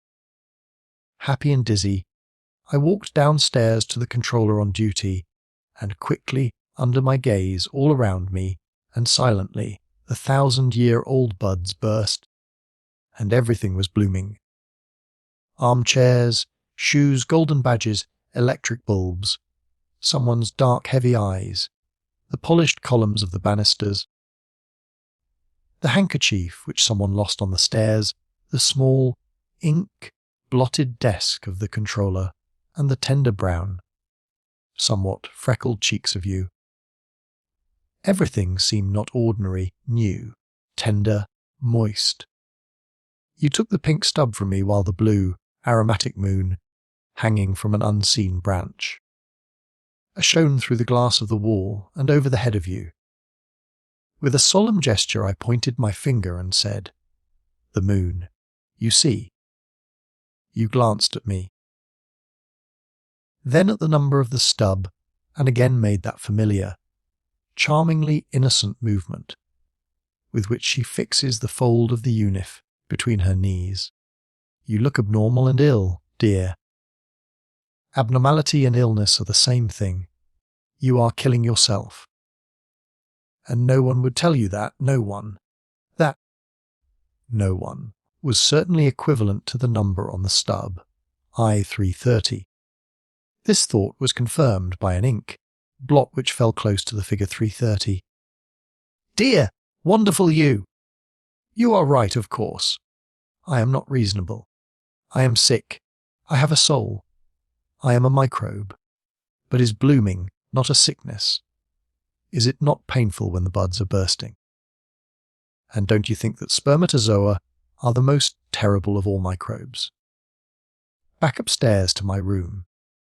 In the widely open cup of the armchair was I-330. I, on the floor, embracing her limbs, my head on her lap. We were silent. Everything was silent. Only the pulse was audible. Like a crystal I was dissolving in her, in I-330. I felt most distinctly how the polished facets which limited me in space were slowly thawing, melting away. I was dissolving in her lap, in her, and I became at once smaller and larger, unembraceable. For she was not she, but the whole universe. For a second I, and that armchair near the bed, transfixed with joy, we were one. And the wonderfully smiling old woman at the gate of the ancient house, and the wild debris beyond the green wall, and some strange silver wreckage on a black background, dozing like the old woman, and the slam of a door in the distance, all this was within me, was listening to my pulse and soaring through the happiest of seconds, in absurd, confused, overflowing words I attempted to tell her that I was a crystal, and that there was a door in me, and that I felt how happy the armchair was. But something nonsensical came out of the attempt, and I stopped. I was ashamed. And suddenly, "Dear I, forgive me, I understand nothing. I talk so foolishly. And why should you that foolishness is not fine? If we had taken pains to educate human foolishness through centuries, as we have done with our intelligence, it might perhaps have been transformed into something very precious. Yes, I think she is right." How could she be wrong at that moment? "And for this foolishness of yours, and for what you did yesterday during the walk, I love you the more, much more. Then why did you torture me? Why would you not come? Why did you send me the pink check and make me? Perhaps I wanted to test you. Perhaps I must be sure that you will do anything I wish, that you are completely mine." Yes, completely. She took my face, my whole self, between her palms, lifted my head, and how about it is the duty of every honest number. Heh, sweet sharp, white teeth, a smile. In the open cup of the armchair, she was like a bee, sting and honey combined. Yes, duty. I turned over in my mind the pages of my records. Indeed, there is not a thought about the fact that, strictly speaking, I should. I was silent. Exaltedly, and probably stupidly, I smiled, looking into the pupils of her eyes. I followed first one eye, and then the other, and in each of them I saw myself. A millimetric self imprisoned in those tiny rainbow cells. Then again the lips and the sweet pain of blooming. In each number of the United State, there is an unseen metronome, which tick-tocks silently. Without looking at the clock we know, exactly the time of day, within 5 minutes. But now my metronome had stopped, and I did not know how much time had passed. In fright I grasped my badge with its clock from under the pillow. Glory be to the well-doer! I had 20 minutes more. But those minutes were such tiny, short ones. They ran. And I wanted to tell her so many things. I wanted to tell her all about myself, about the letter from O, and about that terrible evening when I gave her a child. And for some reason also about my childhood, about our mathematician Plaster, and about the square root of -1, and how, when I attended the glorification on the day of anonymity for the first time in my life, I wept bitterly because there was an ink stain on my unif. On such a holy day! I-330 lifted her head. She leaned on her elbow. In the corners of her lips too long. Sharp lines and the dark angle of lifted eyebrows across. Perhaps on that day, her brow grew darker. She took my hand and pressed it hard. Tell me, will you ever forget me? Will you always remember me? But why such talk? What is it, I dear? She was silent, and her eyes were already sliding past me, through me, away into the distance. I suddenly heard the wind beating the glass with its enormous wings. Of course it had been blowing all the while, but I had not noticed it until then. And for some reason those cawing birds over the green wall came to my mind. I-330 shook her head with a gesture of throwing something off. Once more she touched me for a second with her whole body. As an arrow before landing touches the ground for a second with all the tension of a recoiling spring. "Well, give me my stockings, quick." The stockings were on the desk, on the open manuscript, on page 124. Being in haste, I caught some of the pages, and they were scattered over the floor, so that it was hard to put them back in the proper order. Moreover, even if I put them in that order, there will be no real order. There are obstacles to that anyway, some undiscoverable unknowns. "I can't bear it," I said. "You are here, near me, yet you seem to be behind an opaque ancient wall. Through that wall I hear a rustle and voices. I cannot make out the words. I don't know what is there. I cannot bear it. You seem always to withhold something from me. You have never told me what kind of a place it was where I found myself that day beneath the ancient house. Where did those corridors lead? Why was the doctor there, or perhaps all that never happened?" I-330 put her hands on my shoulders and slowly entered deeply into my eyes. "You want to know all?" "Yes, I do. And you would not be afraid to follow me anywhere." "Wherever I should lead you." "Anywhere. All right then. I promise you. After the holiday, if only." "Oh yes, there is your integral. I always forget to ask, will it soon be completed?" "No."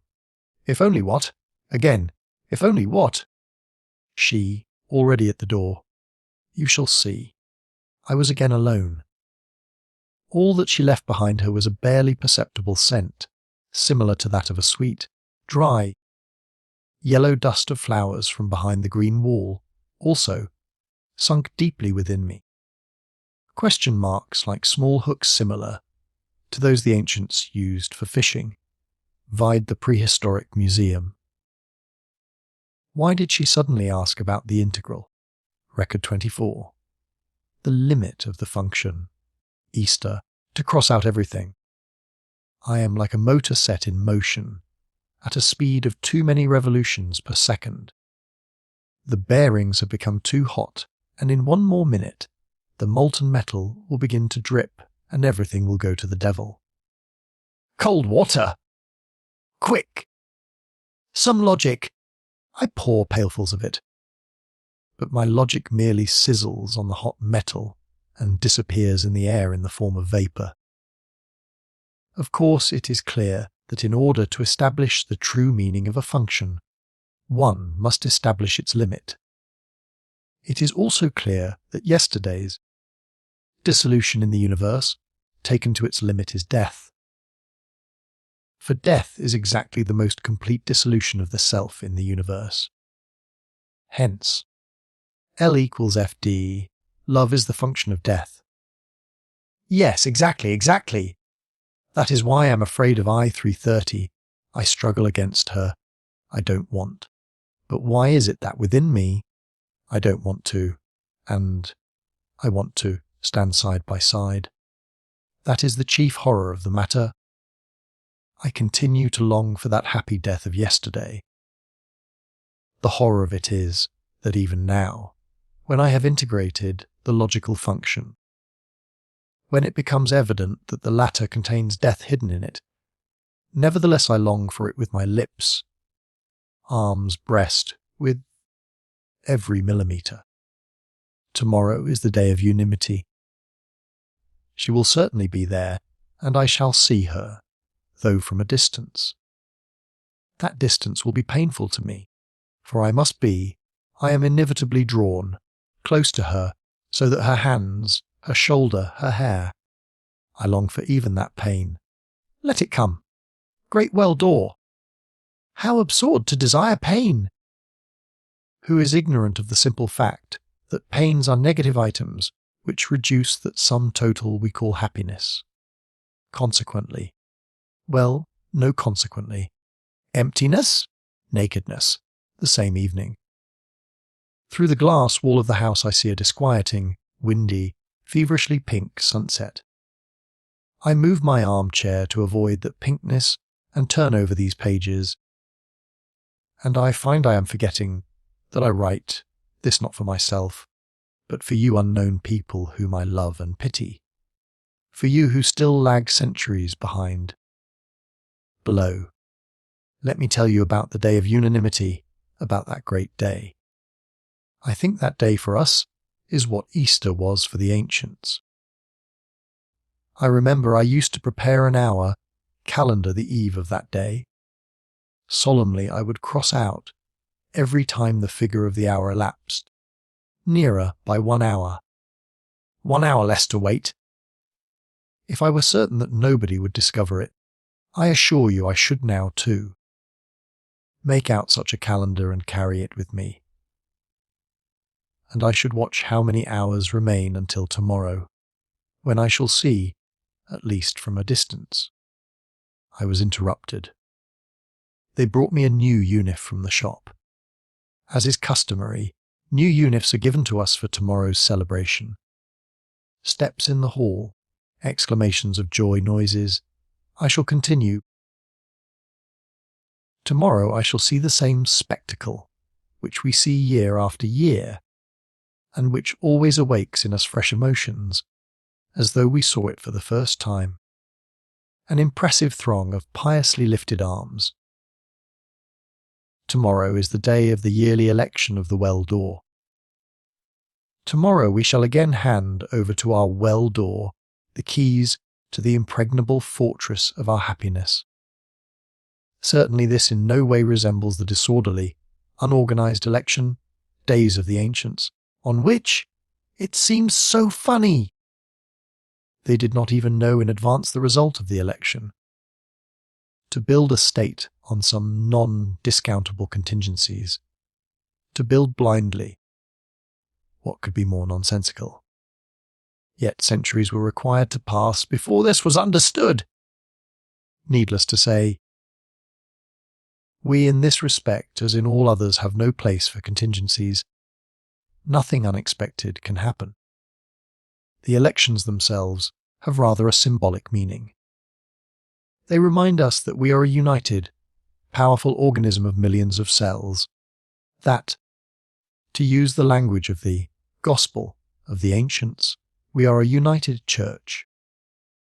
The history of the United State, not a single case in which upon this solemn day even a solitary voice has dared to violate the magnificent unison. They say that the ancients used to conduct their elections secretly, stealthily like thieves.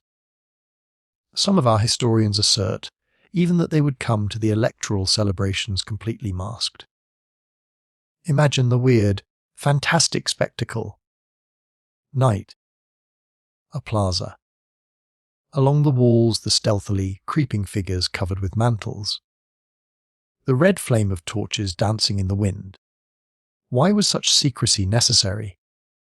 It has never been satisfactorily explained. Probably it resulted from the fact that elections were associated with some mystic and superstitious, perhaps even criminal ceremonies. We have nothing to conceal or to be ashamed of. We celebrate our election openly, honestly, in daylight. I see them all vote for the well door, and everybody sees me vote for the well door. How could it be otherwise, since all and I are one, we? How ennobling, sincere, lofty is this compared with the cowardly, thievish secrecy of the ancients? Moreover, how much more expedient! For even admitting for a moment the impossible, that is the outbreak of some dissonance in our customary unity. In that case our unseen guardians are always right there among us, are they not? To register the numbers who would fall into error and save them from any further false steps. The United State is theirs, the numbers, and besides. Through the wall to my left a she, number before the mirror door of the closet. She is hastily unbuttoning her unif. For a second, swiftly eyes, lips, too sharp pink. The curtains fell. Within me instantly awoke all that happened yesterday, and now I no longer know what I meant to say by. Besides, I no longer wish to, I cannot. I want one thing. I want I-330. I want her every minute, every second, to be with me, with no one else. All that I wrote about anonymity is of no value. It is not what I want. I have a desire to cross it out, to tear it to pieces and throw it away. For I know, be it a sacrilege, yet is the truth, that a glorious day is possible only with her, and only then when we are side by side, a shoulder to shoulder. Without her, the sun of tomorrow will appear to me only as a little circle cut out of a tin sheet, and the sky a sheet of tin painted blue, and I myself. I snatched the telephone receiver. I-330, are you there? Yes, it is I. Why so late? Perhaps not too late yet. I want to ask you. I want you to be with me tomorrow, dear, dear, I said in a very low voice. And for some reason a thing I saw this morning at the docks flashed through my mind. Just for fun, someone put a watch under the 100-ton sledgehammer. A swing, a breath of wind in the face, and the silent 100-ton, knife-like weight on the breakable watch. A silence. I thought I heard someone's whisper in I-330's room. Then her voice. No, I cannot. Of course you understand that I myself. No, I cannot. Why? You shall see tomorrow. Night. Record 25. The descent from heaven. The greatest catastrophe in history, the known, is ended. At the beginning all arose, and the hymn, like a solemn mantle, slowly waved above our heads. Hundreds of tubes of the musical tower and millions of human voices. For a second I forgot everything. I forgot that alarming something at which I-330 hinted in connection with today's celebration. I think I even forgot about her. At that moment I was the very same little boy who once wept because of a tiny ink stain on his unif, which no one else could see. Even if it be so, if nobody sees that I am covered with black, ineffaceable stains, I know it, do I not? I know that there should be no place for a criminal like me among these frank, open faces. What if I should rush forward and shout out all at once everything about myself? The end might follow. Let it! At least for a second, I would feel myself clear and clean and senseless like that innocent blue sky. All eyes were directed upward. In the pure morning blue, still moist with the tears of night, a small dark spot appeared. Now it was dark, now bathed in the rays of the sun. It was he, descending to us from the sky, he, the new Jehovah, in an arrow, he, as wise and as lovingly cruel as the Jehovah of the ancients. Nearer and nearer, and higher toward him were drawn millions of hearts. Already he saw us. And in my mind with him I looked over everything from the heights. Concentric circles of stands, marked with dotted blue lines of unifs, like circles of a spider, web-strewn with microscopic suns, the shining of the badgers. And in the centre there, soon the wise white spider would occupy his place. The well-door clad in white. The well-door who wisely tangled our hands and feet in the salutary net of happiness. His magnificent descent from the sky was accomplished. The brassy hymn came to silence. All sat down. At once I perceived that everything was really a very thin spider web, the threads of which were stretched tense and trembling, and it seemed that in a moment those threads might break, and something improbable. I half rose and looked around, and I met many lovingly worried eyes which passed from one face to another. I saw someone lifting his hand and almost imperceptibly waving his fingers, he was making signs to another. The latter replied with a similar finger sign. And a third? I understood. They were the guardians. I understood. They were alarmed by something. The spider web was stretched and trembling. And within me, as if tuned to the same wave length of a radio, within me there was a corresponding quiver. On the platform a poet was reciting his pre-electoral ode. I could not hear a single word. I only felt the rhythmic swing of the hexametric pendulum. And with its every motion I felt how nearer and nearer there was approaching some hour set for.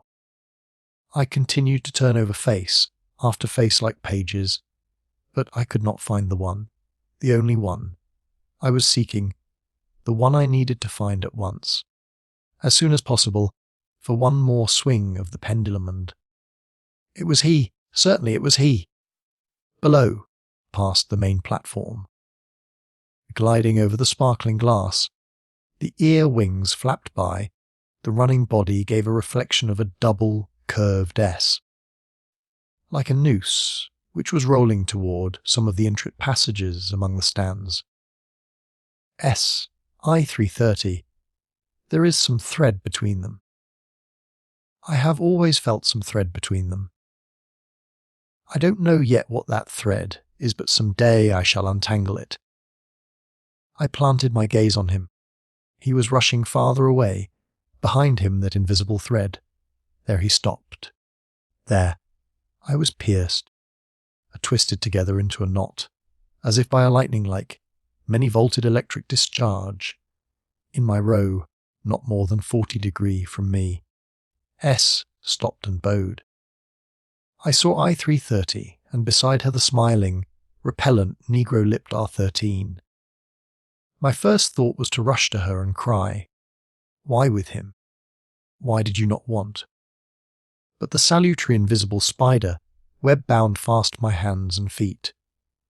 So, gritting my teeth together, I sat stiff as iron, my gaze fixed upon them. A sharp physical pain at my heart. I remember my thought.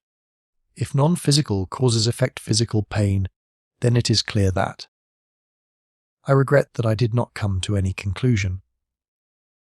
I remember only that something about soul flashed through my mind. A purely nonsensical ancient expression. His soul fell into his boots, passed through my head. My heart sank.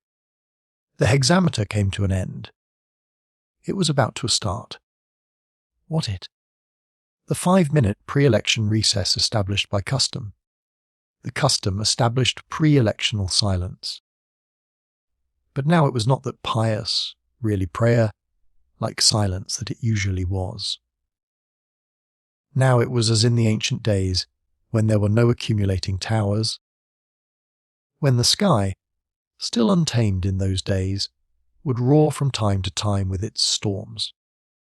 It was like the lull before the storm of the ancient days. The air seemed to be made of transparent, vaporized cast iron. One wanted to breathe with one's mouth wide open. My hearing, intense to painfulness, registered from behind a mouse-like, gnawing, worried whisper. Without lifting my eyes, I saw those two, I-330 and R13, side by side, shoulder to shoulder, and on my knees my trembling, foreign, hateful, hairy hands. Everybody was holding a badge with a clock in his hands. 1, 2, 3, 5 minutes. From the main platform a cast iron, slow voice. Those in favour shall lift their hands. If only I dared to look straight into his eyes as formerly. Straight and devotedly. And think, here I am, my whole self. Take me. But now I did not dare. I had to make an effort to raise my hand as if my joints were rusty. A whisper of millions of hands. Someone subdued. Ah! And I felt something was coming, falling heavily. But I could not understand what it was, and I did not have the strength or courage to take a look. Those opposed, This was always the most magnificent moment of our celebration. All would remain sitting motionless, joyfully bowing their heads under the salutary yoke of that number of numbers. But now, to my horror again, I heard a rustle, light as a sigh. Yet it was more distinct even than the brass tube of the hymn. Thus the last sigh in a man's life. Around him people with their faces pale, and with drops of cold sweat upon their foreheads. I lifted my eyes and... It took 1/100th of a second only. I saw thousands of hands arise, opposed, and fall back. I saw the pale cross marked face off E330 and her lifted hand. Darkness came upon my eyes. Another 1/100th of a second silence. Quiet, the pulse. Then, as if at the sign of some mad conductor, from all the stands rattling, shouting, a whirlwind of eunuchs lifted by the rush, the perplexed figures of the guardians running to and fro. Someone's heels in the air near my eyes, and close heels someone's wide, open mouth, tearing itself by an inaudible scream. For some reason this picture remains, particularly distinct in my memory. Thousands of mouths noiselessly yelling as if on the screen of a monstrous cinema. Also as if on a screen, somewhere below at a distance, for a second. Oninity, pressed against the wall in a passage, her lips white, defending her abdomen with her crossed arms. She disappeared as if washed away by a wave, or else I simply forgot her because... This not on the screen any more, but within me, within my compressed heart, within the rapidly pulsating temples. Over my head, somewhat to the left, R13 suddenly jumped upon a bench, all sprinkling, red, rabid. In his arms was I330, pale. Her unif torn from shoulder to breast, red blood on white. She firmly held him round the neck, and he with huge leaps from bench to bench. Repellent and agile, like a gorilla, was carrying her away upward. As if it were in a fire of ancient days, everything became red around me. Only one thing in my head. To jump after them, to catch them. At this moment I cannot explain to myself the source of that strength within me. But like a battering ram I broke through the crowd, over somebody's shoulders, over a bench, and I was there in a moment, and caught R13 by the collar. "Don't you dare! Don't you dare, I say!" immediately.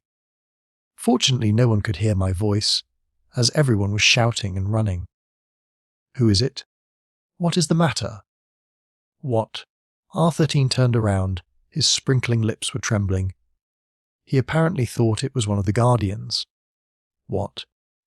I do not want. I won't allow, put her down at once. But he only sprinkled angrily with his lips, shook his head and ran on.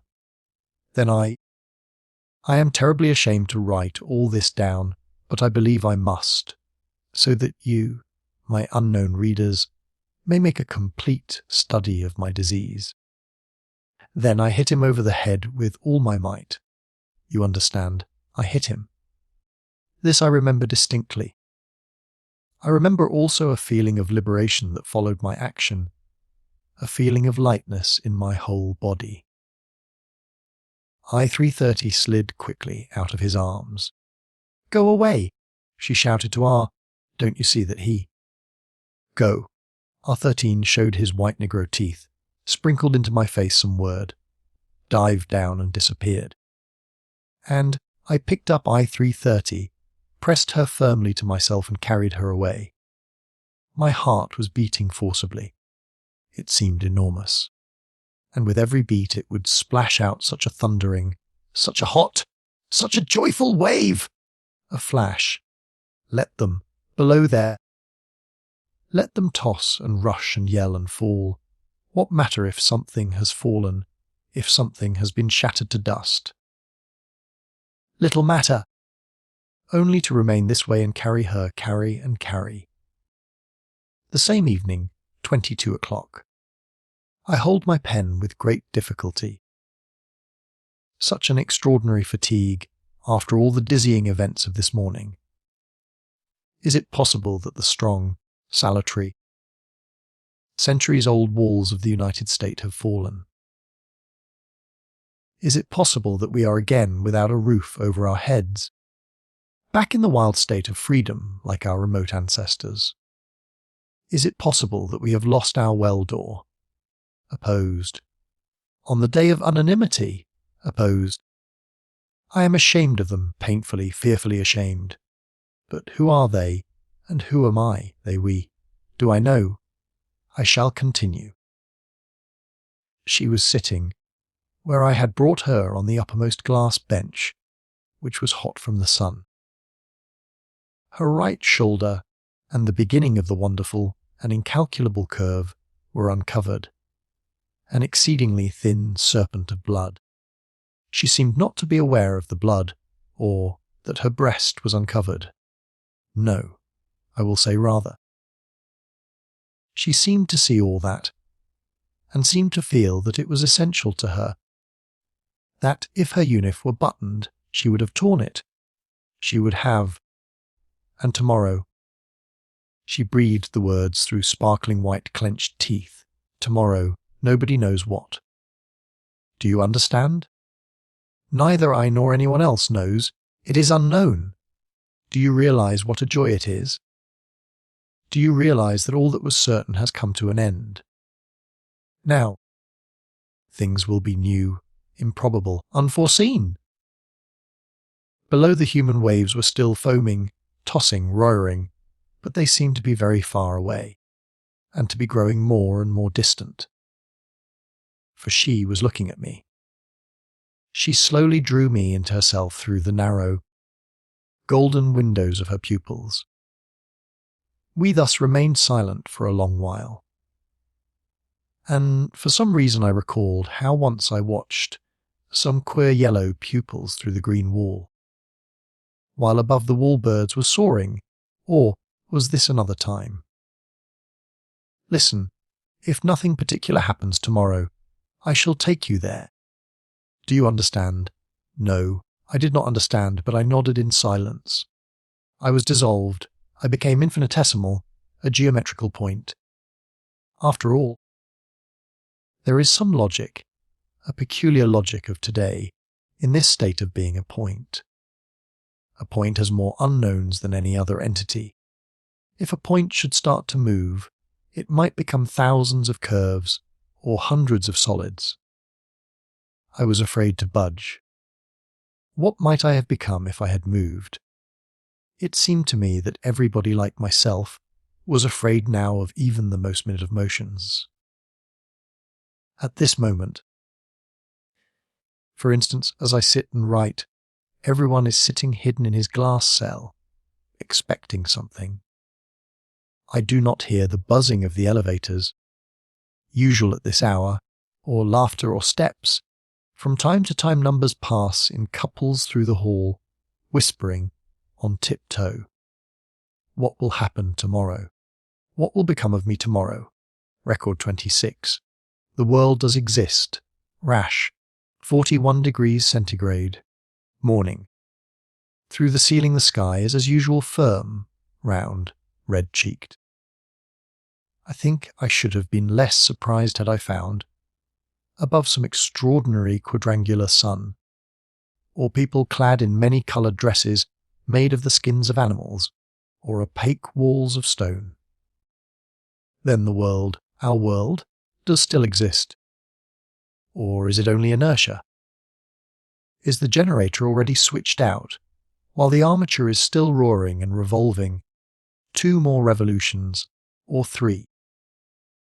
And at the 4th will it die away? Are you familiar with that strange state in which you wake up in the middle of the night, open your eyes into the darkness, and then suddenly feel you are lost in the dark? You quickly begin to feel around, to seek something familiar and solid, a wall, a lamp, a chair. In exactly the same way I felt around, seeking in the Journal of the United States. Quickly, I found this. The celebration of the Day of Unanimity, long awaited by all, took place yesterday. The same well who often proved his unshakable wisdom was unanimously elected for the 48th time. The celebration was clouded by a little confusion, created by the enemies of happiness, who by their action naturally lost the right to be the bricks for the foundation of the renovated United States. It is clear to everybody that to take into consideration their votes would mean to consider as a part of a magnificent, heroic symphony the accidental cough of a sick person who happened to be in a concert hall. Oh, great sage! Is it really true that despite everything we are saved? What objection, indeed, can one find to this most crystalline syllogism? And further on a few more lines. Today at 12 o'clock, a joint meeting of the Administrative Bureau, Medical Bureau, and Bureau of Guardians will take place. An important state decree is to be expected shortly. No, the walls still stand erect. Here they are! I can feel them. And that strange feeling of being lost somewhere, of not knowing where I am, that feeling is gone. I am not surprised any longer to see the sky blue and the sun round and all the numbers going to work as usual. I walked along the avenue with a particularly firm, resounding step. It seemed to me that everyone else walked exactly like me. But at the crossing, on turning the corner, I noticed people strangely shying away, going around the corner of a building sidewise, as if a pipe had burst in the wall, as if cold water were spurting like a fountain on the sidewalk, and it was impossible to cross it. Another 5 or 10 steps, and I told a spurt of cold water that struck me and threw me from the sidewalk. At a height of approximately 2 meters, a quadrangular piece of paper was pasted to the wall, and on that sheet of paper, unintelligible, poisonously green letters. Mephi, and under the paper, an S like curved back and wing ears, shaking with anger or emotion. His right arm lifted as high as possible, his left arm hopelessly stretched out, backward like a hurt wing.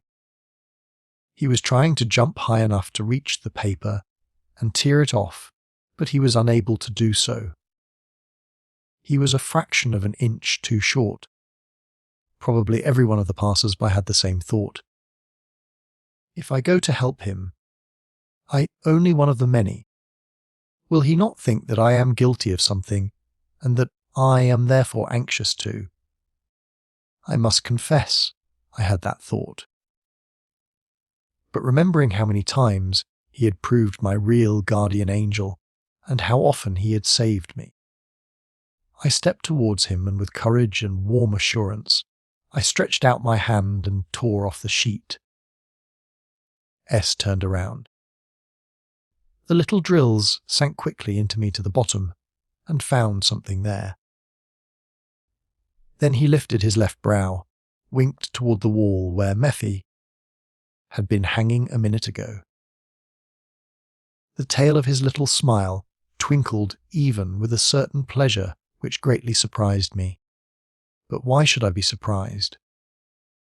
A doctor always prefers a temperature of 40 degrees C, and a rash to the slow, languid rise of the temperature during the period of incubation of a disease. It enables him to determine the character of the disease. Mephi broke out today on the walls like a rash. I understood his smile. In the passage to the Underground Railway, under our feet on the clean glass of the steps again a white sheet. Mephi. And also on the walls of the tunnel, and on the benches, and on the mirror of the car. Apparently pasted on in haste, as some were hanging on a slant. Everywhere the same white gruesome rash, I must confess that the exact meaning of that smile became clear to me only after many days which were overfilled with the strangest and most unexpected events. The roaring of the wheels, distinct in the general silence, seemed to be the noise of infected streams of blood. Some number was inadvertently touched on the shoulder, and he started so that a package of papers fell out of his hands. To my left another number was reading a paper, his eyes fixed always on the same line. The paper perceptibly trembled in his hands. I felt that everywhere, in the wheels, in the hands, in the newspapers, even in the eyelashes, daffodils, the pulse was becoming more and more rapid, and I thought it probable that today, when 3:30, and I should find ourselves there, the temperature would rise to 39 degree, 40 degree, perhaps 41 degree, and at the docks, the same silence, filled with the buzzing of an invisible propeller. The lathes were silent as if brooding. Only the cranes were moving almost inaudibly as if on tiptoe, gliding, bending over, picking up with their tentacles the lumps of frozen air and loading the tanks of the Integral. We are already preparing the Integral for a trial flight. Well, shall we have her up in a week? This was my question addressed to the second builder. His face is like porcelain, painted with sweet blue and tender pink little flowers, eyes and lips. But today those little flowers looked faded and washed out. We were counting aloud when suddenly I broke off in the midst of a word and stopped, my mouth wide open, above the cupola. Above the blue lump lifted by the crane, there was a scarcely noticeable small white square. I felt my whole body trembling, perhaps with laughter. Yes, I myself heard my own laughter. Did you ever hear your own laughter? No, listen, I said. Imagine you are in an ancient aeroplane. The altimeter shows 5,000 meters. A wing breaks, you are dashing down like. And on the way you calculate. Tomorrow from 12 to 2, from 2 to 6, and dinner at 5. Would it not be absurd? The little blue flowers began to move and bulge out. What if I were made of glass, and he could have seen what was going on within me at that moment? If he knew that some 3 or 4 hours later, record 27, no headings, it is impossible. I was alone in the endless corridors, in those same corridors, a mute, concrete sky. Water was dripping somewhere upon a stone. The familiar heavy opaque door and the subdued noise from behind it. She said she would come out at 16 sharp. It was already 5 minutes, then 10, then 15 past 16. No one appeared. For a second I was my former self, horrified at the thought that the door might open. 5 minutes more, and if she does not come out, water was dripping somewhere upon a stone. No one about. With melancholy pleasure I felt. Saved, and slowly I turned and walked back along the corridor. The trembling dots of the small lamps on the ceiling became dimmer and dimmer. Suddenly a quick rattle of a door behind me. Quick steps, softly echoing from the ceiling and the walls. It was she, light as a bird, panting somewhat from running. I knew you would be here. You would come. I knew you. The spears of her eyelashes moved apart to let me in. How can I describe what effect that ancient, absurd and wonderful rite has upon me when her lips touch mine? Can I find a formula to express that whirlwind which sweeps out of my soul everything save her? Yes, from my soul. You may laugh at me if you will. She made an effort to raise her eyelids, and her slow words too came with an effort. No. Now, we must go. The door opened. Old, worn steps. An unbearably multicoloured noise, whistling and light. 24 hours have passed since then, and everything seems to have settled in me. Yet it is most difficult for me to find words for even an approximate description. It is as though a bomb had exploded in my head. Open mouths, wings, shouts, leaves, words, stones, all these one after another in a heap. I remember my first thought was, "Fast back!"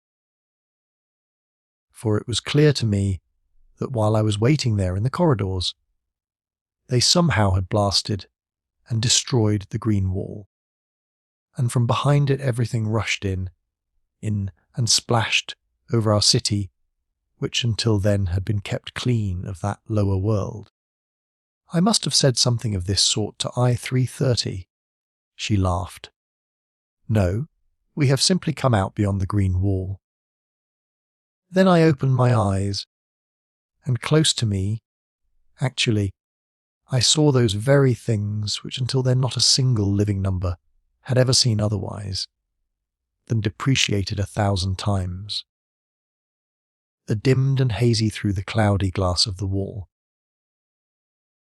The sun, it was no longer our light, evenly diffused over the mirror surface of the pavements. It seemed an accumulation of living fragments, of incessantly oscillating, dizzy spots which blinded the eyes. And the trees! Like candles rising into the very sky, or like spiders which squatted upon the earth, supported by their clumsy paws, or like mute green fountains. And all this was moving, jumping, rustling. Under my feet some strange little ball was crawling. I stood as though rooted to the ground. I was unable to take a step because under my foot there was not an even plane. But imagine something disgustingly soft, yielding, living, springy. Green. I was dazed. I was strangled. Yes, strangled. It is the best word to express my state. I stood holding fast with both hands to a swinging branch. It is nothing. It is all right.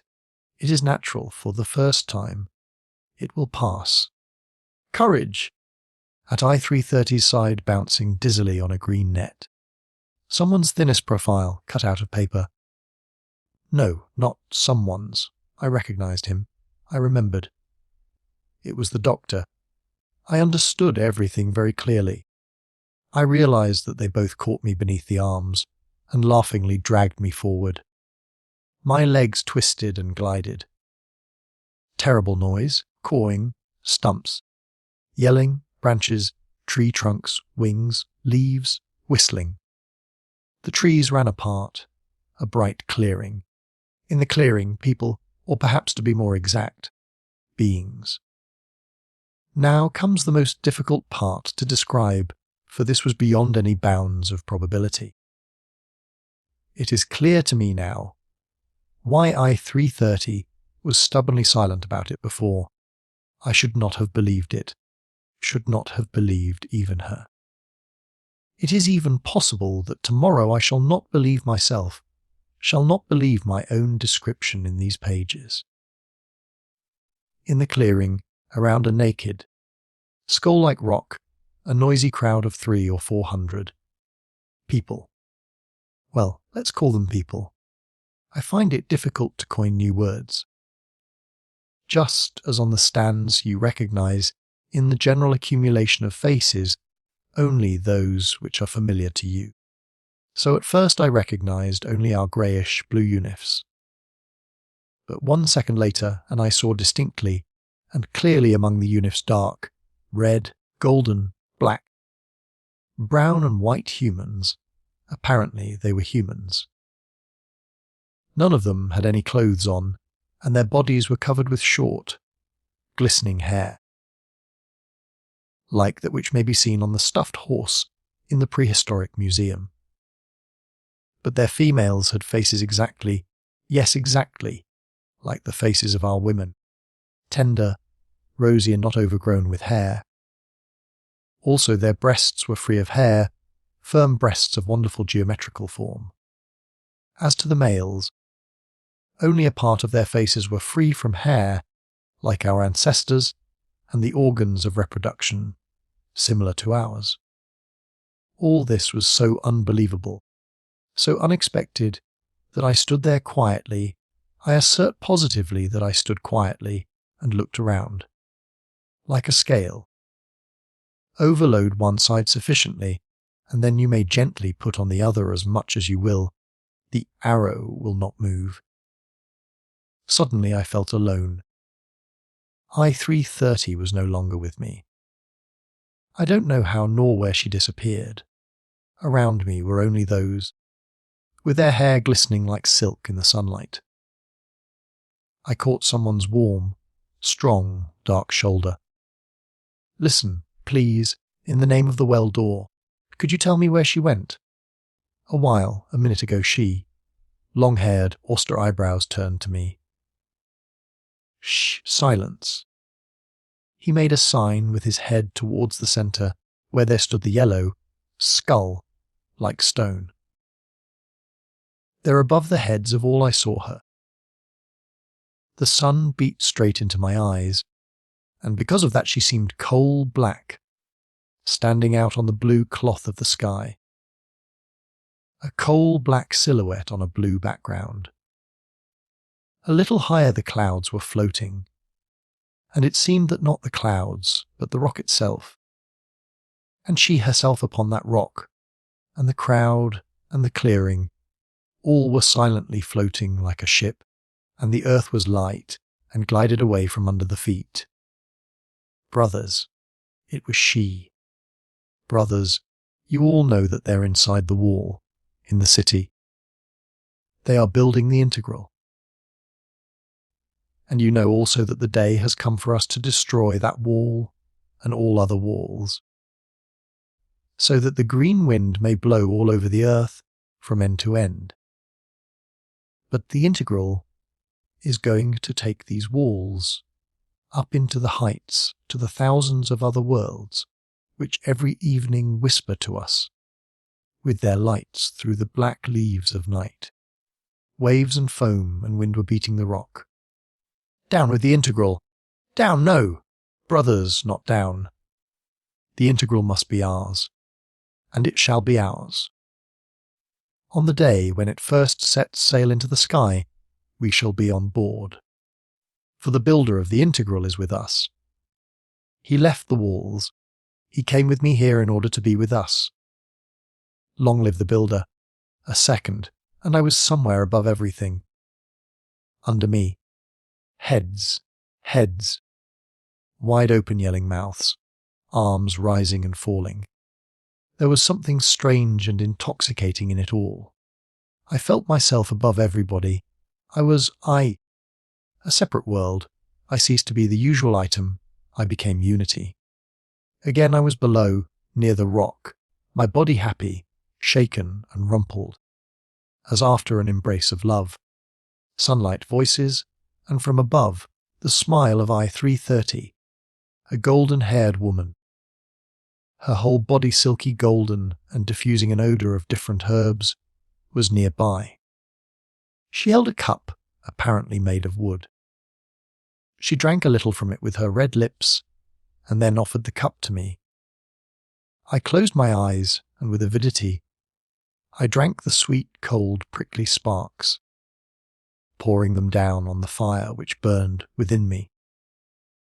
Soon afterward my blood and the whole world began to circulate 1,000 times faster.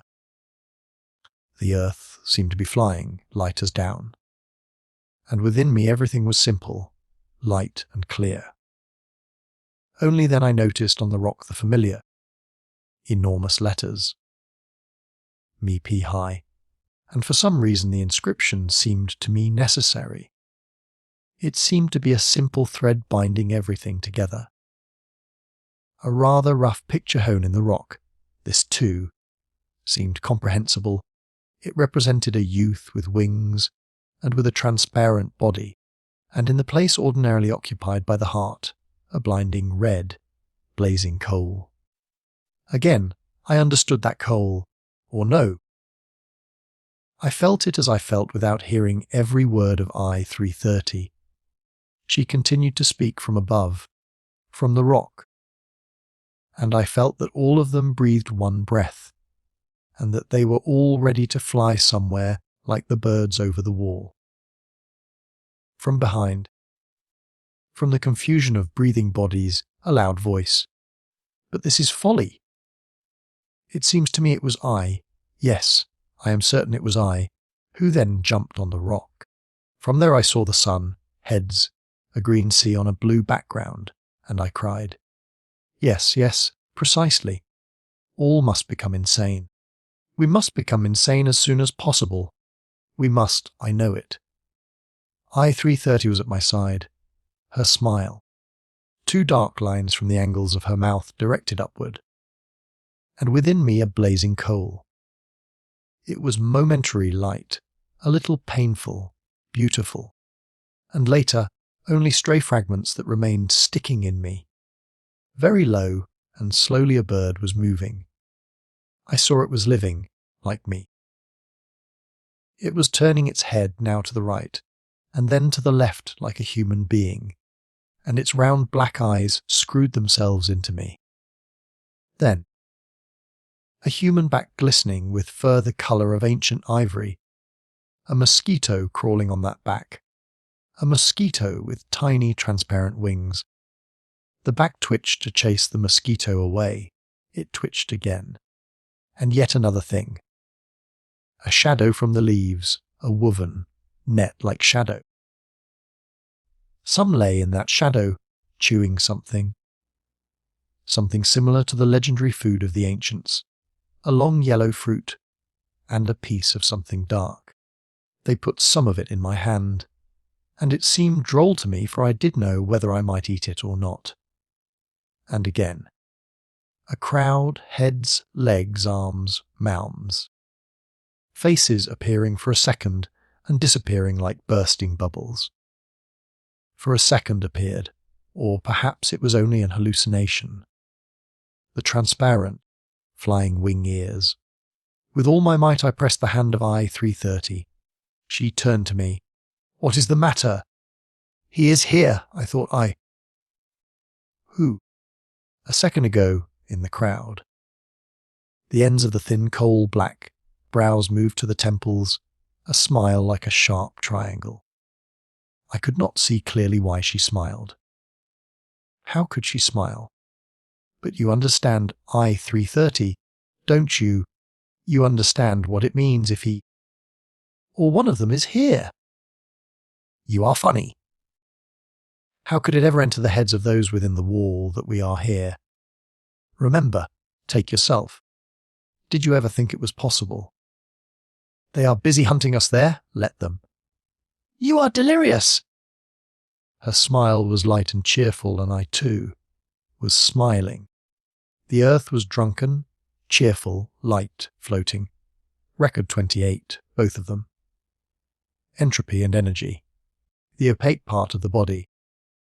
If your world is similar to the world of the ancients, then you may easily imagine that one day you suddenly come upon a 6th or a 7th continent, upon some Atlantis, and you find there unheard of cities, labyrinths, people flying through the air without the aid of wings or arrows, stones lifted into the air by the power of a gaze in brief. Imagine that you see things that cannot come to your mind, even if you suffer from dream sickness. That is how I feel now. For you must understand that no one has ever gone beyond the green wall since the 200 years. War, as I already have told you. I know that it is my duty to you, my unknown friends, to give more details about that unsuspected strange world which opened to me yesterday. But for the time being I am unable to return to that subject. Everything is so novel it is like a rainstorm, and I am not big enough to collect it all. I spread out the folds of my unif, my palms, and yet Paleful splashed me, and only drops can reach these pages. At first I heard behind me, behind the door, a loud voice.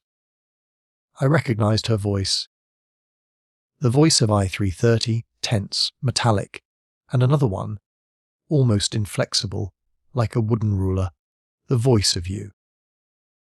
Then the door came open with a crack and both of them shot into the room. Shot is the right word.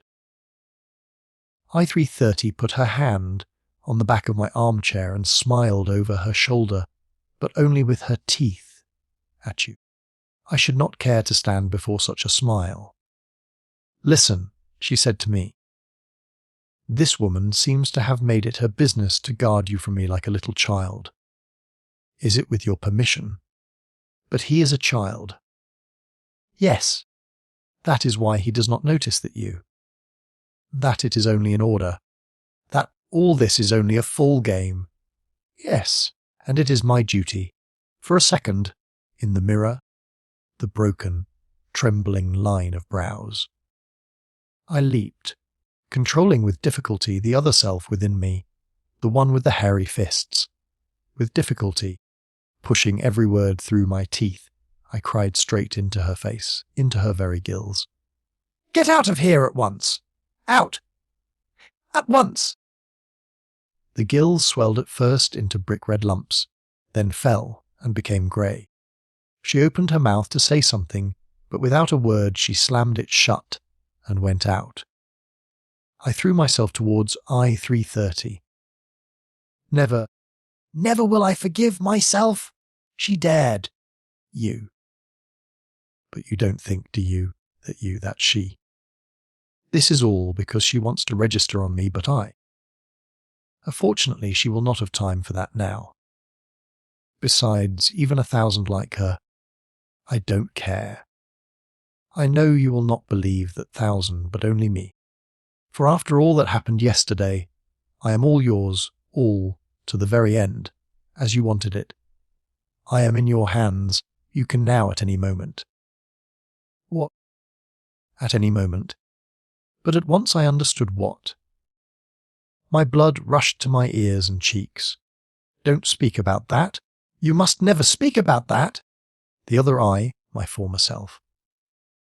But now, how do I know? Man is like a novel.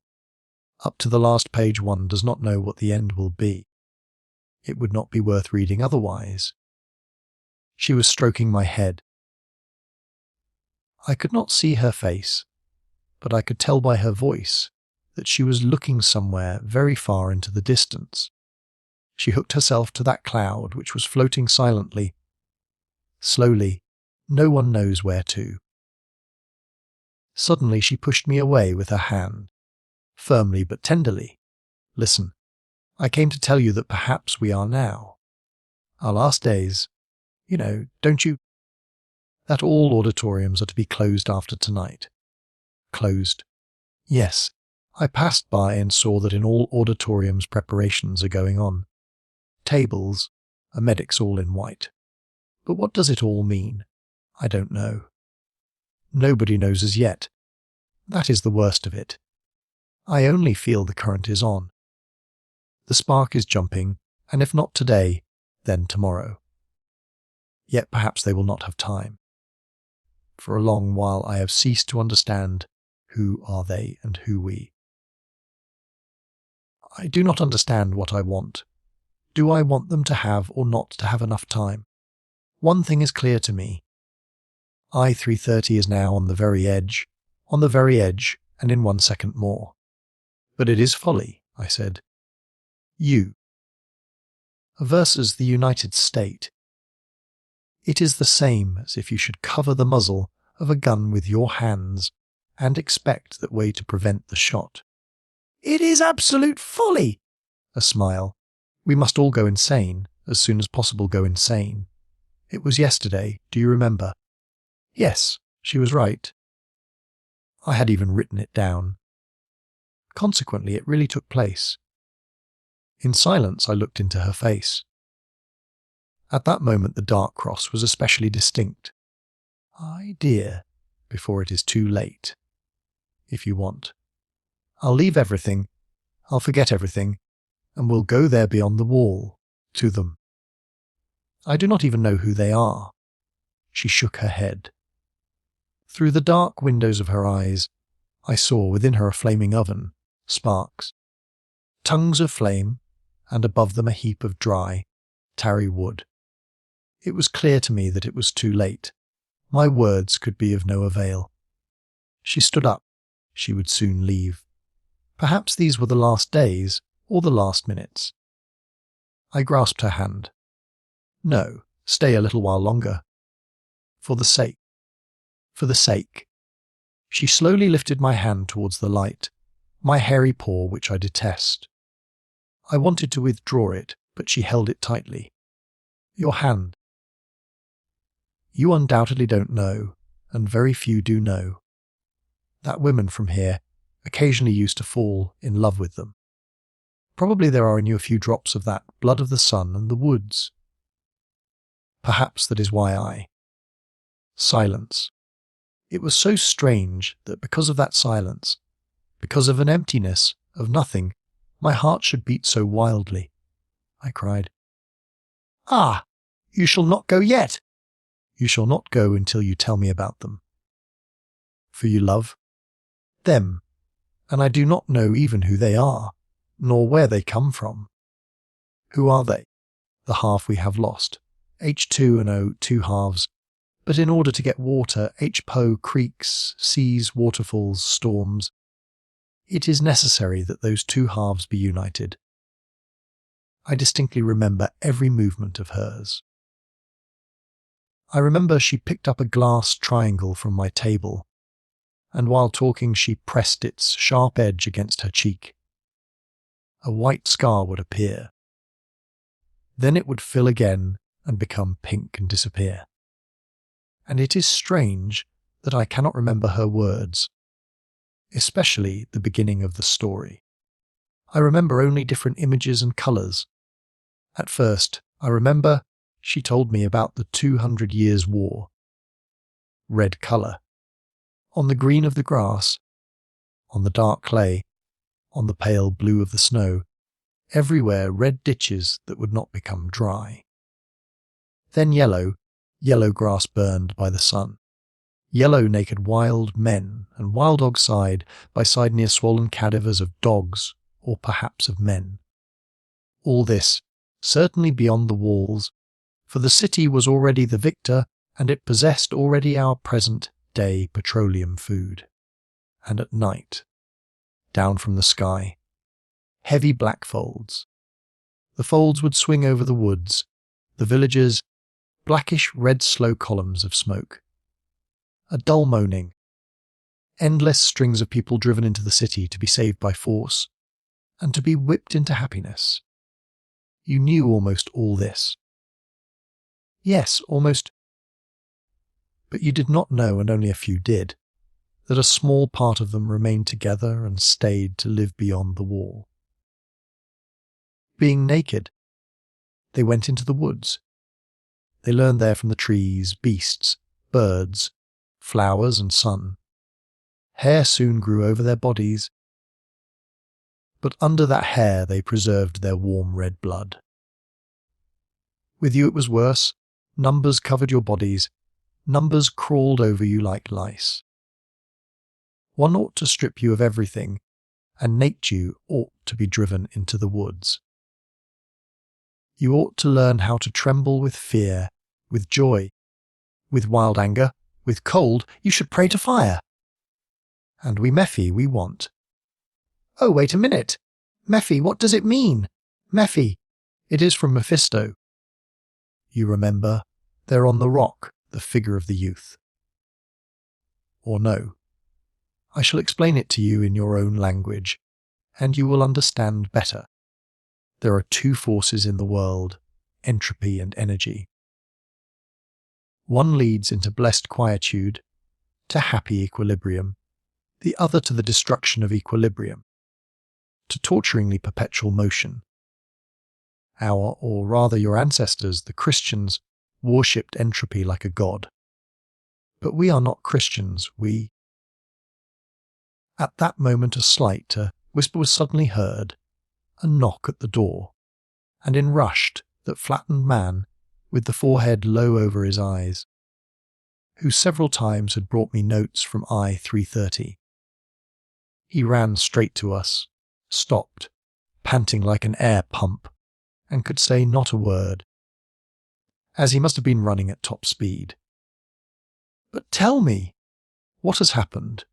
I-330 grasped him by the hand. "They are coming here," panted the air pump, with guards, and with them the hunchback. Yes. They are in the house by this time. They'll soon be here. Quick! Nonsense, we have time! I-330 was laughing, cheerful sparks in her eyes. It was either absurd, senseless courage, or else there was something I did not yet understand. "Aye, dear, for the sake of the well door." "You must understand that this, for the sake of the well door," the sharp, triangle smile. Well, for my sake, I implore you." "Oh, yes. I wanted to talk to you about some other matters." "Well, never mind. We'll talk about them tomorrow." And cheerfully, she nodded to me. The other came out for a second from under his forehead's awning and nodded also. I was alone. "Quick! To my desk!" I opened this manuscript.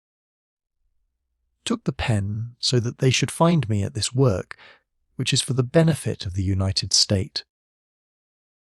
Suddenly I felt every hair on my head living, separated moving.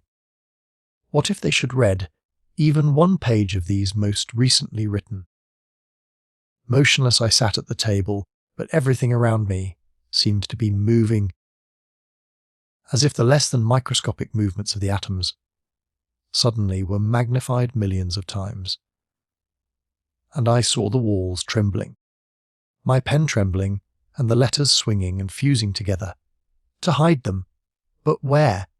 Glass all around. To burn them. But they would notice the fire through the corridor and in the neighbouring room. Besides, I felt unable, I felt too weak, to destroy this torturing and perhaps dearest piece of my own self. Voices from a distance, from the corridor, and steps. I had only time to snatch a handful of pages and put them under me, and then, as if soldered to the armchair, every atom of which was quivering, I remained sitting, while the floor under my feet rolled like the deck of a ship, up and down. All shrunk together and hidden under the awning of my own forehead, like that messenger. I watched them stealthily. They were going from room to room, beginning at the right end of the corridor. Nearer. I saw that some sat in their rooms, torpid like me. Others would jump up and open their doors wide, lucky ones. If only I too could. The well door is the most perfect fumigation humanity needs. Consequently, no peristalsis in the organism of the United State could. I was writing this nonsense, pressing my trembling pen hard, and lower my head bent over the table, and within me some sort of crazy forge. With my back I was listening, and I heard the click of the door knob, a current of fresh air. My armchair was dancing a mad dance. Only then, and even then with difficulty, I tore myself away from the page, turned my head in the direction of the newcomers. How difficult it is to play a fall game! In front of all was S. Morose, silent, swiftly drilling with his eyes deep shafts within me, within my armchair, and within the pages which were twitching in my hands. Then for a second, familiar, everyday faces at the door. One of them separated itself from the rest with its bulging, pinkish, brown gills. At once I recalled everything that happened in the same room half an hour ago, and it was clear to me that they would presently. All my being was shriveling and pulsating in that fortunately opaque part of my body with which I was covering the manuscript. You came up to Cass, gently plucked his sleeve, and said in a low voice, "This is De, 503, the builder of the integral. You have probably heard of him. He is always like that, at his desk, does not spare himself at all." And I thought, what a dear, wonderful woman. S slid up to me. I bent over my shoulder toward the table. I covered the lines I had written with my elbow, but he shouted severely, "Show us at once what you have there." "Please." Dying with shame, I held out the sheet of paper.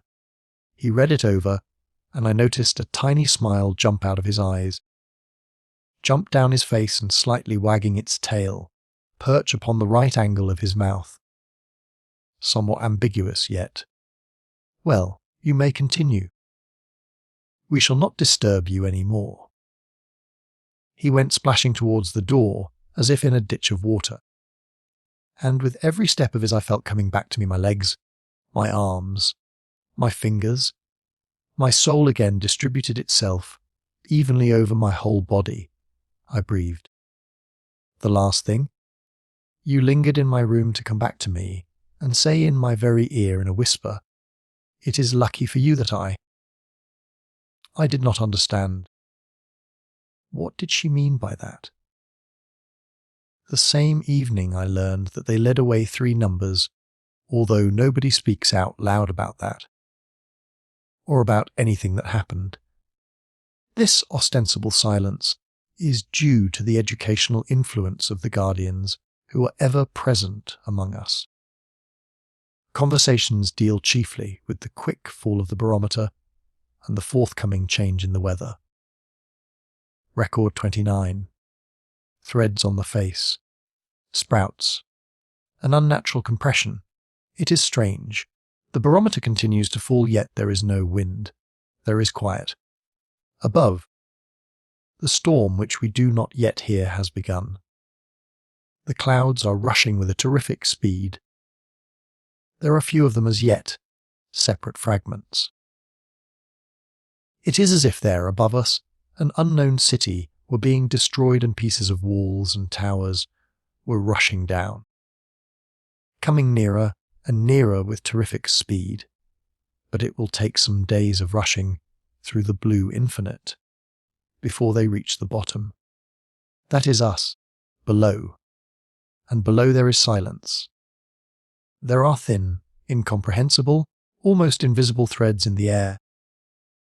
Every autumn they are brought here from beyond the wall. They float slowly, and suddenly you feel something foreign and invisible on your face. You want to brush it off, but no, you cannot rid yourself of it. You feel it especially near the green wall, where I was this morning.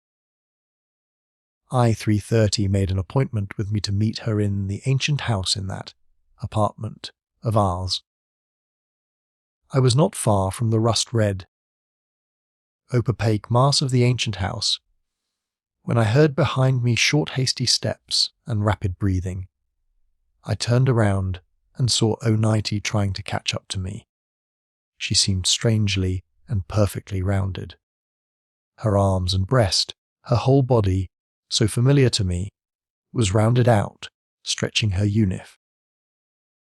It seemed as though it would soon tear thin cloth and come out into the sun, into the light. I think that there in the green debris, in springtime, the unseen sprouts try thus to tear their way through the ground in order to emit their branches and leaves and to bloom. For a few seconds she shone into my face with her blue eyes in silence. I saw you on the day of unanimity. I saw you too. I at once remembered, below. In a narrow passage she had stood, pressing herself to the wall, protecting her abdomen with her arms. And automatically I glanced now at her abdomen which rounded the unif. She must have noticed, for she became pink, and with a rosy smile. I am so happy. So happy. I am so full of. You understand I am. I walk and I hear nothing around me, and all the while I listen within me. I was silent. Something foreign was shadowing my face, and I was unable to rid myself of it. Suddenly, all shining, light blue, she caught my hand. I felt her lips upon it. It was for the first time in my life. It was some ancient caress as yet unknown to me, and I was so ashamed, and it pained me so much that I swiftly, I think even roughly, pulled my hand away. Listen, you are crazy, it seems. And anyway, what are you happy about? Is it possible that you forget what is ahead of you? If not now, then within a month or two. Her light went out. Her roundness sagged and shrank. And in my heart an unpleasant, even a painful compression, mixed with pity. Our heart is nothing else than an ideal pump. A compression, that is, a shrinking at the moment of pumping, is a technical absurdity. Hence it is clear how essentially absurd, unnatural and pathological are all these loves and pities, etc., which create that compression. Silence. To the left the cloudy green glass of the wall, and just ahead the dark red mass. Those two colours combined gave me as a resultant what I thought was a splendid idea.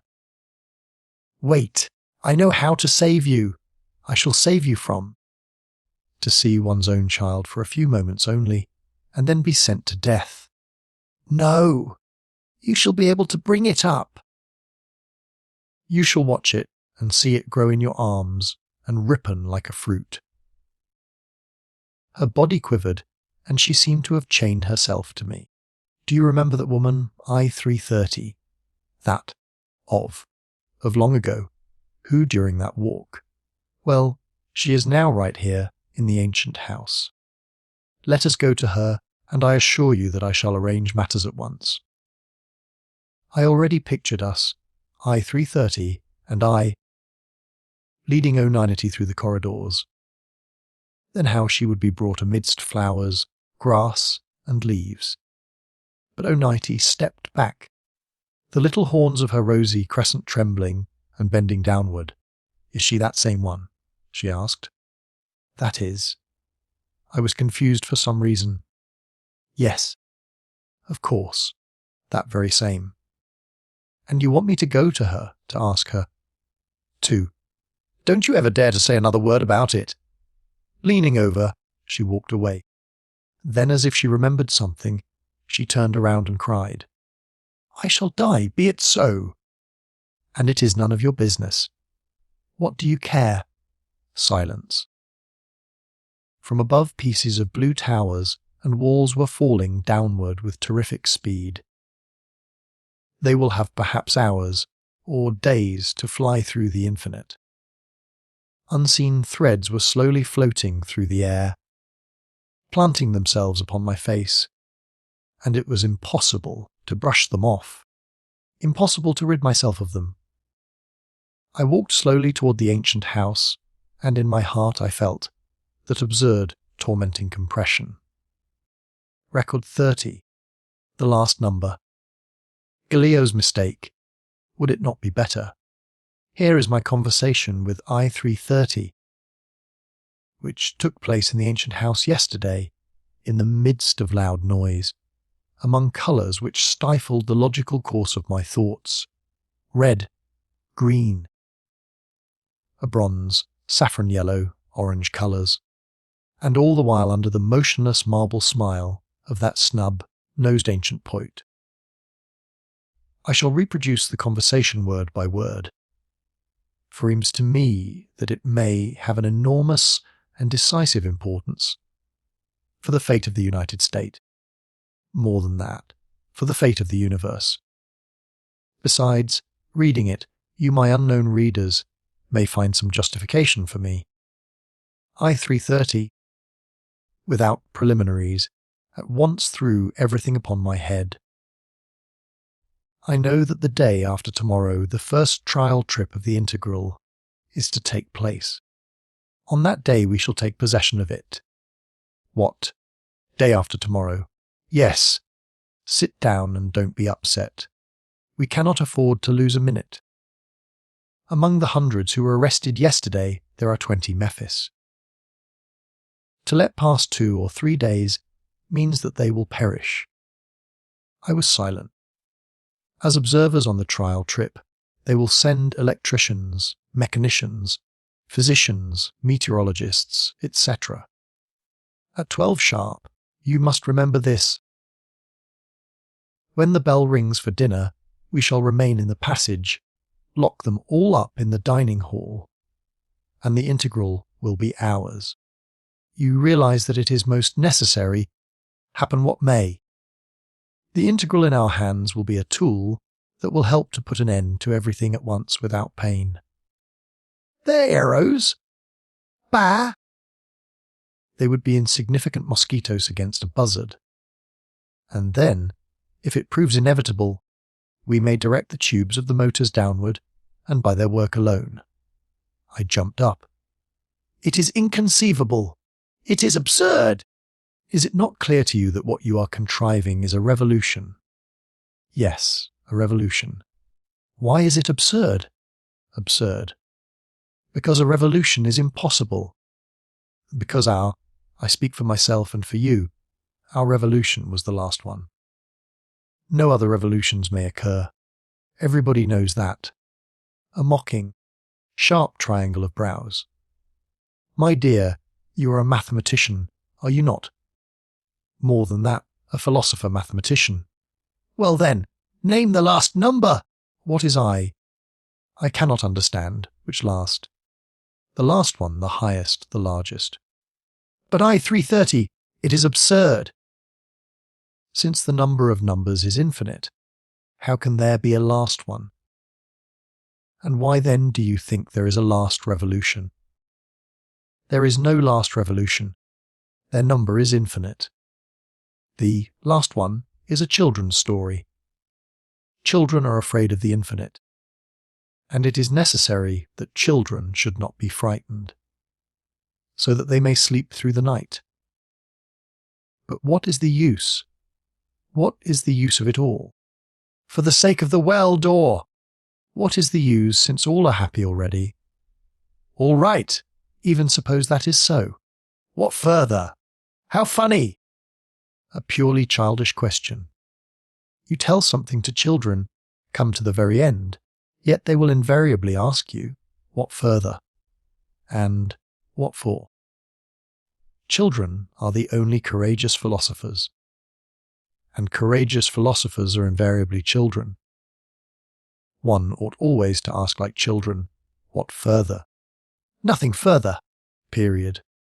In the whole world evenly, everywhere, there is distributed.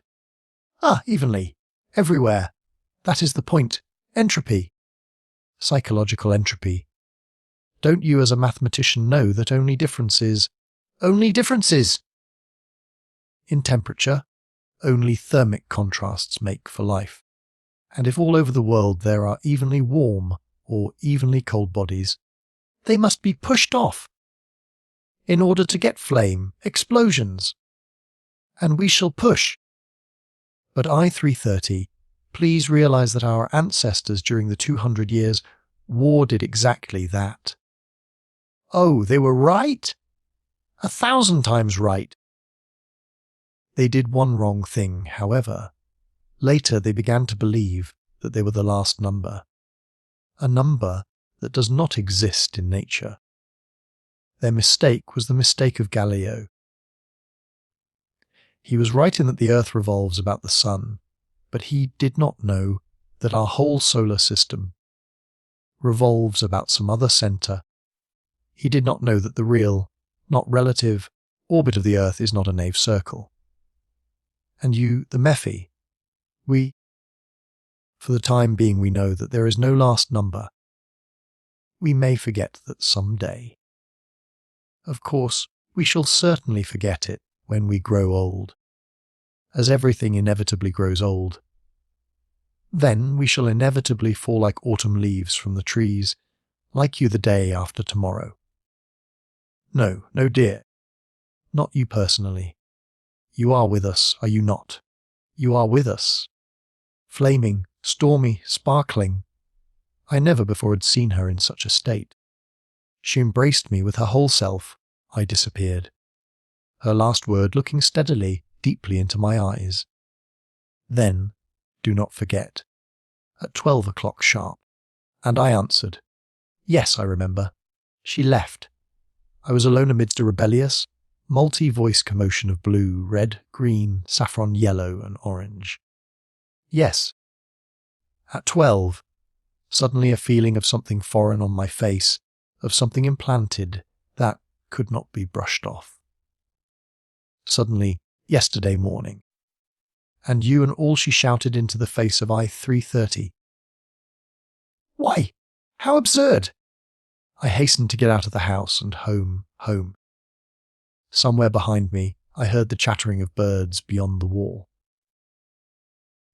And ahead of me in the setting sun the balls of cupulas made of red, crystallized fire, enormous flaming cubes, houses, and the sharp point of the accumulating tower high in the sky, like a paralyzed streak of lightning. And all this impeccable, most geometric beauty, shall I myself, with my hands. Is there no way out? No path, no trail. I passed by an auditorium. I do not recall its number. Inside, the benches were stacked along the walls. In the middle, are tables covered with snow-white glass sheets, with pink stains of sunny blood on the white. There was foreshadowed in all that some unknown, and therefore alarming tomorrow. It is unnatural for a thinking and seeing human being to live among irregularities, unknowns, axes. If suddenly your eyes were covered with a bandage and you were let go to feel around, to stumble, ever aware that somewhere very close to you there is the borderline, one step only and nothing but a compressed, smothered piece of flesh will be left of you. I now feel somewhat like that. And what if without waiting for anything I should just head down? Would it not be the only right thing to do? To disentangle everything at once. Record 31. The great operation. I forgave everything. The collision of trains. Saved, at the very last moment, when it seemed that there was nothing to hold to, that it was the end. It was as if you already ascended the steps towards the threatening machine of the well door, or as if the great glass bell, with a heavy thud, already covered you, and for the last time in life you looked at the blue sky to swallow it with your eyes. When suddenly it was only a dream. The sun is pink and cheerful, and the wall. What happiness to be able to touch the cold wall. And the pillow. To delight endlessly in the little cavity formed by your own head in the white pillow. This is approximately what I felt when I read the State Journal this morning. It has been all a terrible dream, and this dream is over. And I was so feeble, so unfaithful, that I thought of selfish, voluntary death. I am ashamed now to reread the last lines of yesterday, but let them remain as a memory of that incredible might have happened, which will not happen. On the front page of the State Journal the following gleamed. Rejoice, for from now on we are perfect. Before today your own creation engines were more perfect than you. Why? For every spark from a dynamo is a spark of pure reason, each motion of a piston a pure syllogism.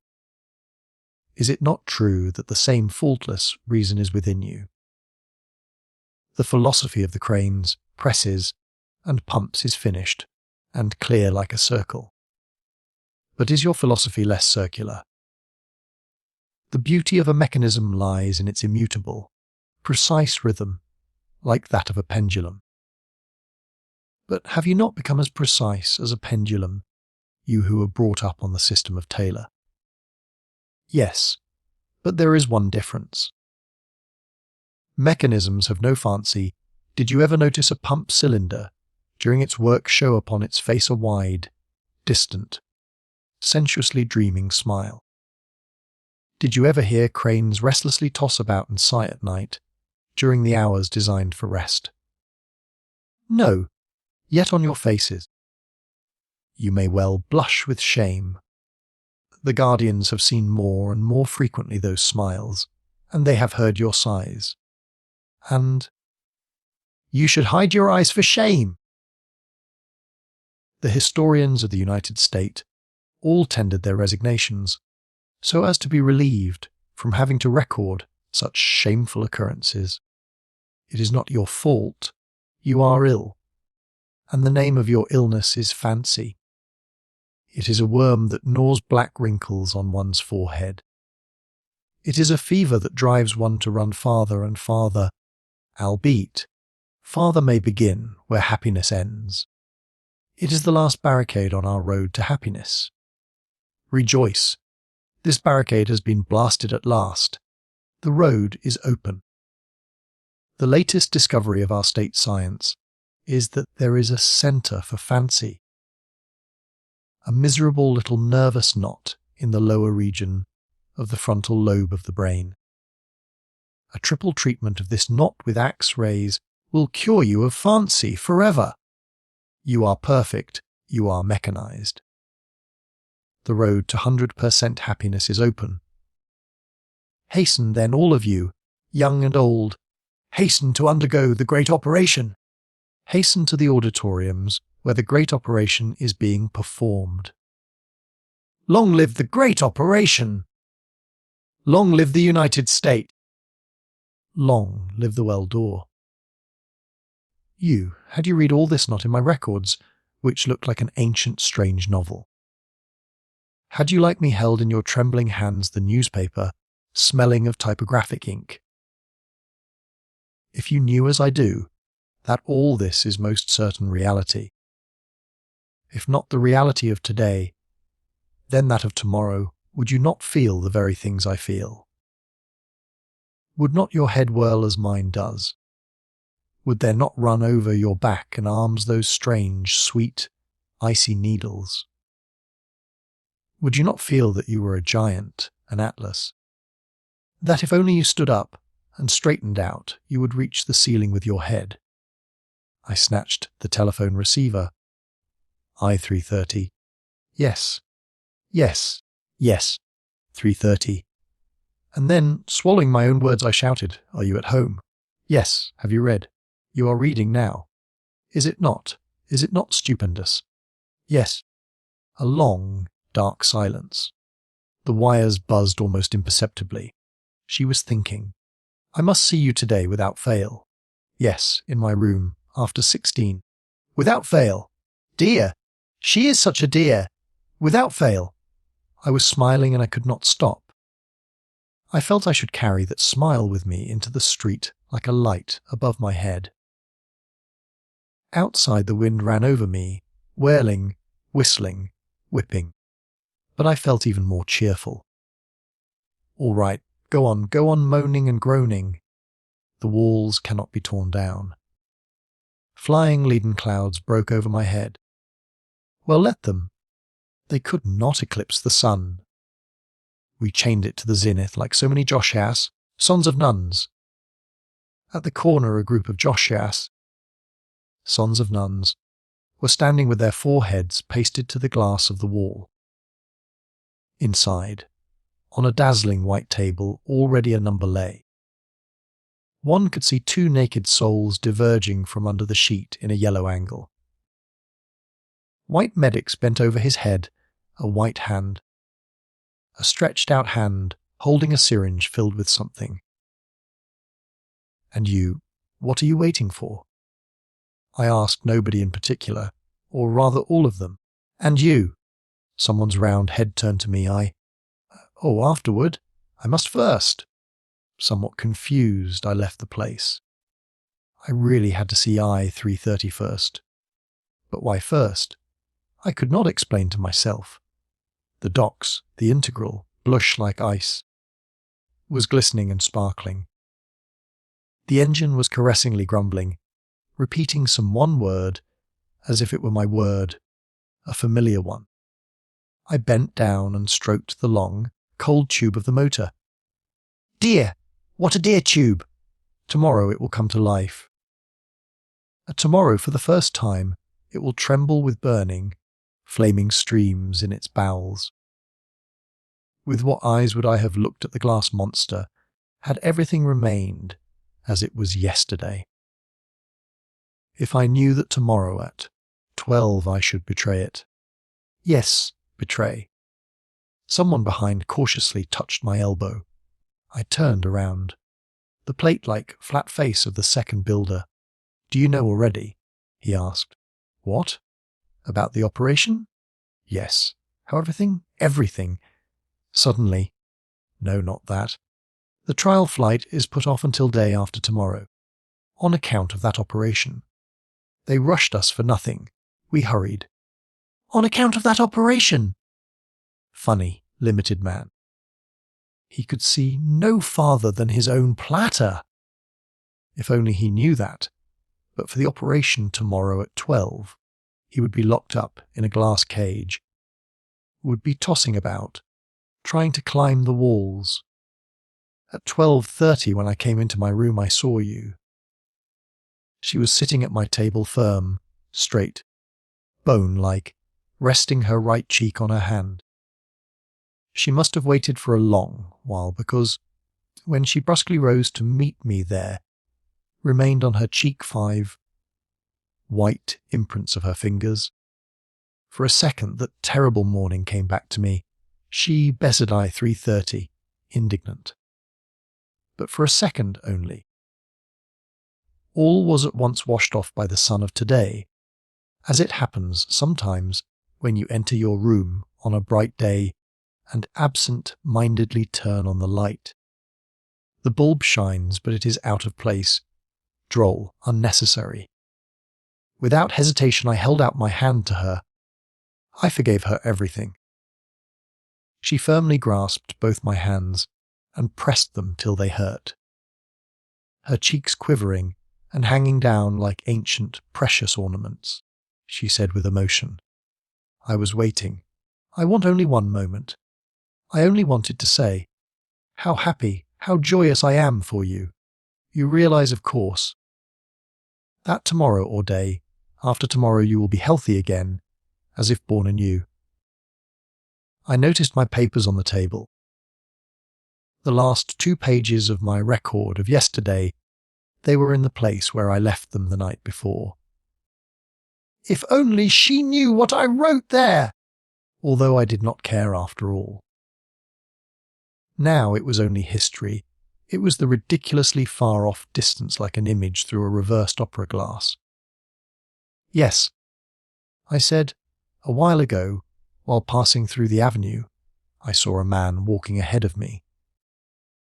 His shadow stretched along the pavement, and think of it! His shadow was luminous.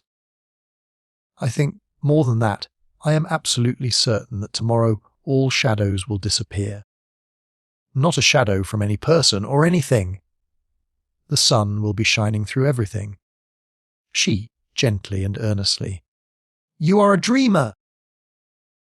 I should not allow my children in school to talk that way. She told me something about the children, that they were all led in one herd to the operation, that it was necessary to bind them afterward with ropes, and that one must love pitilessly, yes, pitilessly, and that she thought she might finally decide to. She smoothed out the greyish, blue fold of the unif that fell between her knees, swiftly pasted her smiles all over me and went out. Fortunately, the sun did not stop today. The sun was running. It was already 16 o'clock. I was knocking at the door. My heart was knocking. Come in. I threw myself upon the floor near her chair, to embrace her limbs. To lift my head upward, and look into her eyes, first into one, then into the other, and in each of them to see the reflection of myself in wonderful captivity. There beyond the wall it looked stormy. There the clouds were leaden. Let 'em be. My head was overcrowded with impetuous words, and I was speaking aloud, and flying with the sun I knew not where. No. Now we know where we are flying. Planets were following me, planets sparkling with flame and populated with fiery, singing flowers and mute planets. Blue ones where rational stones were unified into one organized society. And planets which, like our own Earth, had reached already the apex of 100% happiness.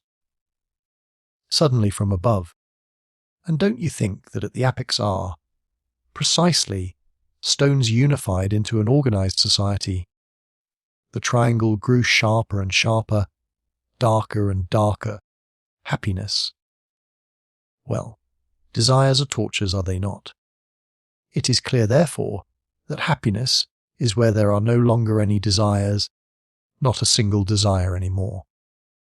What an error, what an absurd prejudice it was, that formerly we would mark happiness with the sign plush. Now, absolute happiness must be marked minus, divine minus, I remember I stammered unintelligibly. Absolute zero, minus 273 degree. See, minus 273 degree. Exactly, a somewhat cool temperature. But does it not prove that we are at the summit? As before, she seemed somehow to speak for me and through me, but developing to the end my own thoughts. But there was something so morbid in her tone that I could not refrain. With an effort, I drew out a no. No. I said, you are mocking. She burst out laughing loudly, too loudly. Swiftly, in a second, she laughed herself to some unseen edge, stumbled and fell over. Silence.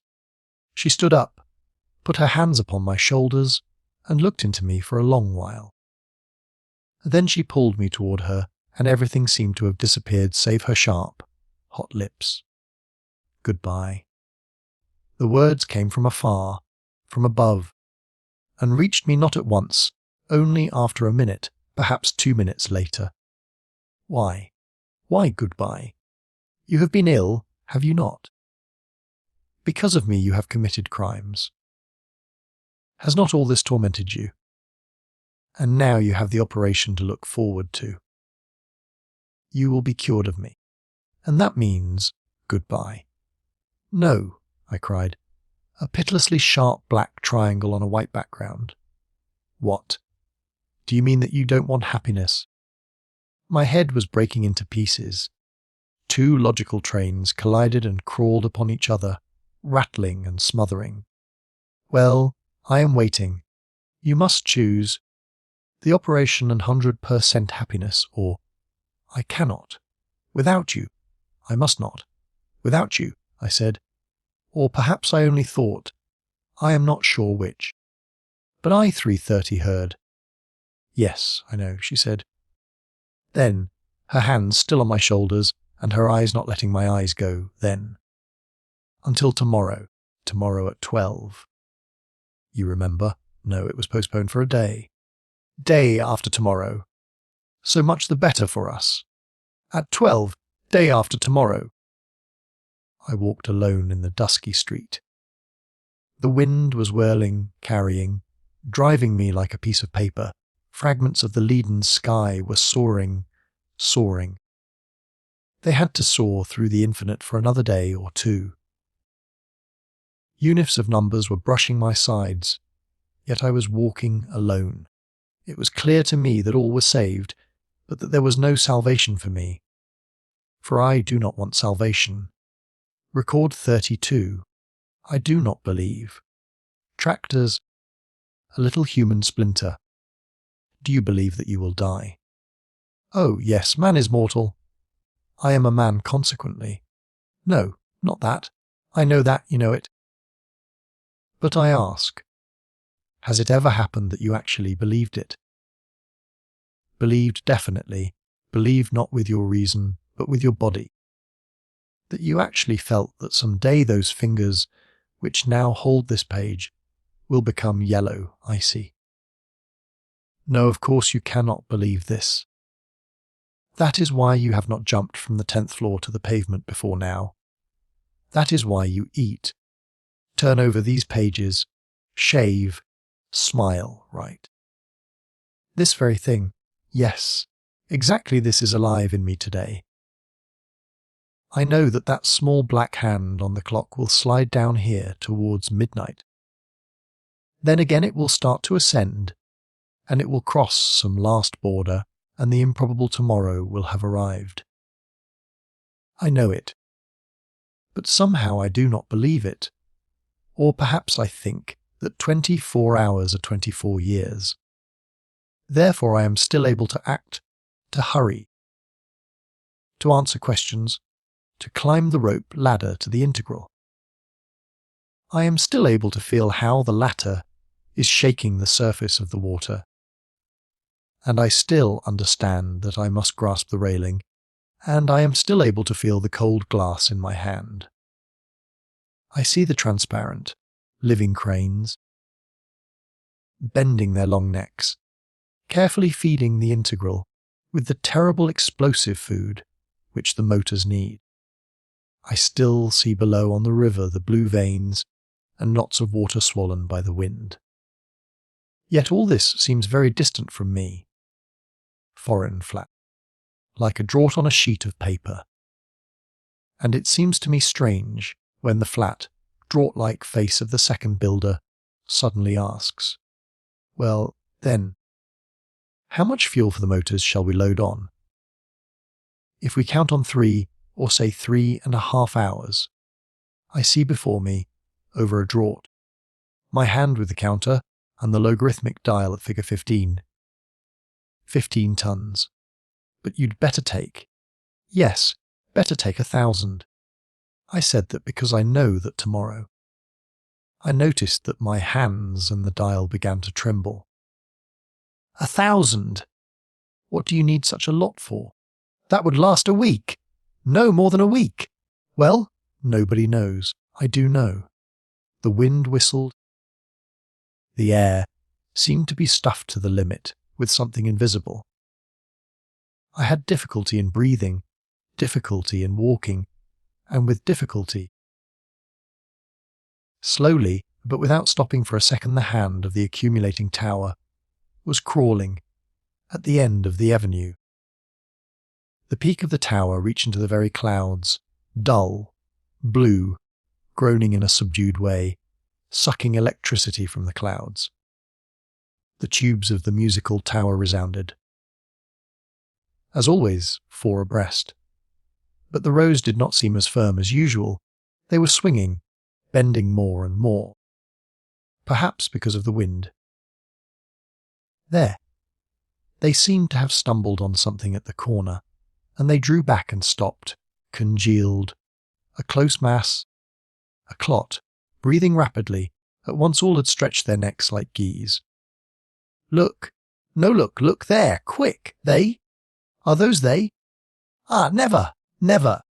I'd rather put my head straight into the machine. Silence! Are you crazy? On the corner the doors of the auditorium were ajar. A heavy column of about 50 people. The word people is not the right one. These were heavy wheeled automatons bound in iron and moved by an invisible mechanism. Not people, but a sort of human-like tractor. Over their heads, floating in the air, a white banner with a golden sun embroidered on it, and the rays of the sun. We are the first! We have already been operated upon. Follow us, all of you. They slowly, unhesitatingly mowed through the crowd, and it was clear that if they had in their way a wall, a tree, a house, they would have moved on with no more hesitation through wall, tree or house. In the middle of the avenue they fused and stretched out into a chain. Arm in arm, their faces turned towards us, and we, a human clot, tense, the hair pricking our heads. We waited. Our necks were stretched out goose fashion. Clouds. The wind whistled. Suddenly the wings of the chain from right and left bent quickly around us. And faster, faster, like a heavy engine descending a hill, they closed the ring and pulled us toward the yawning doors and inside. Somebody's piercing cry. "They are driving us in! Run!" All ran. Close to the wall there still was an open living gate of human beings. Everybody dashed through it, heads forward. Their heads became sharp wedges, so with their ribs, shoulders, hips. Like a stream of water compressed in a fire hose, they spurted out in the form of a fan, and all around me stamping feet, raised arms, unifs. The double curved S, with his transparent wing, ears appeared for a moment close before my eyes. He disappeared as suddenly. I was alone among arms and legs appearing for a second and disappearing. I was running. I dashed to the entrance of a house to stop for a breath, my back close to the door, and immediately, like a splinter borne by the wind, a human being was thrown towards me. All the while I have been following you. I do not want. Do you see I do not want? I am ready to. Small round hands on my sleeves, round dark blue eyes. It was Oneinity.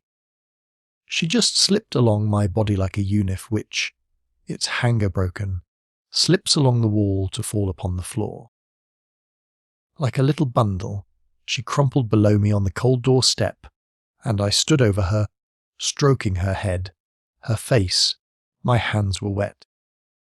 I felt as if I were very big, and she very small, a small part of myself. I felt something quite different from what I feel towards I-330. I think that the ancients must have had similar feelings towards their private children.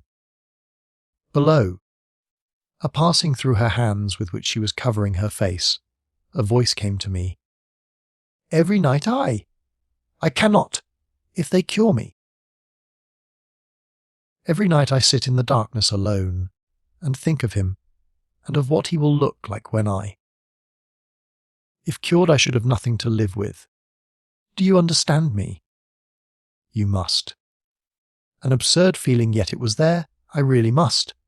Absurd because this duty of mine was nothing but another crime. Absurd because white and black cannot be one, duty and crime cannot coincide. Or perhaps there is no black and white in life, but everything depends upon the first logical premise, if the premise is that I unlawfully gave her a child. It is all right, but only don't, I said. Of course I understand. I must take you to I-330, as I once offered to, so that she... Yes.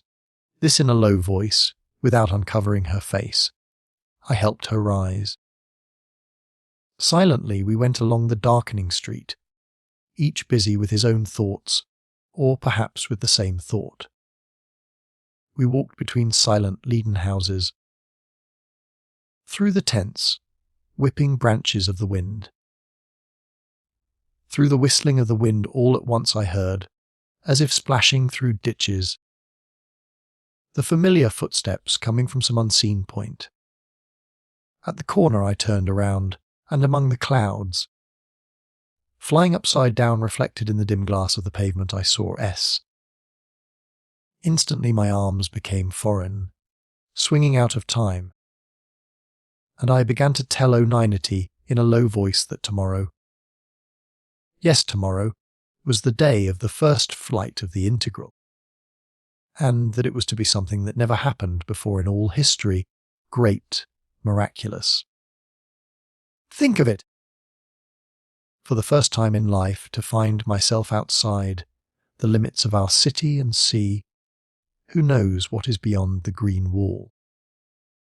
Oneinity looked at me extremely surprised, her blue eyes trying to penetrate mine. She looked at my senselessly swinging arms. But I did not let her say a word. I kept talking. And within me, apart from what I was saying and audible only to myself, a thought was feverishly buzzing and knocking. Impossible. You must somehow. You must not lead him to I-330. Instead of turning to the right, I turned to the left. The bridge submissively bent its back in a slavish way to all three of us, to me, to to him behind. Lights were falling from the houses across the water, falling and breaking into thousands of sparks, which danced feverishly, sprayed with the mad white foam of the water. The wind was moaning like a tensely stretched string of a double basso, somewhere not far away. Through this basso behind, all the while, the house where I live. At the entrance, stopped and began. No, you promised, did you not, that? I did not let her finish. Hastily I pushed her through the entrance, and we found ourselves in the lobby. At the controller's desk, the familiar, hanging. Excitedly quivering cheeks, a group of numbers around. They were quarrelling about something, heads bending over the banisters on the second floor. They were running downstairs one by one. But about that later. I at once drew Oninity into the opposite, unoccupied corner, and sat down with my back to the wall. I saw a dark, large-headed shadow gliding back and forth over the sidewalk. I took out my notebook. Oninity in her chair was slowly sinking, as if she were evaporating from under her unif, as if her body were thawing, as if only her empty unif were left, and empty eyes taking one into the blue emptiness. In a tired voice, "Why did you bring me here? You lead to me." "No. Not so loud, look here. Do you see, through the wall? Yes, I see a shadow. He is always following me. I cannot. Do you understand? I cannot therefore. I am going to write a few words to I-330. You take the note and go alone. I know he will remain here." Her body began again to take form and to move beneath the unif, on her face a faint sunrise dawn. I put the note between her cold fingers, pressed her hand firmly, and for the last time looked into her blue eyes. Goodbye. Perhaps some day. She freed her hand. Slightly bending over, she slowly moved away, made 2 steps, turned around quickly, and again we were side by side. Her lips were moving. With her lips and with her eyes she repeated some inaudible word. What an unbearable smile! What suffering! Then the bent-over human splinter went to the door. A bent-over little shadow beyond the wall. Without turning around she went on faster, still faster. I went to use desk. With emotion filling up her indignant gills, she said to me, "They have all gone crazy. He, for instance, is trying to assure me that he himself saw a naked man, covered hair, near the ancient house." A voice from the group of empty raised heads. "Yes." I repeat it, "Yes." "Well, what do you think of that? Oh, what a delirium!" The word delirium came out of her mouth so full of conviction, so unbending, that I asked myself, perhaps it really was nothing but delirium, all that has been going on around me of late. I glanced at my hairy hand and I remembered. There are, undoubtedly, some drops of that blood of the sun and woods in you. That is why perhaps you. No, fortunately it was not delirium, or no, unfortunately it was not delirium. Record 33. This without a synopsis. Hastily, the day. Quick, to the newspaper, perhaps there. I read the paper with my eyes, exactly. My eyes now are like a pen. Or like a counting machine, which you hold and feel in your hands like a tool, something foreign, an instrument. In the newspaper on the first page, in large print. The enemies of happiness are awake. Hold to your happiness with both hands. Tomorrow all work will stop, and all the numbers are to come to be operated upon. Those who fail to come will be submitted to the machine of the well door. Tomorrow! How can there be? How can there be any tomorrow? Following my daily habit, I stretched out my arm, instrument, to the bookshelf to put today's paper, with the rest in a cover ornamented with gold. While doing this, what for? What does it matter? Never again shall I. In this cover, never. And out of my hands, down to the floor it fell. I stood looking all around, over all my room. Hastily I was taking away, feverishly putting into some unseen valleys everything I regretted leaving here. My desk, my books, my chair. Upon that chair sat I 3:30 that day. I was below on the floor. My bed. Then for a minute or two I stood and waited for some miracle to happen. Perhaps the telephone would ring. Perhaps she would say that. But no miracle. I am leaving, going into the unknown. These are my last lines. Farewell you, my unknown beloved ones, with whom I have lived through so many pages, before whom I have bared my diseased soul, my whole self to the last broken little screw, to the last cracked spring. I am going. Record 34. The Forgiven Ones. A sunny night. A radio walkery. Oh, if only I actually had broken myself to pieces. If only I actually had found myself with her in some place beyond the wall, among beasts showing their yellow tusks. If only I actually had never returned here. It would be 1,000, 1,000,000 times easier. But now, what? Now to go and choke that. But would it help? No. Take yourself in hand. 503. Set into yourself the firm logical hub. At least for a short, while weigh heavily with all your might on the lever, and like the ancient slave, turn the millstones of syllogisms until you have written down and understood everything that happened. When I boarded the integral, everybody was already there, and everybody occupied his place. All the cells of the gigantic hive were filled. Through the glass of the decks, tiny, ant-like people below at the telegraph, dynamo, transformers, altimeters, ventilators, indicators, motor, pumps, tubes.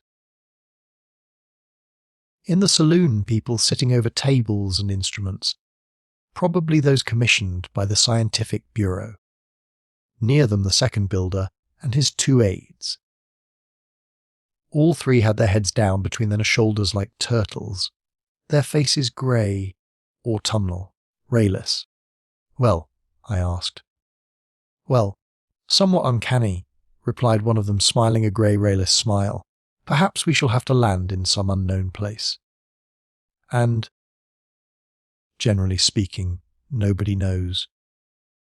I hardly could bear to look at them, when in an hour or so I was to throw them out with my own hands, to cast them out from the cosy figures of our tables of hours, forever to tear them away from the mother's breast of the United State. They reminded me of the tragic figures of The 3 Forgiven Ones, a story known to all of our school children. It tells about 3 numbers who by way of experiment were exempted for a whole month from any work. Go wherever you will, do what you will, they were told. The unhappy 3 wandered the whole time about the place of their usual work and gazed within with hungry eyes. They would stop on the plazas and for hours busy themselves, repeating the motions which they were used to making during certain hours of the day. It became a bodily necessity for them to do so. They would soar and plane the air. With unseen sledge hammers they would bang upon unseen stakes. Finally, On the 10th day they could bear it no longer. They took one another by the hand, entered the river, and, to the accompaniment of the march, they waded deeper and deeper until the water forever ended their sufferings. I repeat, it was hard for me to look at them, and I was anxious to leave them. I just want to take a glance into the engine room. And then off, I said. They were asking me questions. What voltage should be used for the initial spark?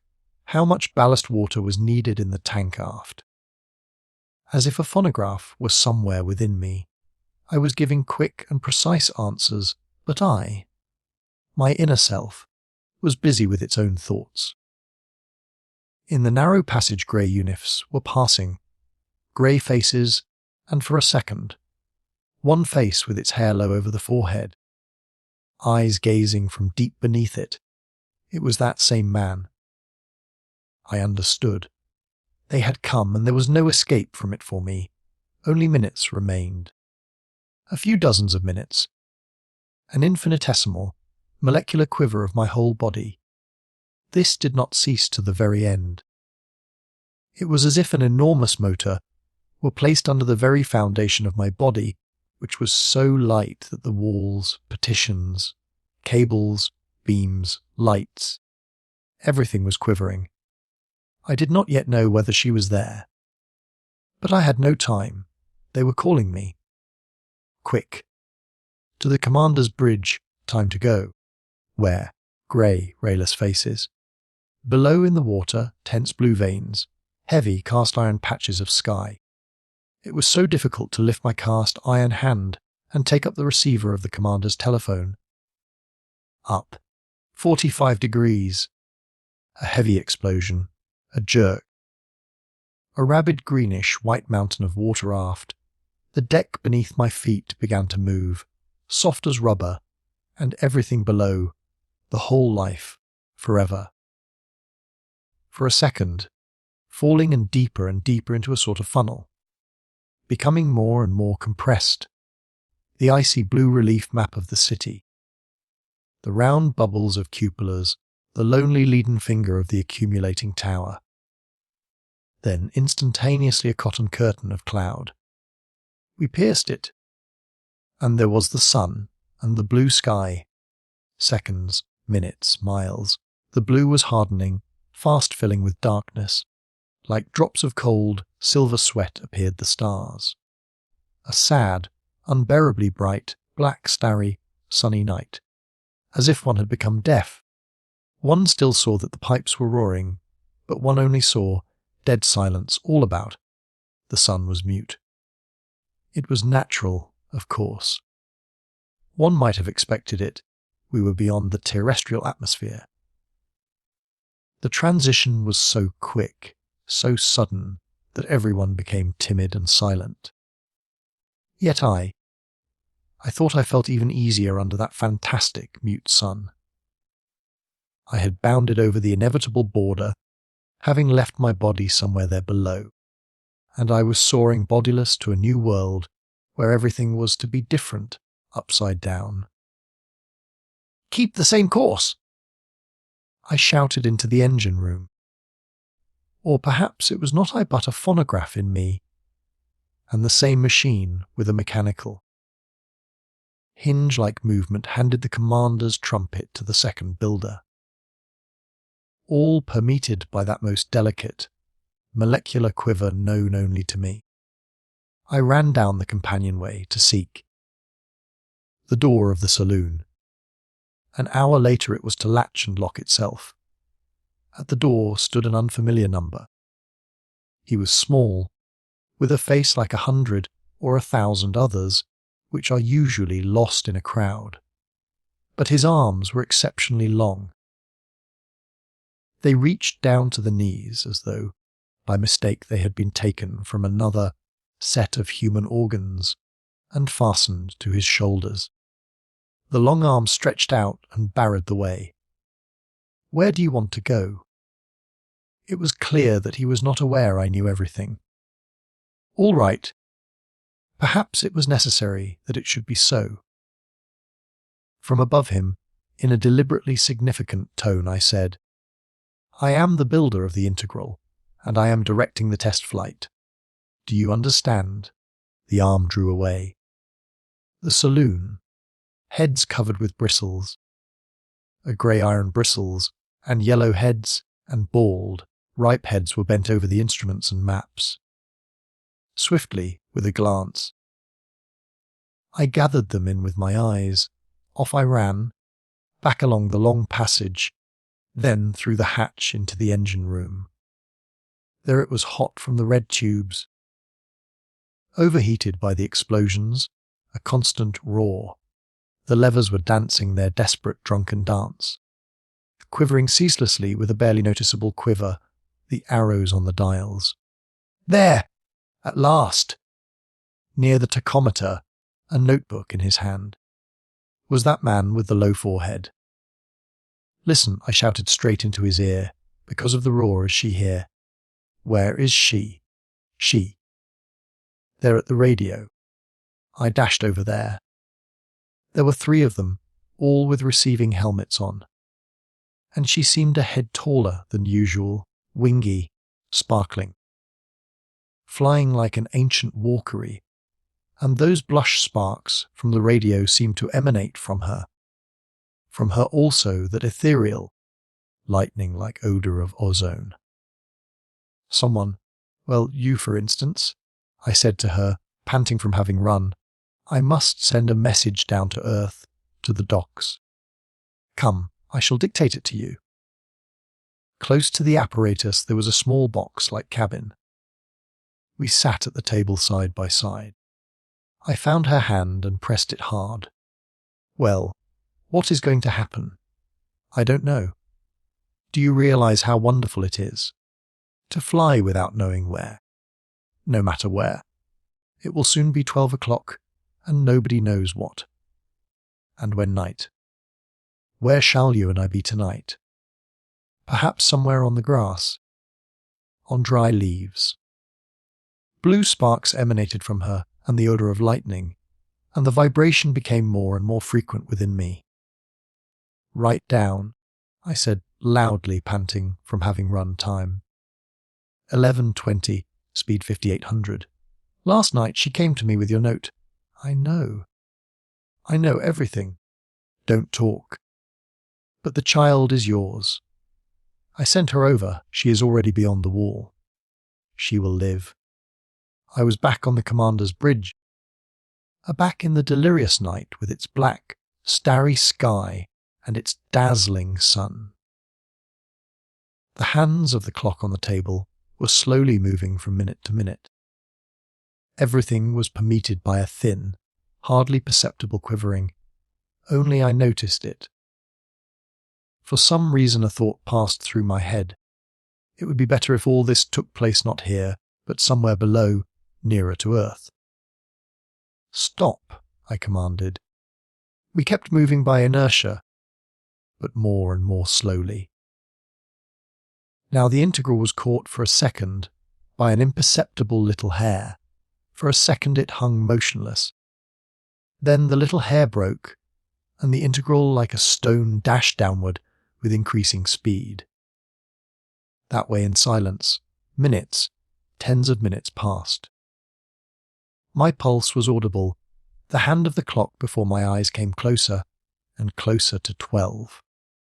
It was clear to me I was a stone, I 330 the earth, and the stone was under irresistible compulsion to fall downward, to strike the earth and break into small particles. What if? Already the hard blue smoke of the clouds appeared below. What if? But the phonograph within me, with a hinge-like motion and precision, took the telephone and commanded, "Low speed." The stone ceased falling. Only the 4 lower tubes were growling, 2 ahead and 2 aft, only enough to hold the integral motionless, and the integral, only slightly trembling, stopped in the air as if anchored, about 1 kilometre from the earth. Everybody came out on deck. It was shortly before 12. before the sounding of the dinner gong, and leaned over the glass railing. Hastily, in huge gulps, they swallowed the unknown world which lay below. Beyond the green wall, amber, blue-green, the autumnal woods, prairies, a lake. At the edge of a little blue saucer, some lone yellow debris. A threatening, dried-out yellow finger. It must have been the tower of an ancient church, saved by a miracle. "Look there! Look! There to the right!" There, over the green desert, a brown blot was rapidly moving. I held a telescope in my hands, and automatically I brought it to my eyes. The grass reaching their chests, a herd of brown horses was galloping, and on their back they black, white and dark. Behind me, I assure you, I saw a face. Go away! Tell it to someone else. Well, look for yourself. Here is the telescope. They had already disappeared. Endless green desert. And in that desert, dominating it completely and dominating me, and everybody, the piercing vibrations of the gong, dinner time, 1 minute to 12. For a second the little world around me became incoherent, dispersed. Someone's brass badge fell to the floor. It mattered little. Soon it was under my heel. A voice. And I tell you, it was a face. A black square, the open door of the main saloon. White teeth pressed together, smiling. And at that moment, when the clock began slowly, holding its breath between beats, to strike, and when the front rows began to move towards the dining saloon, the rectangle of the door was suddenly crossed by the too familiar, unnaturally long arms. Stop.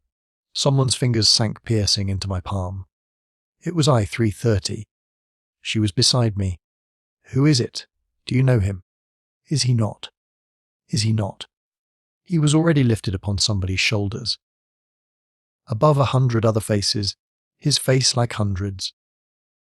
Like thousands of other faces, yet unique among the rest. In the name of the Guardians. You, to whom I talk, they hear me, every one of them hears me. I talk to you. We know. We don't know your numbers yet, but we know everything else. The integral shall not be yours. The test flight will be carried out to the end, and you yourselves. You will not dare to make another move. You with your own hands will help to go on with the test and afterward. Well, I have finished. Silence. The glass plates under my feet seemed soft, cotton-like. My feet too, soft, cotton-like. Beside me, she with a dead white smile, angry blue sparks, threw her teeth to me. Ah, it is your work. You did your duty. Well, she tore her hand from mine. The Walkyrie helmet with indignant wings was soon to be seen some distance in front of me. I was alone, torpid, silent. Like everyone else, I followed into the dining saloon. But it was not I. I told nobody, save these white, mute pages.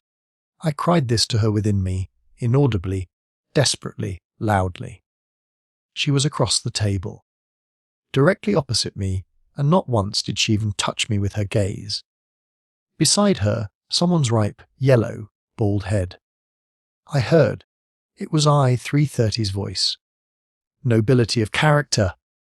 But my dear professor, even a superficial etymological analysis of the word shows that it is a superstition, a remnant of the ancient feudal epoch. I felt I was growing pale, and that they would soon notice it. But the phonograph within me performed the prescribed 50 chewing movements for every bite. I locked myself into myself, as though into an opaque house. I threw up a heap of rocks before my door and lowered the window blinds. Afterward, again the telephone of the commander was in my hands, and again we made the flight with icy, supreme anxiety through the clouds into the icy, starry, sunny night, Minutes, hours passed. Apparently all that time the logical motor within me was working feverishly at full speed. For suddenly somewhere at a distant point of the dark blue space, I saw my desk, and the gill-like cheeks of you over it, and the forgotten pages of my records. It became clear to me, nobody but she. Everything was clear to me. If only I could reach the radio room soon. Wing-like helmets, the odour of blue lightnings. I remember telling her something in a low voice, and I remember how she looked through me, and how her voice seemed to come from a distance. I am busy. I am receiving a message from below. You may dictate yours to her. The small, box-like little cabin. I thought for a second, and then dictated in a firm voice. Time 1440. Going down. Motors stopped. The end of all. The commander's bridge. The machine heart of the integral stopped. We were falling. My heart could not catch up, and would remain behind and rise higher and higher into my throat. Clouds.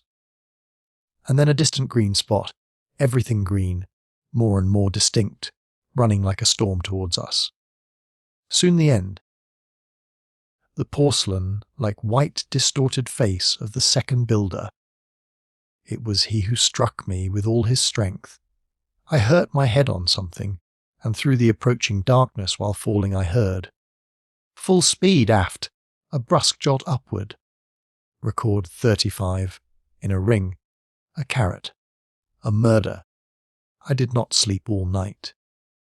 The whole night but one thought. As a result of yesterday's mishap, my head is tightly bandaged. It seems to me not a bandage but a ring, a pitiless ring of glass iron, riveted about my head. And I am busy with the same thought, always the same thought in my riveted circle. To kill you, and then go to her and say, "Now do you believe?" What is most disquieting is that to kill is dirty, primitive. To break a head with something. The thought of it gives me a peculiar sensation of something disgustingly sweet in my mouth, and I am unable to swallow my saliva. I am always spitting into my handkerchief, yet my mouth feels dry. I had in my closet a heavy piston, rod which cracked during the casting, and which I brought home, in order to find out the cause of the cracking with a microscope. I made my manuscript into a tube. Let her read me to the last letter, pushed the broken piston into that tube, and went downstairs. The stairway seemed endless, the steps disgustingly slippery liquid.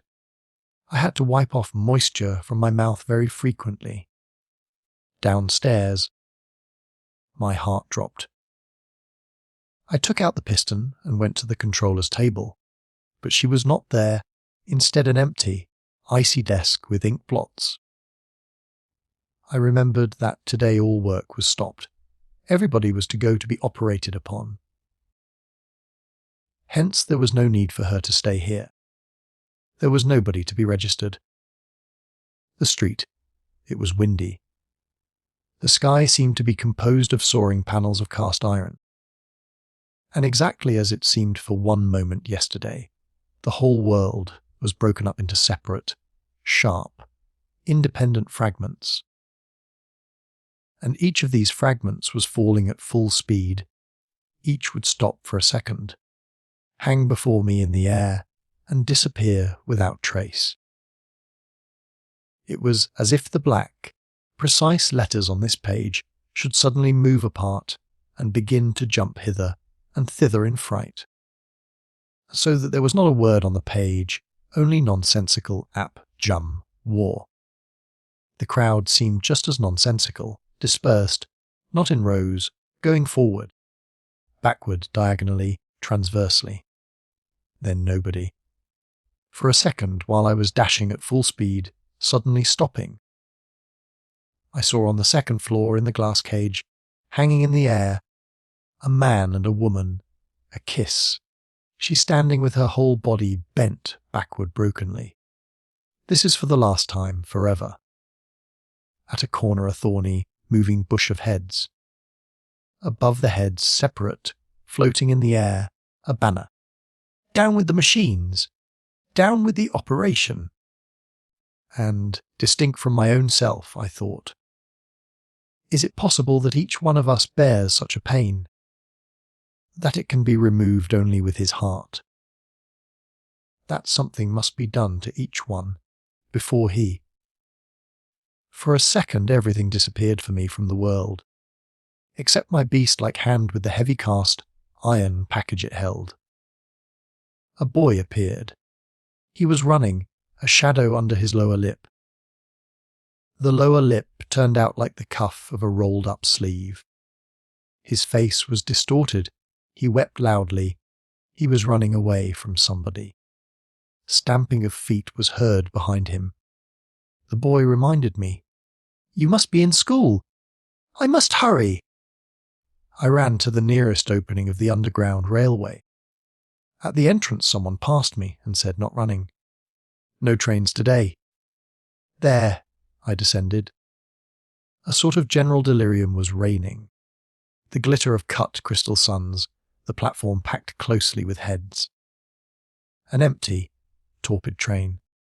In the silence, a voice. I could not see her, but I knew. I knew that intense, living flexible, whip-like, flogging voice. I felt there that sharp triangle of brows drawn to the temples. Let me reach her, I must. Someone's tentacles caught my arm, my shoulders. I was nailed. In the silence I heard, "No, go up to them. There they will cure you. There they will overfeed you with that leavened happiness. Satiated, you will slumber peacefully, organized, keeping time and snoring sweetly." Is it possible that you do not yet hear that great symphony of snoring? Foolish people! Don't you realize that they want to liberate you from these gnawing, warm, like torturing question marks, and you remain standing here and listening to me? Quick up! To the great operation? What is your concern if I remain here alone? What does it matter to you if I want to struggle, hopelessly struggle? So much the better! What does it matter to you that I do not want others to desire for me? I want to desire for myself. If I desire the impossible. Another voice, slow, heavy. Ah, the impossible, which means to run after your stupid fancies. Those fancies would whirl from under your very noses like a tail. No, we shall catch that tail, and then, swallow it and fall snoring, a new tail will become necessary. They say the ancients had a certain animal which they called ass. In order to make it go forward, they would attach a carrot to a bow held in front of its nose, so that it could not reach it. If it had caught and swallowed it, the tentacles suddenly let me go. I threw myself towards the place she was speaking from. But at that very moment everything was brought to confusion. Shouts from behind. "They are coming here! Coming here!" The lights twinkled and went out. Someone cut the cable, and everything was like a lava of cries, groaning, heads, fingers. I do not know how long we were rolled about that way in the underground tube. I only remember that steps were felt, dusk appeared, becoming brighter and brighter, and again we were in the street, dispersing fan-wise in different directions. Again I was alone. Wind, grey, low twilight crawling over my head. In the damp glass of the sidewalk, somewhere very deep, there were light topsy-turvy walls and figures moving along, feet upward. And that terribly heavy package in my hands pulled me down into that depth to the bottom. At the desk again. You was not yet there. Her room was dark and empty. I went up to my room and turned on the light. My temples, tightly bound by the iron ring, were pulsating. I paced and paced, always in the same circle. My table, the white package on the table, the bed, my table, the white package on the table.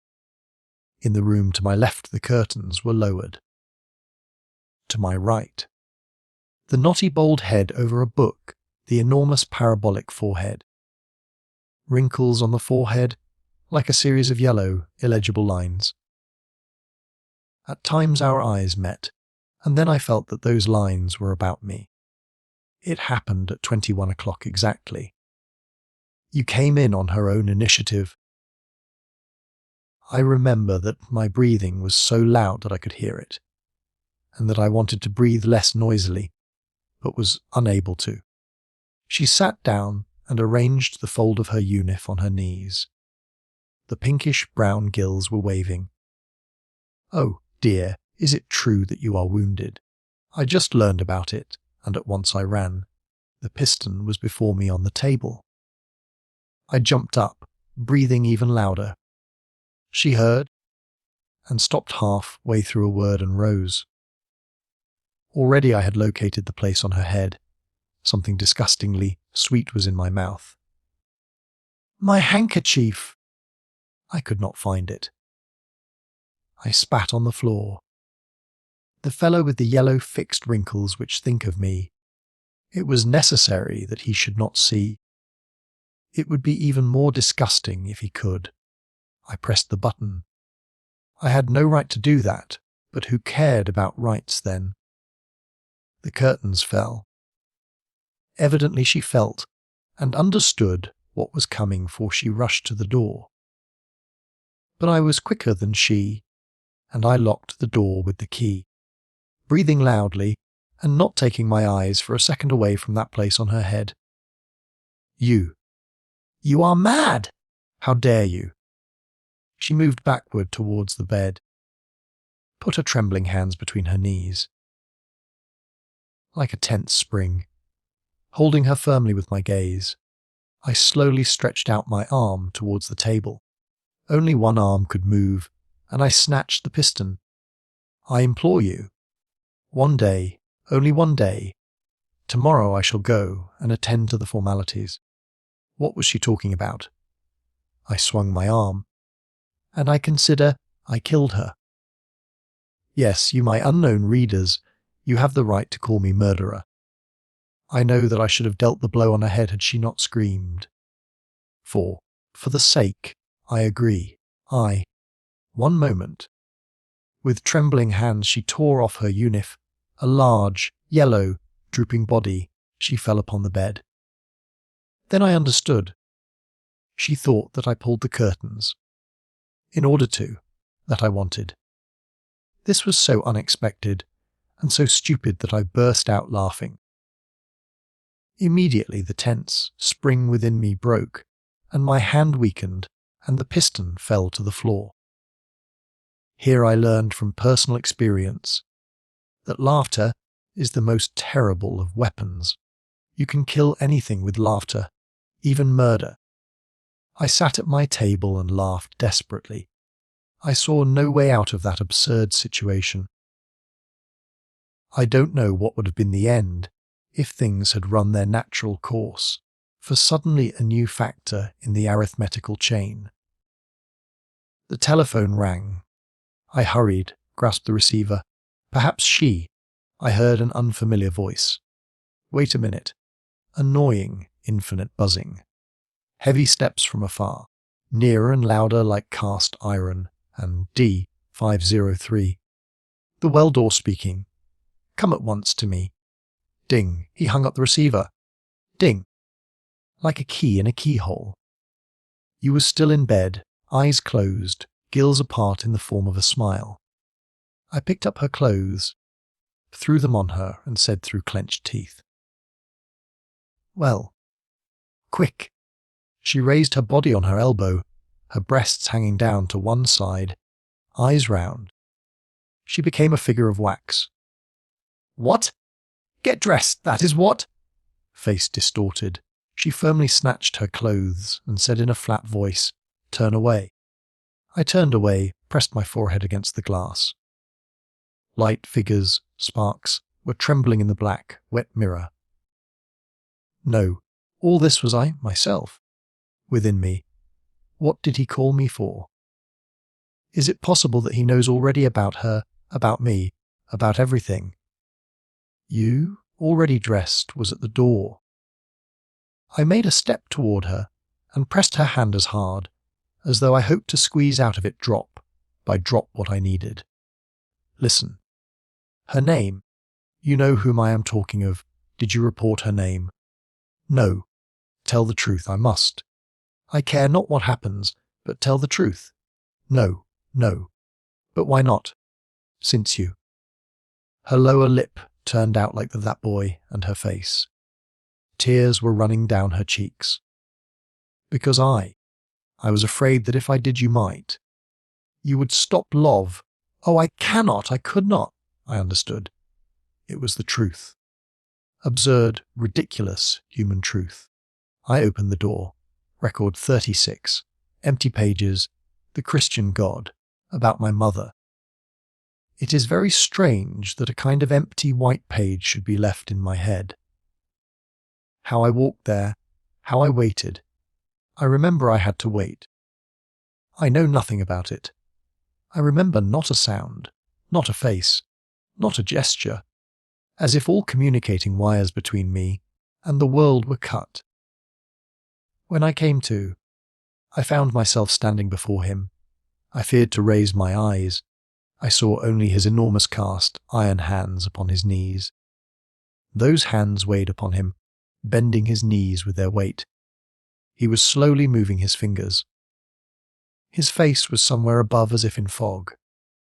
And, only because his voice came to my ear from such a height, it did not roar like thunder. It did not deafen me, but appeared to be an ordinary human voice. Then you too, you the builder of the integral. You, whose lot it was to become the greatest of all conquistadors. You whose name was to have been at the head of a glorious, new chapter of the history of the United States. You. Blood ran to my head, to my cheeks. And here again a white page, only the pulsation in my temples, and the heavy voice from above. But I remember not a word.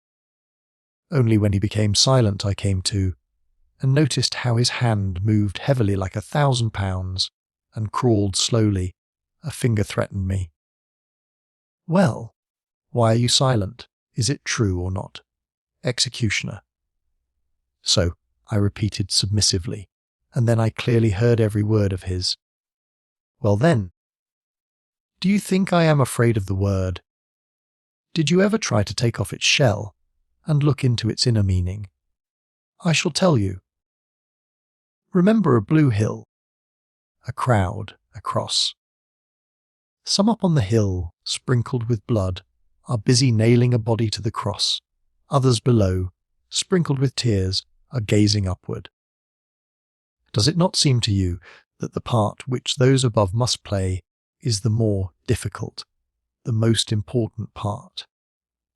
If it were not for them, how could that magnificent tragedy ever have been staged? True, they were hissed by the dark crowd, but for that the author of the tragedy, God, should have remunerated them the more liberally, should he not? And the Christian, most clement God himself, who burnt on a slow fire all the infidels, is he not an executioner? Was the number of those burned by the Christians less than the number of burned Christians? Yet, you must understand this. Yet this God was for centuries glorified as the God of love. Absurd. Oh, no. Just the contrary. It is rather a patent for the imperishable wisdom of man, written in blood. Even at the time when he still was wild and hairy, man knew that real, algebraic love for humanity must inevitably be inhuman, and that the inevitable mark of truth is cruelty, just as the inevitable mark of fire is its property of causing the sensation of burning.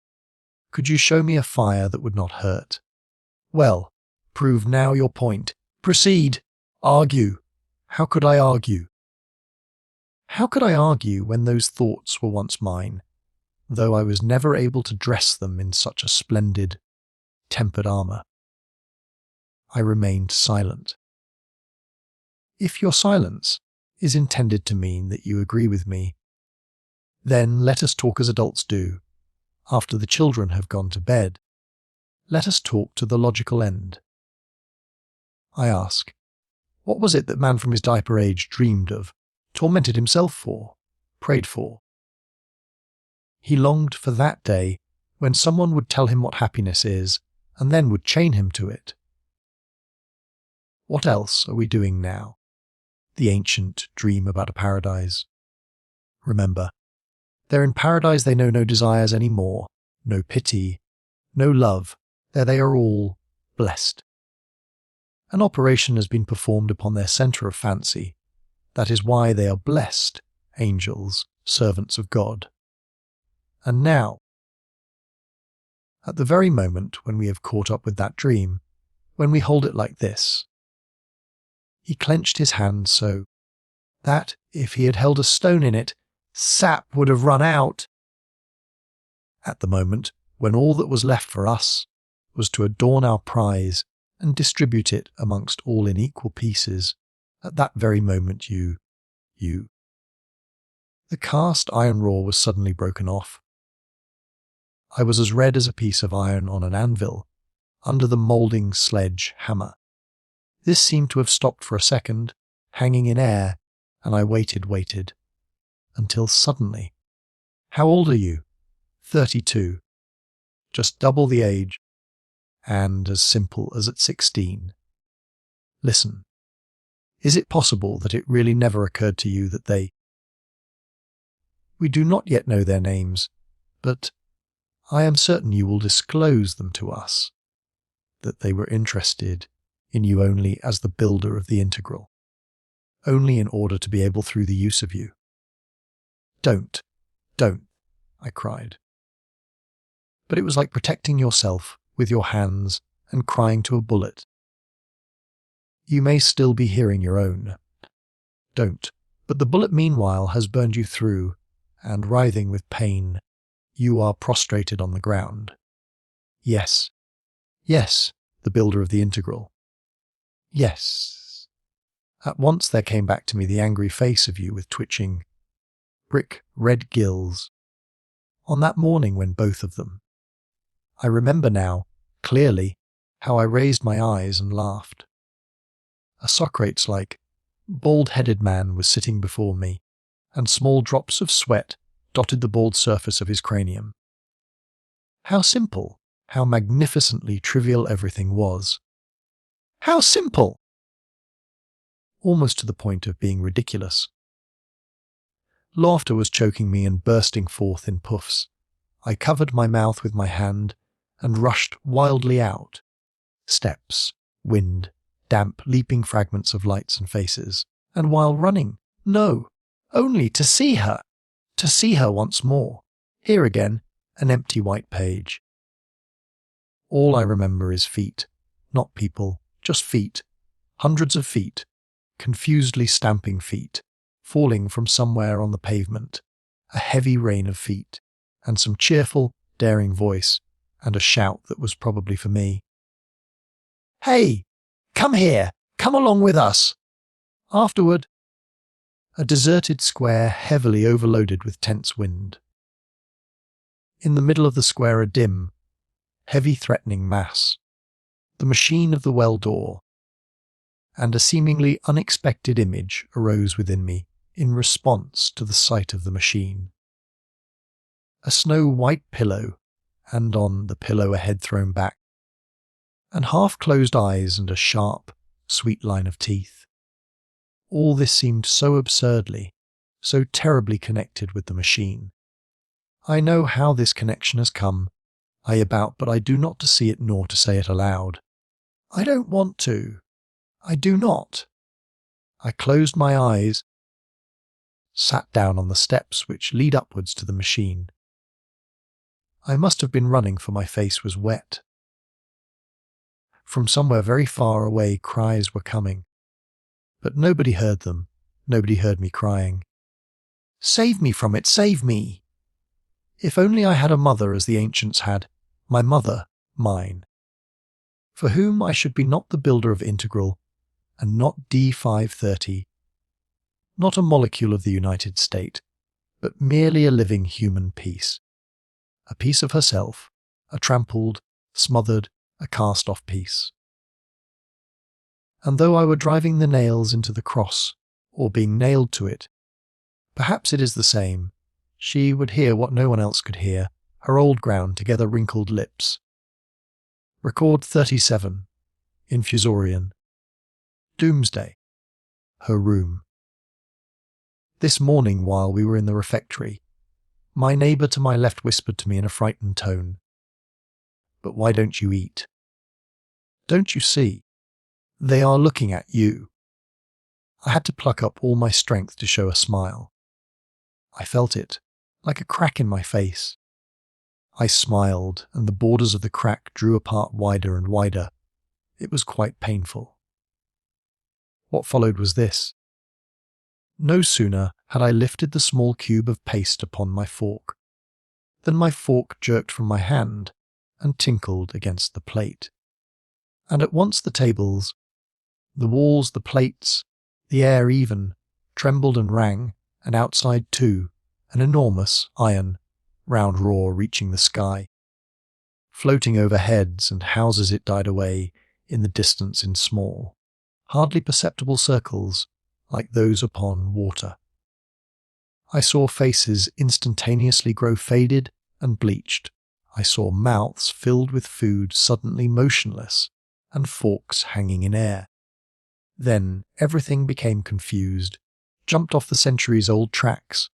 Everybody jumped up from his place, without singing the hymn, and confusedly, in disorder, hastily finishing chewing, choking, grasping one another. They were asking, "What? What happened? What?" And the disorderly fragments of the machine, which was once perfect and great, fell down in all directions, down the elevators, down the stairs. Stamping of feet. Pieces of words like pieces of torn letters carried by the wind. The same outpour from the neighbouring houses. A minute later the avenue seemed like a drop of water under a microscope. The infusoria locked up in the transparent. Glass-like drop of water were tossing around, to the sides, up and down. Ah! Someone's triumphant voice. I saw the back of a neck, and a finger pointing to the sky. I remember very distinctly a yellow pinkish nail, and under the nail a crescent crawling out, as if from under the horizon. The finger was like a compass. All eyes were raised to the sky. There, running away from an invisible pursuit, masses of cloud were rushing upon each other. And coloured by the clouds, the arrows of the guardians, with their tubes like antennae, were floating. And farther to the west, something like. At first nobody could understand what it was, even I, who knew, unfortunately, more than the others. It was like a great hive of black arrows swarming, somewhere at an extraordinary height. They looked like hardly noticeable, swiftly moving points, nearer and nearer. Hoarse, guttural sounds began to reach the earth, and finally we saw birds just over our heads. They filled the sky with their sharp, black descending triangles. The stormy wind drove them down, and they began to land on the cupolas, on the roofs, poles and balconies. Ah, ah! And the triumphant back of the neck turned, and I saw that man with the protruding forehead, but it seemed that the title, so to speak, was all that was left of him. He seemed to have crawled out from under his forehead and on his face, around the eyes and lips, Bunches of rays were growing. Through the noise of the wind and wings and cawing, he cried to me, "Do you realize? Do you realize? They have blown up the wall. The wall has been blown up. Do you understand?" Somewhere in the background, figures with their heads drawn in were hastily rushing by and into the houses. In the middle of the pavement, a mass of those who had been already operated upon. They moved towards the west, hairy bunches of rays around the lips and eyes. I grasped his hands. "Tell me, where is she? Where is I-330?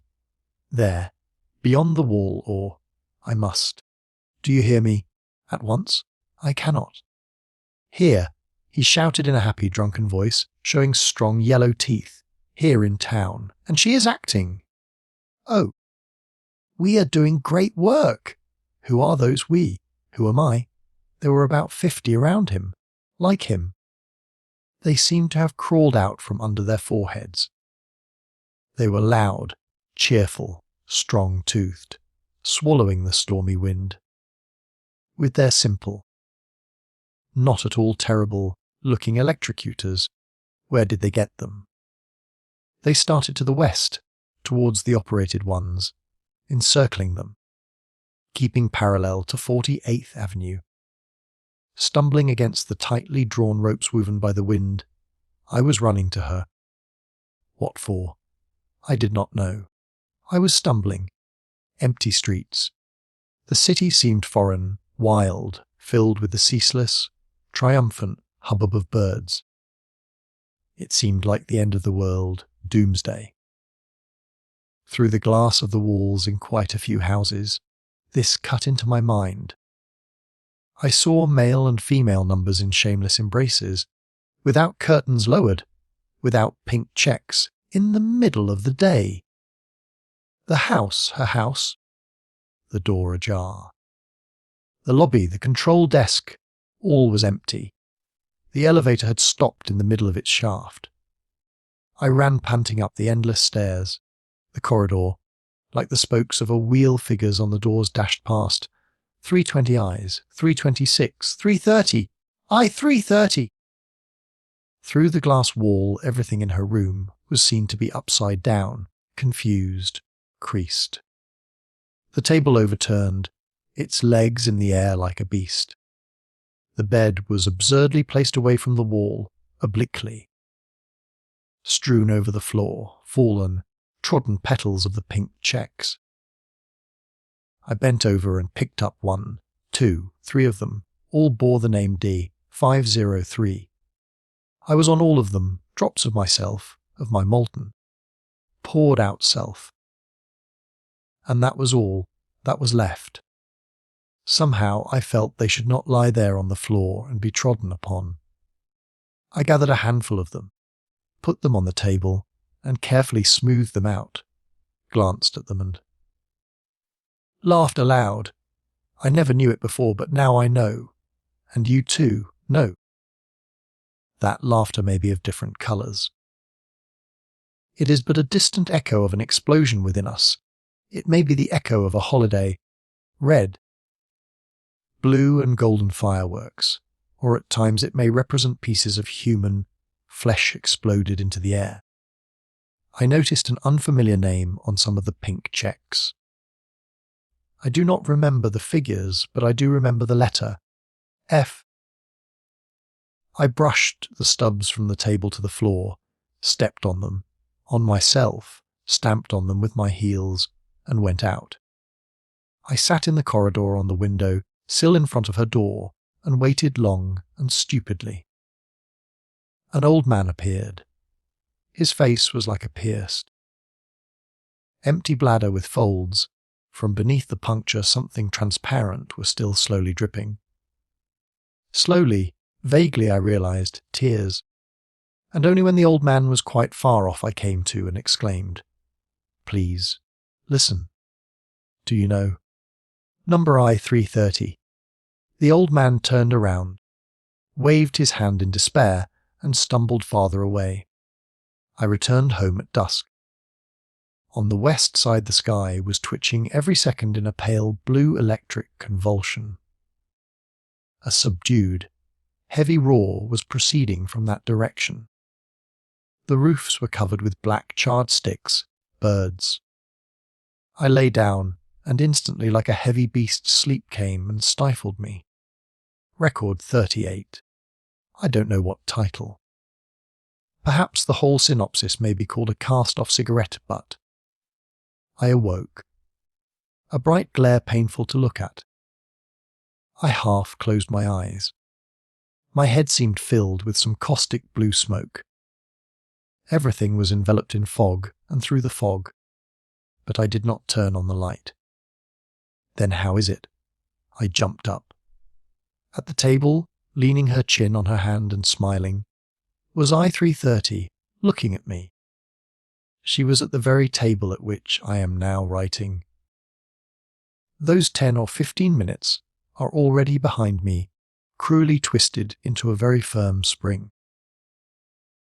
Yet it seems to me that the door closed after her only a second ago, and that I could still overtake her and grasp her hand, and that she might laugh out and say, I-330 was at the table. I rushed towards her. You, I have been. I saw your room. I thought you. But midway I hurt myself upon the sharp, motionless spears of her eyelashes, and I stopped. I remembered. She looked at me in the same way before, in the integral. It was urgent to tell her everything in 1 second, and in such a way that she should believe, or she would never. Listen, I-330, I must, everything. No, 1 moment. Let me have a glass of water first. My mouth was as dry as though it were lined with blotting paper. I poured a glass of water, but I could not. I put the glass back upon the table, and with both hands firmly grasped the carafe. Now I noticed that the blue smoke was from a cigarette. She brought the cigarette to her lips, and with avidity she drew in and swallowed the smoke as I did water. Then she said, "Don't. Be silent. Don't you see it matters little? I came anyway. They are waiting for me below.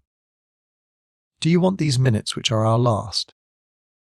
Abruptly, she threw the cigarette on the floor and bent backwards over the side of the chair to reach the button in the wall. It was quite difficult to do so, and I remember how the chair swayed slightly, how 2 of its legs were lifted. Then the curtains fell. She came close to me and embraced me. Her knees through her dress were like a slow, gentle, warm, enveloping and permeating poison.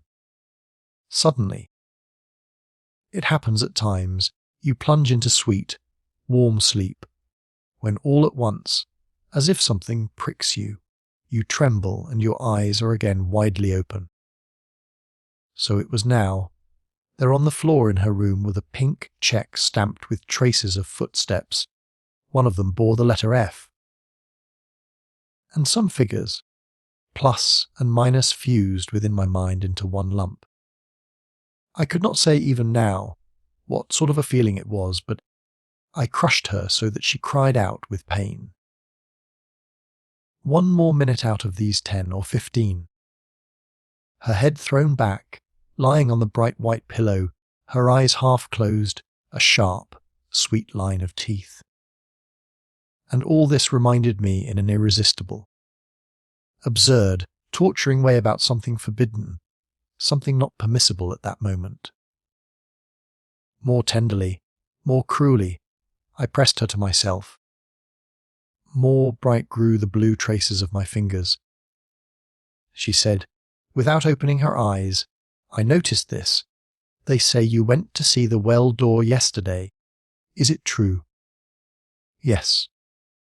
Then her eyes opened widely, and with delight I looked at her, and saw that her face grew quickly paler and paler, that it effaced itself, disappearing, only the eyes remained. I told her everything, only for some reason, what I don't know. No, It is not true. I know the reason. I was silent about one thing. His assertion at the end that they needed me only in order. Like the image on a photographic plate in a developing fluid. Her face gradually reappeared. The cheeks, the white line of teeth, the lips. She stood up and went to the mirror door of the closet. My mouth was dry again. I poured water, but it was revolting to drink it. I put the glass back on the table and asked, "Did you come to see me because you wanted to inquire?" A sharp, mocking triangle of brows drawn to the temples looked at me from the mirror. She turned around to say something but said nothing. It was not necessary, I knew. To bid her goodbye, I moved my foreign limbs, struck the chair with them. It fell upside down, dead, like the table in her room. Her lips were cold. Just as cold was once the floor, here, near my bed. When she left, I sat down on the floor, bent over the cigarette butt. I cannot write any more. I no longer want to. Record 39. The end. All this was like the last crystal of salt thrown into a saturated solution. Quickly, needle-like crystals began to appear, to grow more substantial and solid. It was clear to me, the decision was made, and tomorrow morning I shall do it. It amounts to suicide, but perhaps then I shall be reborn. For only what is killed can be reborn. Every second the sky twitched in convulsion there in the west. My head was burning and pulsating inside. I was up all night, and I fell asleep only at about 7 o'clock in the morning, when the darkness of the night was already dispelled and becoming grey, and when the roofs, crowded with birds, became visible. I woke up, 10 o'clock. Evidently the bell did not ring today. On the table, left from yesterday, there stood the glass of water. I gulped the water down with avidity and I ran. I had to do it quickly as possible. The sky was deserted, blue, all eaten up by the storm. Sharp corners of shadows. Everything seemed to be cut out of blue autumnal air, thin, dangerous to touch. It seemed so brittle, ready to disperse into glass dust. Within me something similar. I ought not to think. It was dangerous to think for. And I did not think. Perhaps I did not even see properly. I only registered impressions. There on the pavement, thrown from somewhere, branches were strewn. Their leaves were green, amber and cherry red. Above, crossing each other, birds and arrows were tossing about. Here below heads, open mouths, hands waving branches. All this must have been shouting, buzzing, chirping. Then, streets empty as if swept by a plague. I remember I stumbled over something disgustingly soft, yielding yet motionless. I bent down, a corpse. It was lying flat, the legs apart. The face. I recognized the thick negro lips, which even now seemed to sprinkle with laughter. His eyes, firmly screwed in, laughed into my face. 1 second. I stepped over him and ran. I could no longer. I had to have everything done as soon as possible, or else I felt I would break. I would break in two like an overloaded sail. Luckily it was not more than 20 steps away. I already saw the sign with the golden letters. The Bureau of Guardians. At the door I stopped for a moment to gulp down as much air as I could and stepped in. Inside. In the corridor stood an endless chain of numbers, holding small sheets of paper and heavy notebooks. They moved slowly, advancing a step or two and stopping again. I began to be tossed about along the chain. My head was breaking to pieces. I pulled them by the sleeves. I implored them as a sick man implores, to be given something that would, even at the price of sharpest pain, end everything forever. A woman with a belt tightly clasped around her waist over the unif, and with two distinctly protruding, squatty hemispheres, tossing about, as if she had eyes on them, chuckled at me. "He has a belly H. Show him to the room, second door to the right." Everybody laughed, and because of that laughter something rose in my throat. I felt I should either scream or. Suddenly from behind someone touched my elbow. I turned around. Transparent wing ears! But they were not pink as usual. They were purplish red. His Adam's apple was tossing about as though ready to tear the covering. Quickly boring into me.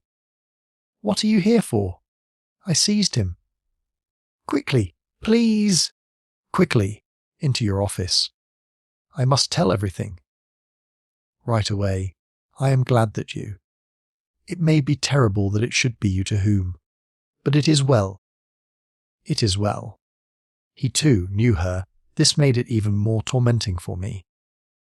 But perhaps he too would tremble when he should hear, and we would both be killing. And I would not be alone at that, my supreme second. The door closed with a slam. I remember a piece of paper was caught beneath the door, and it rustled on the floor when the door closed. And then a strange airless silence covered us, as if a glass bell were put over us. If only he had uttered a single, most insignificant word. No matter what, I should have told him everything at once. But he was silent. So keyed up that I heard a noise in my ears, I said without looking at him. I think I always hated her from the very beginning. I struggled. Or, no, don't believe me. I could have, but I did not want to save myself. I wanted to perish. This was dearer to me than anything else. And even now, even this minute, when I know already everything, do you know that I was summoned to the well door? Yes, I do. But what he told me, please realize that it was equivalent to. It was if someone should remove the floor from under you this minute. And you and all here on the desk, the papers, the ink would splash out and cover everything with blots. What else? What further? "Hurry up! Others are waiting!" Then stumbling, muttering. I told him everything that is recorded in these pages. About my real self, and about my hairy self, and about my hands. Yes. Exactly, that was the beginning. And how I would not do my duty then, and how I lied to myself, and how she obtained false certificates for me, and how I grew worse and worse every day, and about the long corridors underground, and there beyond the wall. All this I threw out in formless pieces and lumps. I would stutter and fail to find words. The lips double curved in a smile would prompt me with the word I needed, and I would nod gratefully. Yes. Suddenly, what was it? He was talking for me, and I only listened and nodded. Yes, and then, yes, exactly so. Yes.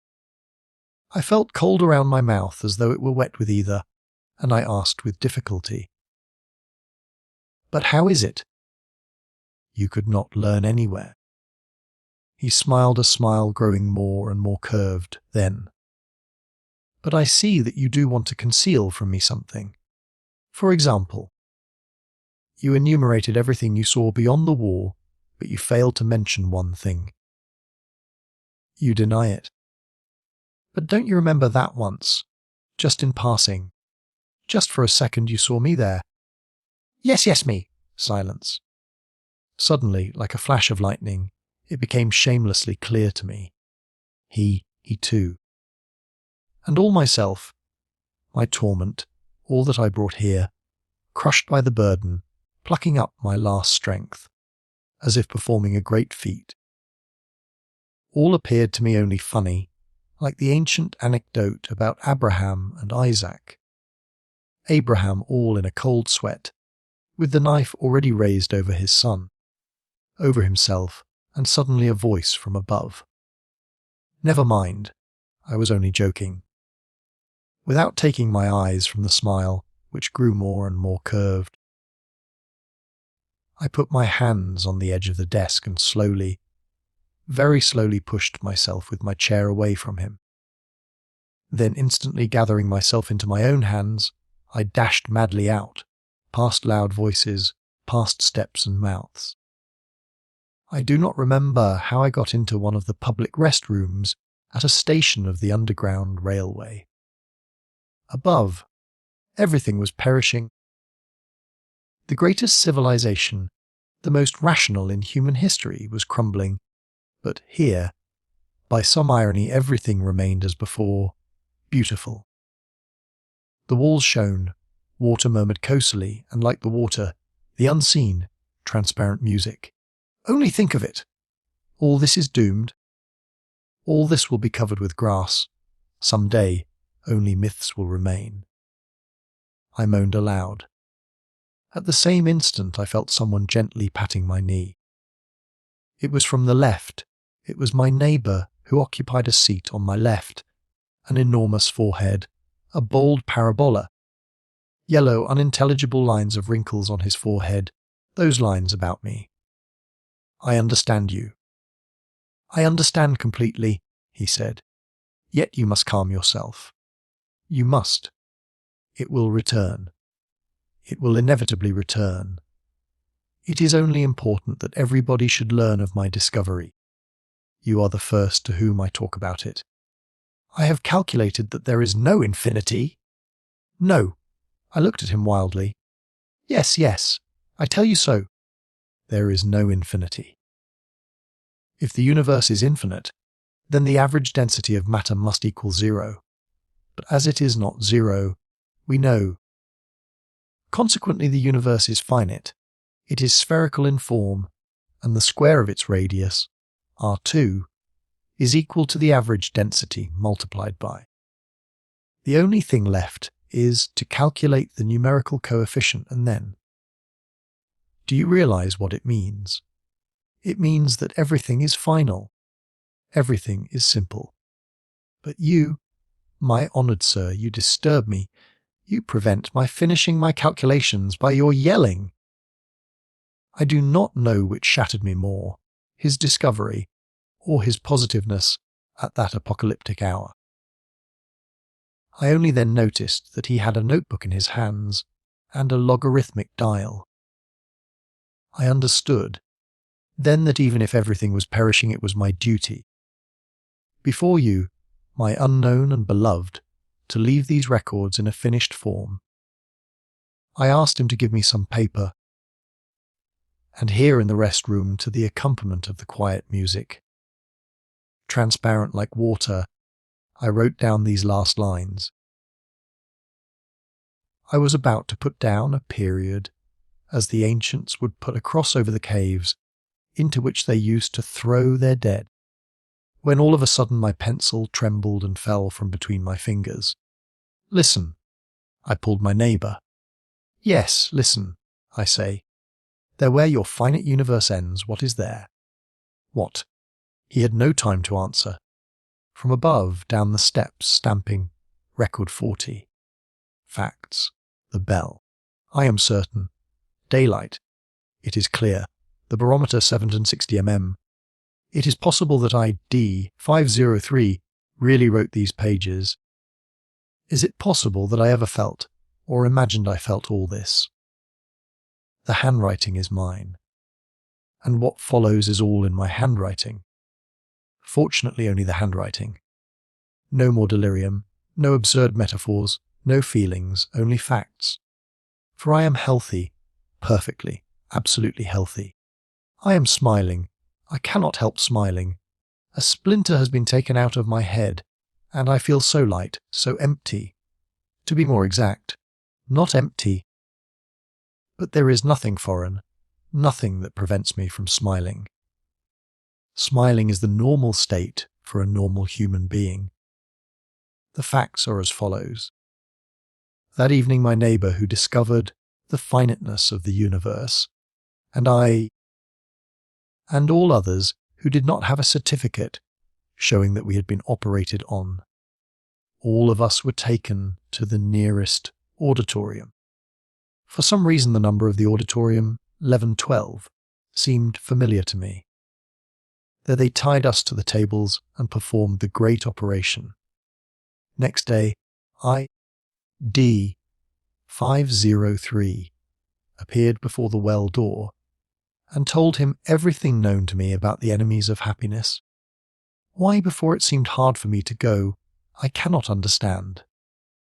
The only explanation seems to be my illness, my soul. The same evening, sitting at the same table with him, with the well door, I saw for the first time in my life the famous gas chamber. They brought in that woman. She was to testify in my presence. That woman remained stubbornly silent and smiling. I noticed that she had sharp and very white teeth which were very pretty. Then she was brought under the bell. Her face became very white, and as her eyes were large and dark, all was very pretty.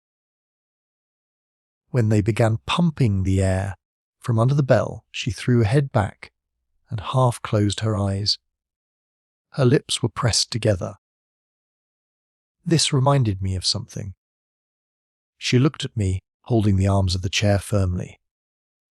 She continued to look until her eyes closed. Then she was taken out and brought by means of electrodes, and again put under the bell. The procedure was repeated 3 times, yet she did not utter a word. The others who were brought in with that woman proved to be more honest. Many of them began to speak after the first trial. Tomorrow they will all ascend the steps to the machine of the well door. No postponement is possible, for there still is chaos, groaning, cadavers, beasts in the western section, and to our regret there are still quantities of numbers who betrayed reason. But on the transverse Avenue 40, we succeeded in establishing a temporary wall of high-voltage waves, and I hope we win. More than that, I am certain we shall win. For reason must win. The end of this wonderful story. And so, our journey through this timeless fiction comes to an end. If you enjoyed this audiobook, please consider liking the video and subscribing to our channel. For more golden tales like this one, feel free to explore the playlists on our channel.